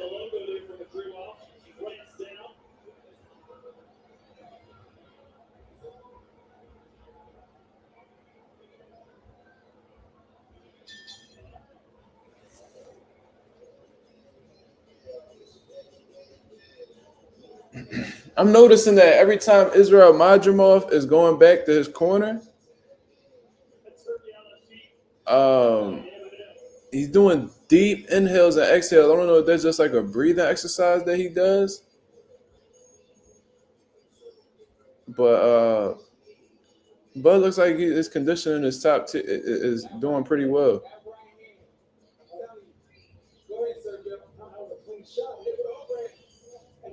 Ooh. See, them right hands are hard to when you having them type of movements, man. When you have the type of movements that Israil does in the ring, it's gonna be really hard to time that right hand. This is a difficult fight, man. Shakur Loma got into it, really.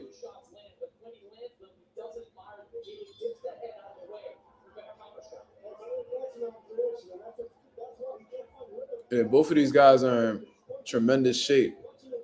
Yeah, I don't think this is gonna be a knockout, yo. I think this is gonna be a fight that goes to the cards.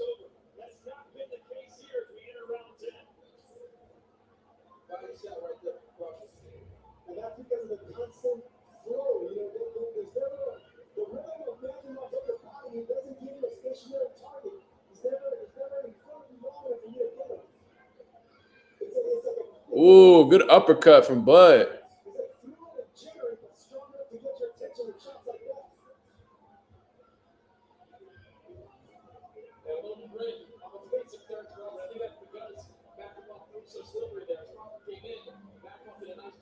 Nice. Beautiful right hook from Bud. This dude, yo, Chris Mannix is a fucking joke, bro. He's really a fucking joke. He has Madrimov ahead by 1 point, 86-85. Bro, who made this motherfucker the one that creates the scorecard? Like, since when has he ever been like this? Like, he's this boxer expert that he could score fights. Sean Porter standing up for his boy Bud as he should. He bugging the fuck out.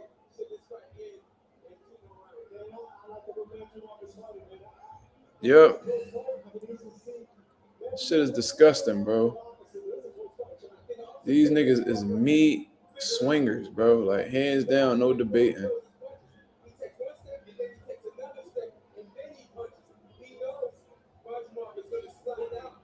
Crazy.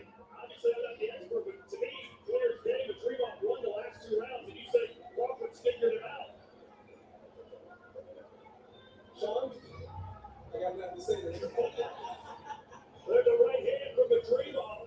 Either way, it's probably a little too close for comfort for Crawford. You'd like to see him turn on the gas. No, it's a close fight, man. It really is a close fight.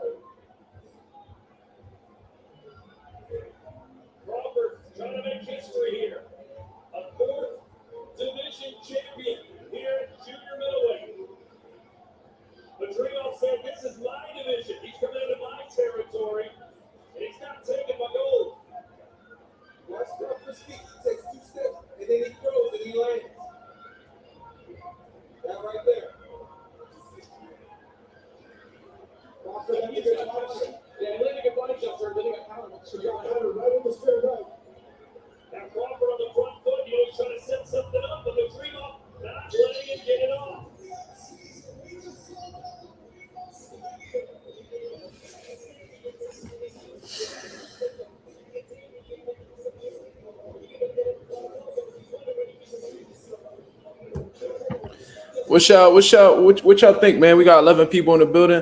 What do y'all think about Terence Crawford versus Israil Madrimov?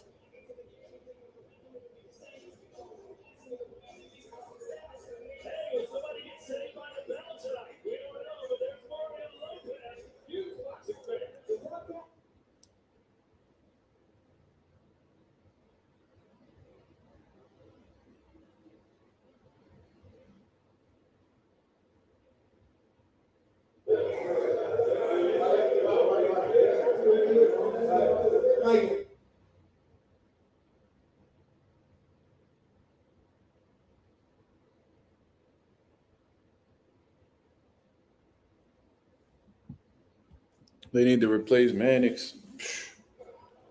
Facts.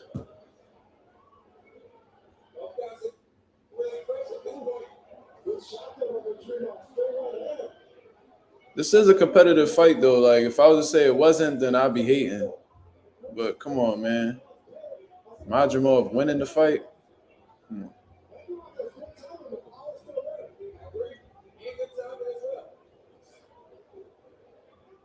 This is usually when blood shines. Taking the jeopardy of going the distance for the first time since 2016. 11 straight stoppage wins. 12 pound-for-pound score. 97-95 Bud, according to Agent 007.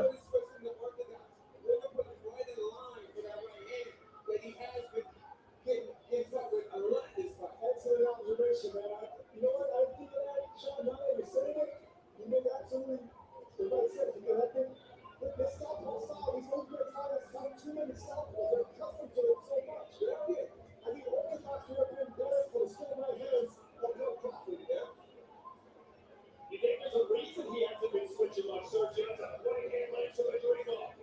He's naturally a left-hander. He's naturally Oh. So I think that he wants to apply power and try to finish Madrimov, and I think that's why he stays south. I don't think it is as simple as it has taken away the power jab Madrimov to the body. That is one of his best weapons, and it has been largely neutralized in this fight tonight. Bud is being the aggressor right now. He's doing a pretty good job of it, and he's digging some nice body shots into Madrimov as well. He's thrown many more, but Madrimov more accurate. Although Madrimov is always punching out anytime Crawford lands, Madrimov's coming right back. Going a little sharper, but still, Madrimov's going to know that he can't get away with more than one shot before coming back. And I think Madrimov has deceptive speed, which is something that Crawford wasn't ready for. He's a little more relaxed on his defense than he needs to be, and that's why he's got caught so much. Very wild shots. But he leaves. Oh. Bud made him pay for that lunging he was doing.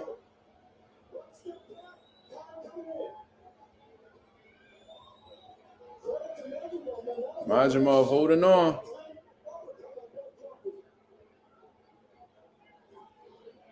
Ooh-wee. He keep tying Bud up, man. That's funny. He keep tying Bud up.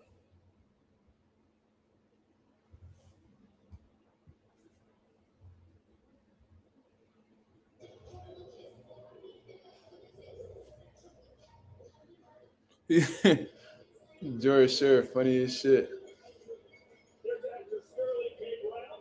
He said replace the zone commentary staff. Yeah, they need some spring cleaning around that motherfucker, don't they?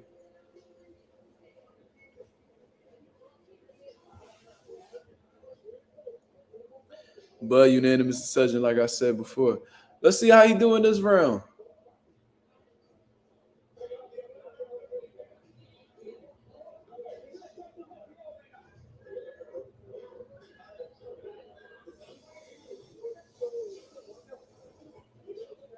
They playing Glorilla in the background. Shout out to Glorilla. This is boxing. You never know how close this fight is. As we enter the 12th round, the Madrimov fans probably think he's right in it. Crawford fans think he's done enough to get the job done. The old Diaz in the corner, Madrimov said he's going to try to knock you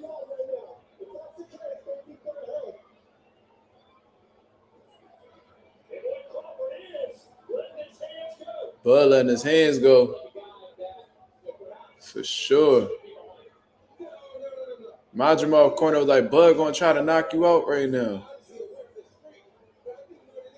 And Bud out here, yeah, he definitely turning some shots over. So now Chris Manick has it 105, 104 for Bud.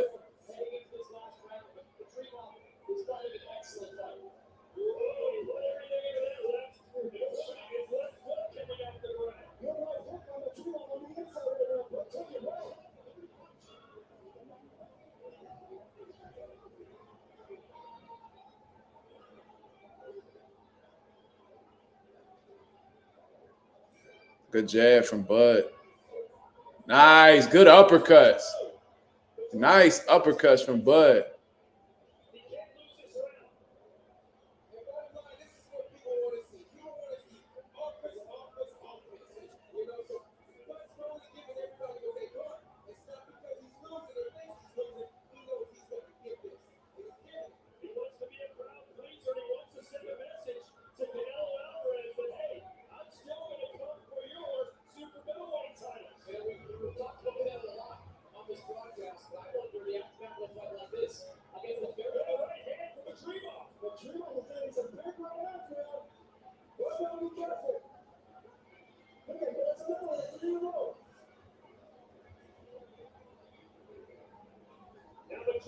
Ooh, good body shot.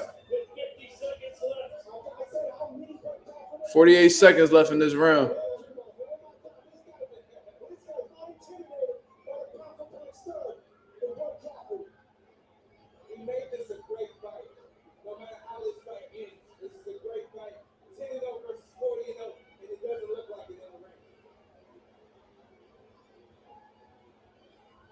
Bud gotta bring them hands back. Bud gotta bring those hands back. That lead hand way too low.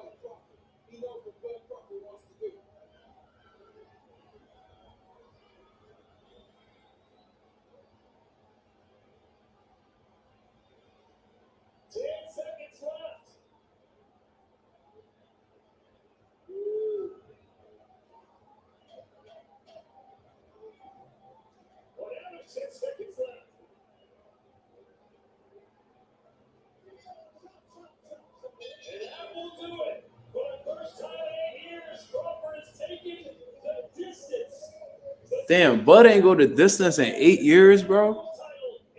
Jesus Christ.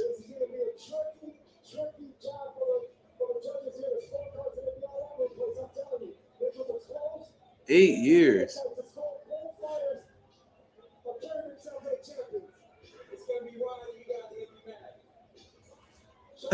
Sean Porter said it's gonna be wide and you guys are gonna be mad. That's funny.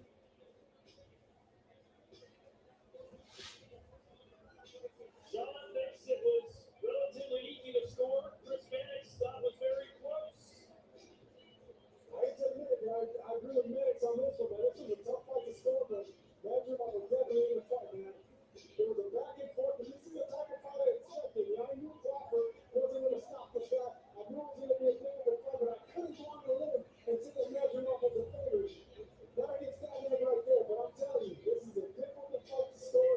I'm curious to see what the judges have. And I'm also curious to see what Crawford says after this fight, because I know we got the respect. Here are the judges for tonight's fight. Russell, Fernando Villarreal, and the highly esteemed Steve Weisfeld. By unanimous decision. Well, Sergio, the fight after the fight is that people want to see Crawford and Canelo. But after watching this tonight, do you think Crawford's more likely to beat Canelo before this, or no? I don't think he should be moving up to super middleweight. There's a limit to greatness, man. There's a limit. You can't always be fighting out more than you, but you're really shot right there. By Bud Crawford. Excellent combination right there. Everything going forward. It's very hard to be on the move going forward and doing those combinations. Not only up on uppercuts like that.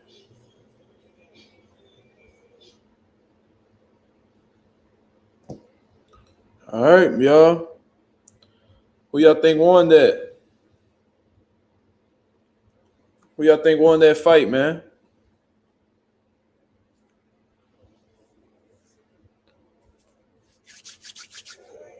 Well, that's why we have 3 judges and not just one.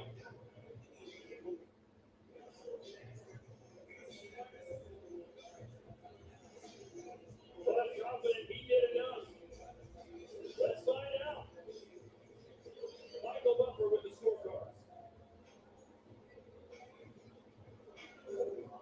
Ladies and gentlemen, after 12 rounds of boxing, we go to the scorecards. Fernando Villarreal scores at 116 to 112. Benoit Rosell scores at 115, 113. And Steve Weissfeld has it 115, 113. All 3 scores go to the winner by unanimous decision. From Omaha, Nebraska, USA,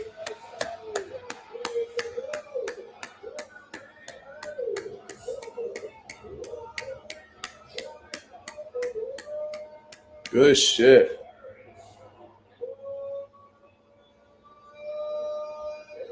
Congratulations to Terence Crawford for his unanimous decision win. His first time going to the scorecards in 8 years, man.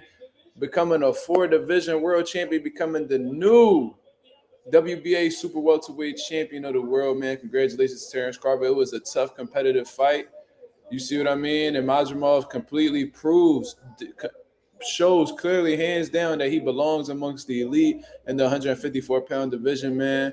Looks like he's having some pretty good sportsmanship about it as well. So congratulations to Terence Crawford. That was a great win. Like I said, you could definitely tell that Madrimov was a tough person to be in a ring with, man. That unorthodox movement and the rhythm that he has is really hard to pick up the timing on his shots. Bud got hit with a whole lot of flush shots in this fight. You see what I mean? But we're about to hear exactly what Terence Crawford thinks about the fight and exactly what his plans are next. For sure. Congratulations,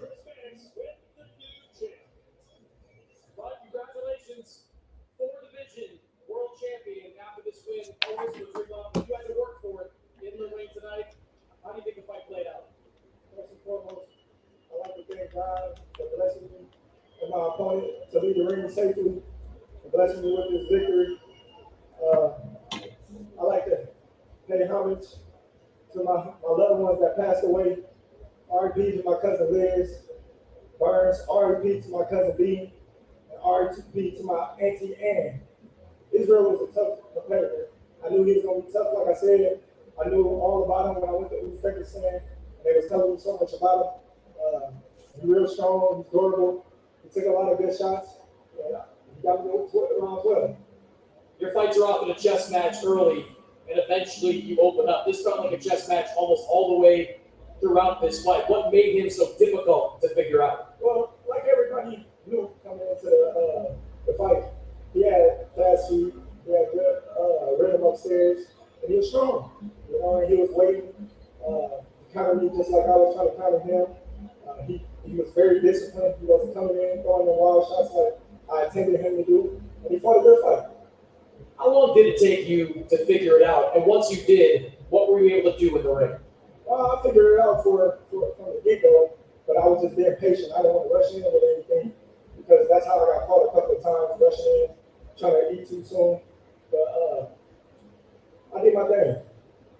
Your first fight at 154 pounds, could you feel the difference in the ring? Oh, yeah, you can feel the difference because, like I said, Israil a real strong opponent. You know, he only got 11 fights, but he's very strong. And we knew that coming in the game, and for us to come fight a guy of this caliber the first fight says a lot about me and my team. You didn't want to talk at all about Canelo Alvarez coming into this fight because you were focused on Israil Madrimov. Now that fight is over, this fight is over. Yeah, bro. 8 years without going the distance is fucking insane. You know what I say? If the money's right, you got to fight. But at the same time, you know, he got to fight. You know, that he's focused on. I'm going to go back to my family. I'm going to relax. Is Boo's going to jump in the ring? Enjoy all the accomplishments that I've made in the sport of boxing. Does the challenge of Madrimov at this weight, moving up in weight, make you reluctant at all to move up to 168 for a fight at that level? Not at all, because I'm pretty sure he can fight at 160. This guy is big. You know, in the amateurs, he fought at a higher weight than he is now, and he was very competitive. So I understand, you know, he's strong. I ain't gonna lie, he's strong. You know, you talked about Canelo in the past and why you want it, but why is that fight so important to you? It's not so important. You know, it's just another milestone to greatness, I suppose. You know, and financially, wise. Congratulations, bud. Thank you. Israil, we'll turn to you. Man. I knew Boots wasn't going to get in the goddamn ring. I told y'all he wasn't going to get in no ring.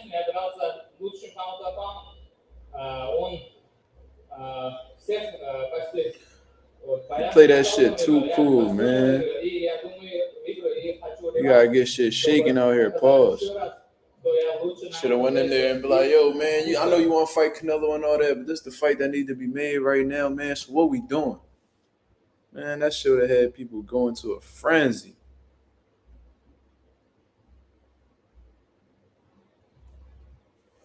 That would have had people going crazy, bro. They deserve the rematch, and this, and His Excellency Turkey Sheikh can make it. Let's go. What made Terence Crawford so difficult for you to figure out in the ring? Было ли сложно его разобраться, как он боксирует, ритм его поймать?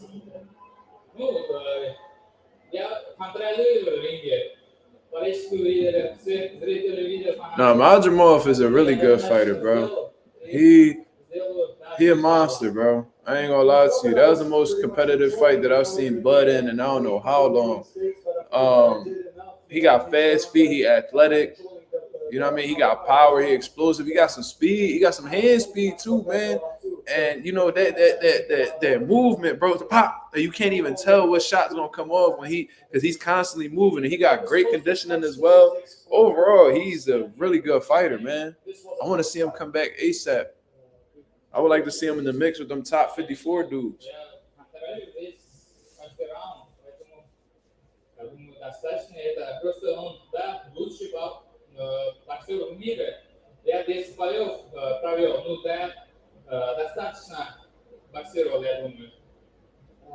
Again, I felt that each round was competitive, but I felt that I was kind of like holding my own, my own game plan and everything. And I showed that.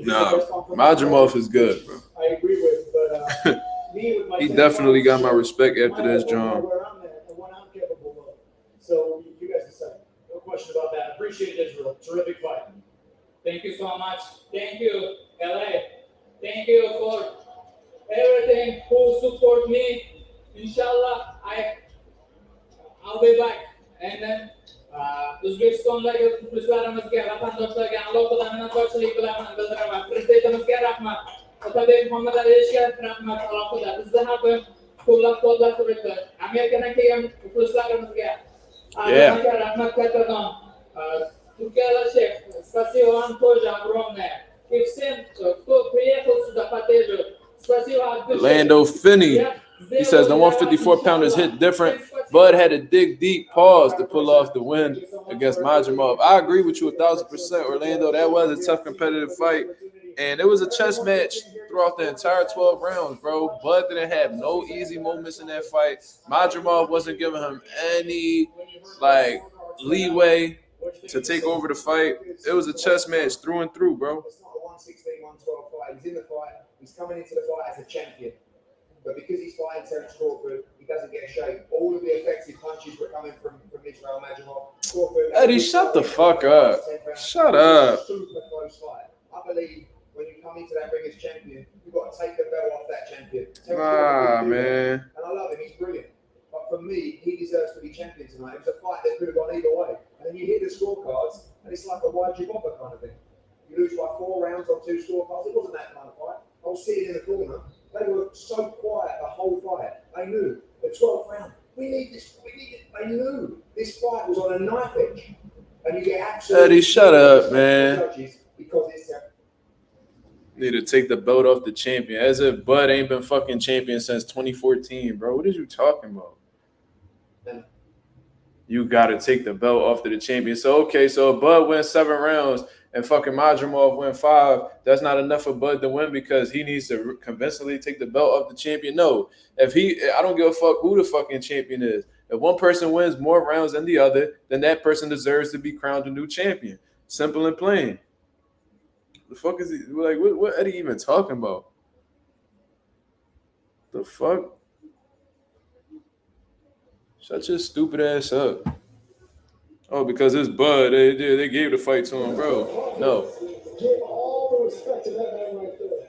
You're the only one saying that shit. One thing that will be muted after this is the conversation of him going up to face Canelo in 2 weight divisions heavier as we look at the footage of Daniel Dubois and Anthony Joshua. 100,000 fans are expected at Wembley Stadium as Riyadh season hits London Saturday, September 21st. But he is Hearn need to shut his goofy ass up. You know damn well Madrimov ain't beat no fucking Terence Crawford. But anyways. All right, y'all. So, essentially that was the whole card, man. Shout out to Turkey Al-Sheikh, Riyadh season for putting this all together. You know what I mean? This was a pretty good card. I ain't gonna lie to you, man. We had a little bit of everything. You know what I mean? We had the knockouts, we had the upsets, and we had the competitive fights as well. You know what I'm saying? So let's start from the very bottom all the way up to the top.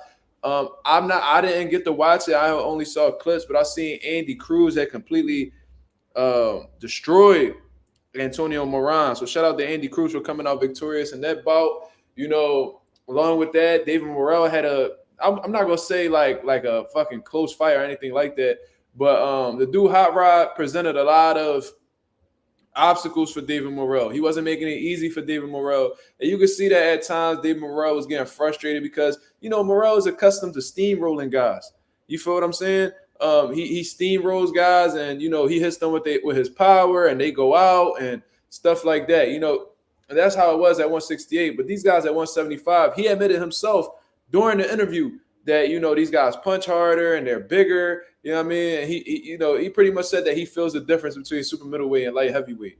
You feel what I'm saying? But he still says that he wants to face the best, and now he has, he's a 2-division champion. He had the WBA regular at 68, and now he has the WBA regular at 175. So he's a definite player in the light heavyweight division now. So now, that was a fight that David Morrell got all the rounds in, which I thought was pretty good because that's what's going to make him a better fighter. He's a younger fighter. He's still growing as a professional, and having that 12-round fight under his belt could do wonders for his career moving forward. Now, we get into, let's see, what fight we going to get into? We get into the Jared Anderson versus Martin Piccoli fight. You see what I mean? I had told you guys multiple times that is a very dangerous fight for Jared Anderson. I told you guys in one of my lives that I had did early this week that I seen the face-off between the two, and I said, yo, there's a huge size difference between the two. And not only that, I'm watching Martin Piccoli's fights, and this dude is absolutely dangerous. You know what I'm saying? He's absolutely dangerous. I was like, yo, if Jared can't afford to allow Martin Piccoli to set his feet, because when he sets his feet and he lets his hands go, he is extremely powerful, and he's a big, strong dude.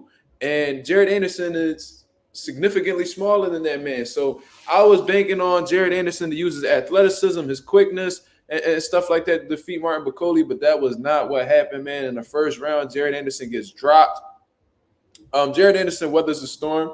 You know what I mean? He starts jabbing the body. You know what I mean? He starts using his jab and his athleticism. And I ain't gonna lie, it was pretty effective. However, Jared Anderson had gotten into the sequence where he was standing in front of Piccoli too long. Like I said, allowing Martin Piccoli to set his feet. He had hurt Jared Anderson later on in the fight. And, Jared Anderson kept getting up, man. He showed a lot of heart. He showed a lot of determination, but his legs were no longer underneath him. His body language was terrible. And Piccoli continued to land clean punches, and he was able to stop Jared Anderson. So that was the first upset of the night. You know what I mean? So shout out to Martin Piccoli, and I hope that he gets the opportunities necessary moving forward. He said he wants a rematch with Michael Hunter, and I see Michael Hunter get in the ring and shit like that. I don't really care to see that rematch, man. I ain't gonna lie to you. That was a few years back, and on some real shit, Martin Piccoli got bigger fish to fry. You feel what I mean? So I would like to see him in there with Zhang. the Joseph Parkers, the winner of Daniel Dubois versus AJ. I would like to see those type of fights. I wouldn't really care to see him fight Michael Hunter. Michael Hunter is not relevant right now, and that might have been a good win in the past, but Bacoli has grown and become bigger since then. Therefore, we want to see bigger fights. You know what I'm saying? Moving on. Then we got Gerald Miller versus Andy Ruiz. Now, going into this fight, I thought Andy Ruiz was going to have the advantage, but I was concerned about, the long layoff that he has had in the ring. From what I understand, I think Andy Ruiz said he was off 2.5 years. That's a very long time to be out of the boxing ring. You know what I mean? And Andy Ruiz was saying that he needed to fight bad, so he got in there with Gerald Miller. Gerald Miller had came off of a stoppage loss to Daniel Dubois. You know what I'm saying? So they both had their troubles going into the ring, but Andy Ruiz started off pretty good. He showed some fast combinations. Gerald Miller was just walking forward, applying pressure. And for a brief second, both of these guys were attempting to push each other back. But, slowly but surely, Gerald Miller was the one pushing Andy Ruiz back. So, Andy Ruiz was landing some fast combinations that was getting around Gerald Miller's high guard and shit like that. But, Gerald Miller did something that a lot of people have never done to Andy Ruiz, and that was push him back and land clean, effective body shots. I started to see a change in Andy Ruiz's body language in the 5th round. He was showing signs of fatigue, mouth open. And I thought that, from the 5th round all the way towards the end of the fight, I thought Gerald Miller had picked up a majority of those rounds. You feel what I mean? In all honesty, I had 116, 112 in favor of, Gerald Miller. You feel what I mean? I thought, like I said, I thought the first judge had it right, but the other judges didn't see it that way, and they gave it a draw for Gerald Miller and Andy Ruiz. You feel what I'm saying? I think Gerald Miller got robbed. I thought he wanted the fight pretty convincingly, but it is what it is, man. If they do a rematch, that'll be cool. I would like to see it. I would like Andy Ruiz. He even made his excuses after the fight, saying that his right hand was messed up, and he had showed his hand after the fight, and it surely did look messed up. But anyways, I thought Gerald Miller outworked him.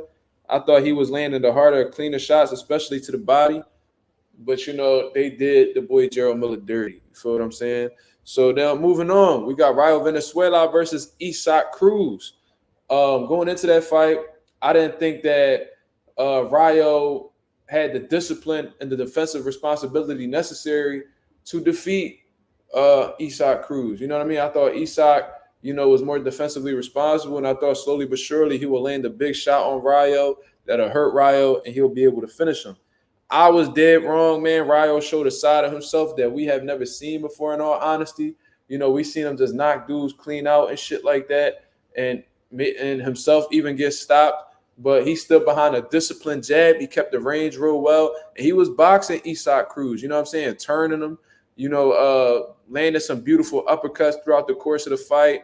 The jab was on point the entire time. And Isaac Cruz, he landed some shots on Rayo here and there, even some that looked like it got Rayo's attention. But for the most part, he showed to be durable. He showed to have a sturdy chin.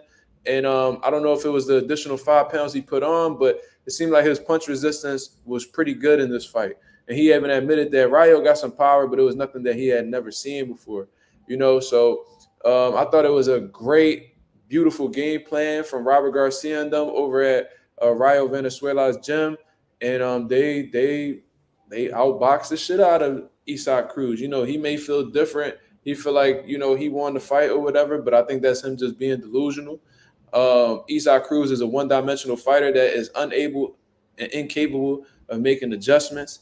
So he's always going to be that person to get outboxed by somebody, and he thinks as long as he's the aggressor that he's the winner of the fight, but that's just not how it works. You feel what I mean?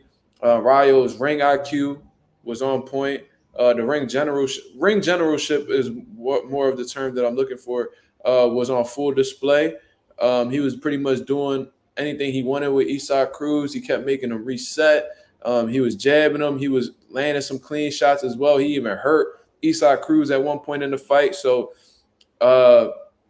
yeah, man, congratulations to Rayo Venezuela. He is the new WBA super junior welterweight champion of the world, and the 140-pound division has a new champion, man. So I'm looking forward to seeing what Rayo Venezuela does next. Gervonta Davis might be looking at that as a possible opponent because he was considering a rematch with Isak Cruz. But considering the fact that Rayo beat Isak, Rayo might be the replacement and maybe an opponent that Gervonta Davis will consider having later this year. Now, we go into the main event of the fight. Terence Crawford versus Israil Madrimov.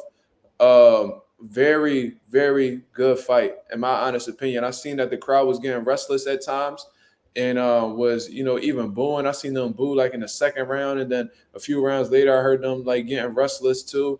But for the most part, man, it was a chess match. You know what I'm saying? Israil Madrimov proved that he's of the elite at the 154-pound division. And, Terence Crawford was getting hit with a lot of lead right hands. I think Terence Crawford was having trouble picking up on Madrimov's patterns and his overall timing because the movement was just so unorthodox and it was just so unpredictable that it was just hard to pick up on what he was going to do next. But in the meantime, Terence Crawford landed some good body shots. He had a beautiful jab that was lighting up Madrimov. And, I think his experience really played a part in this fight. You know what I'm saying? Madrimov got a lot of amateur experience, but at the end of the day, this is not the amateurs. You know what I mean? So that man literally had 30 more fights than Israil Madrimov. He had more knockouts than Madrimov has had fights overall. So in totality. So I think his experience really played a role. Bud's accuracy, his hand speed, his fluidity was all there. His legs looked pretty good. He still looked youthful, which was great. And it seemed like he fits in the 154 division very well. You know what I mean? I thought it was a chess match through and through. These guys were really thinking in there, attempting to outsmart each other. It was a good competitive fight, but I do think that Terence Crawford edged that. I'm not going to say edged that. I thought he won the fight pretty convincingly, in my opinion. The DAZN commentators were saying other things and making it seem like Madrimov may be ahead in the fight and shit like that. I didn't see it that way. I think that Bud did enough to win the fight convincingly. So congratulations to Terence Bud Crawford, who is a 4-division world champion now and is the current WBA super welterweight champion of the world. And he has a ton of options, man. I guess he's going to sit back and wait to see what transpires between Canelo and Edgar Berlanga, which we got a pretty good idea of what's going to happen. So Turkey Al-Sheikh is backing Terence Crawford 1,000,000%. He said he's shooting Canelo Alvarez a really good offer, and he hopes that he takes it. And if he takes it, Terence Crawford will be moving up to the 168-pound division to take on that fight against Saul Canelo Alvarez. You feel what I mean? If not, like I said, I would love to see Terence Crawford attempt to become undisputed in the 154-pound division and become a 3-time undisputed champion of the world in the 4-belt era, which has never been done before. And if he's able to do so, then now you're talking about, top 10 greatest of all time. If he isn't considered that already, he's clearly the greatest of this era, in my opinion. But now you start talking about him closing the gap more to like top 5 all time, because these are things that have never been done in the 4-belt era. And there's been plenty of, great fighters that have participated in the 4-belt era that haven't even accomplished 2-time undisputed, even 1-time undisputed. You see what I mean? So I would like to see him do that. I was kind of disappointed that Jaron Ennis didn't take it upon himself to call him out after the fight. But, Jaron Ennis isn't the type dude to talk too much or do too much. He's a pretty chill, down-to-earth guy. So he probably was just letting him have his moment. But regardless, the world is at Terence Crawford's feet. And them people showed out. The people came out for Terence Crawford. You know what I mean? I seen a lot of people in the stadium. There was a lot of celebrities there. It was a pretty good event, man. Even had Eminem performing, all that good shit. I do have my criticisms about the event overall. I do think that a lot of it was some extra shit. Like, I didn't really feel like the car giveaway was something that we had taken personally. That don't really got anything to do with us. And then, like the Eminem performance as well, that took a lot of time, and we was looking forward to seeing the fights happen, as soon as possible. Sometimes simple is better, yo. You know what I mean? Sometimes simple is better. Sometimes we just want to see some good fights and just go about the rest of our night. But we had to wait until, what time is it right now? We had to wait until, 1 in the morning, 1 something in the morning just to get Terence Crawford Israil Madrimov to perform under the lights. And then after after these long ass ring walks, then y'all singing the national anthems. And there's nothing wrong with the national anthems. I guess that's tradition. You know what I mean? They feel like that's a necessity or whatever. But regardless, what doesn't change is that a lot of time was being wasted. You feel what I mean? But maybe they look at it as more of an event than just like a boxing card. So it is what it is. I'm just grateful that we had a great night of boxing tonight. Congratulations to Andy Cruz.